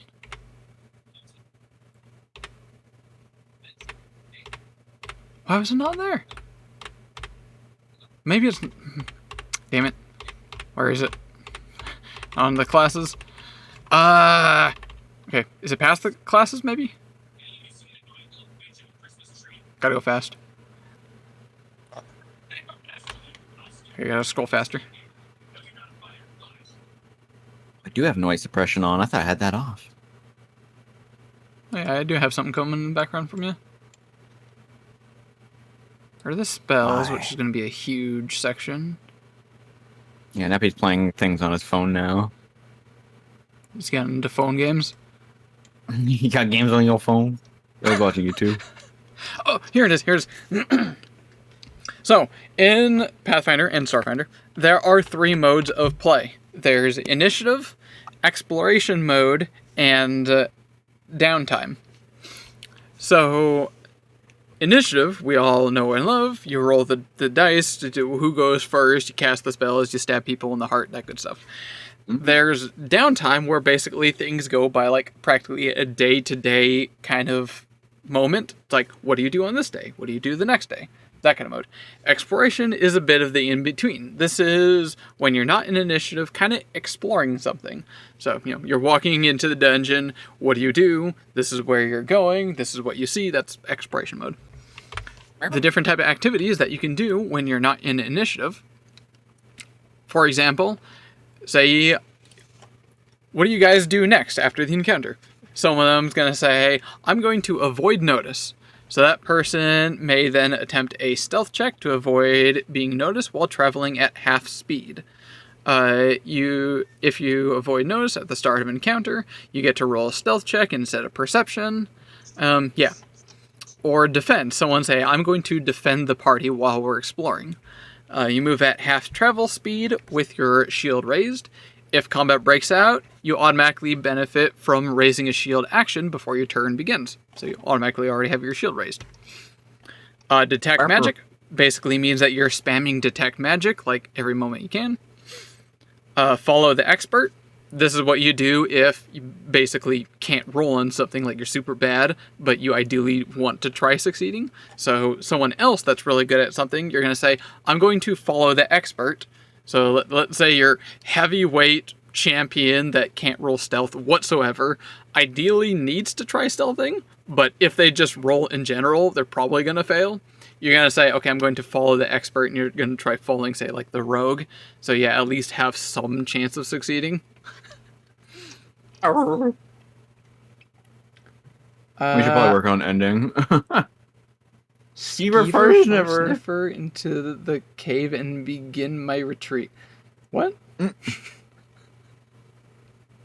Maybe trying to pull aggro and lead him out. Oh, okay. That's actually fair. You can get a general vibe check on what you're entering if you just scream random stuff in it and see if people come out. We have install upgrades, so you can like install things to your equipment. Oh, here it is. Live stream. Requirement, Hey, Chad, you do I must kill have this guy? an item with a camera or one free hand mount or uniclamp. You record footage from your perspective using a comm unit or another device with a camera. This can be broadcast to a live audience or stored on a local drive. The GM determines whether this significantly impacts your travel speed depending on the nature of your recording. Simple footage does not affect your travel, while playing to the camera or lining up a best perspective might require you to move at half speed. Yeah, I have an idea. I'm doing the live stream action. I have an idea. Okay. One DM, 6 players. Every one of them is a live streamer while live streaming the session. Oh, that's so dumb, and I love it. First off, But that is no, not I really would not fun. be a part of that as a DM or a player. 6 players is way too many. I feel I like get- it's a good idea if you're not taking it fully seriously. I think it'd be handleable. Like letting chaos happen. That's honestly a skill issue on my part. I can't tolerate chaos. I need consistency. I take my gaming seriously. Darn. I I take feel my like gaming that'd be some seriously. pretty good content. Like each of them trying to act like role play them having a phone to live stream as their characters. Like all at the same time. You see, I feel like you could do that decently seriously. Like you could probably. You're cooking. I'll tell you, you're cooking. There's something definitely to be had there. It's not what a is it? random thing. Skeever fart is a real Really? I've never heard of that in Skyrim. I've played hours and Oh. hours of Skyrim. I've never heard of that before. No, you're right. The Thoreau voice. One of the shouts is you basically cause a audio effect where you're pointing, so it kind of causes like a blip. Oh, I never heard an NPC say it though. That doesn't count. Oh. Well, NPCs are not going to say it because it's one of the sound effects. Kind of like Fos Roda. None of the NPCs are going to say Fos Roda. That's one of the sound Wait. effects from one of the shouts. Was it a shout or was it just a spell? It's a shout. It's one of the shouts. Oh. I've never used it before. All I remember was That's Skeever why. Butt. Skeever butt. Wait, who says the voicing? Is it your character or is it just Your a character random does. voice line? Your character has a voice? Yes. What? How else do No, you he say doesn't. Fos Roda? Yes. Oh my god, you're right, he does! He does say Fusroda. And there's tons of Oh, different God. shouts, and they all have different words, and your character says those words. Oh, I think I just heard so much I toned it out and forgot it existed. It just became background audio. My character has a voice! What? Wait, what does it sound like when he speaks normally? I've only heard him say Fusroda, but never like I don't any like think- clear sentences. There's no other thing. I think it's only from the shouts. I'm pretty sure. That or just Yeah. like, or hit sound effects. Urgh.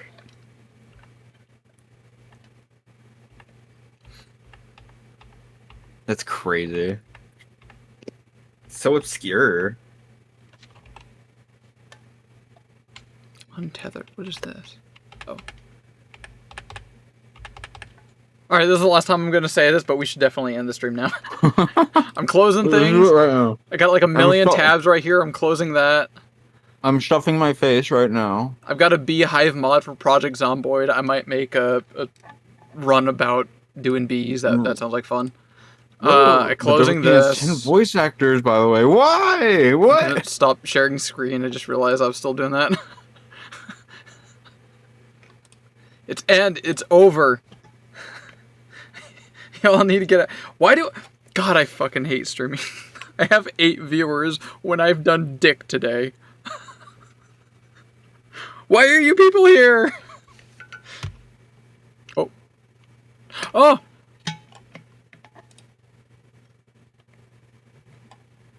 I'm an idiot. What happened? I meant to click No, I on... can't see. I meant to I'm going click your on stream. the share screen and end stream. I didn't mean to end call. I misclicked. No, I'm getting ads. No. Dude, I'm so pissed. I don't think you heard me say. I'm so pissed off that I have 8 viewers today because I've done dick today. I know, but it's usually because like we're having fun. Things are chaotically happening. That's usually what keeps people's interest is like That's- action. That's not my format, though. This is why I've started another YouTube channel, so that I can actually grow at my own interest. There's 10 viewers right now. Why? I need to I get don't rid of all of know. them. Tell me someone to raid. We can get rid of all these people. Oh, and I'm Guys, also... suggest raid. Who should we raid? I gotta buy a GoPro so I can do a... Like, playing a survival game, but it's actually IRL, and I'm just, like, punching rocks together, trying to figure out how to start a fire. I mean, the only other streamer I have followed that's on right now is Jordy Fox, and he's pretty cool. That's on. He's Same. very normal. He's very normal. I like normal. Yeah, he's a normal person. He's not like a crazy fur with like over the top like things about them. Good. I like that. Err. I don't like gimmicks. Okay, let me unless you already have Klaus? Geordie Fox. I remember Klaus. At least I think I know Klaus.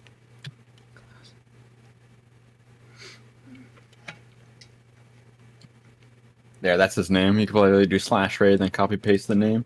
Unless you want to do someone else's. Chaos is on? Is he? I have him. I should have him followed. Are you sure? Did I unfollow Chaos at some point on accident? Or did I forget to ever like? Oh no, I'm a bad friend. Oh my god.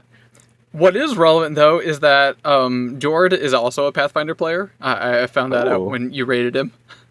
Oh my, I didn't know that. I don't think he streams his Pathfinder stuff, but yeah, he does do he's a Ooh. PF homie. Maybe we could hit him up for a campaign. Oh, we could. Oh, we'd have him join the Blood campaign. Ooh. Hopefully he's willing with a schedule. True. It is only once every other week. Oh. Mm-hmm. We do enjoy it? Yeah, I already sent it. you're dual stream watching. I guess. You cheater! Cheating! You cheater! Dirty cheater! Excellent. All right, everybody, get out of here. I gotta go. I got a video that I gotta go. Hopefully, have Goodbye, it out by guys. the end of the today. Goodbye. Hopefully. Goodbye. No. Oh yeah, watch this. Oh. No.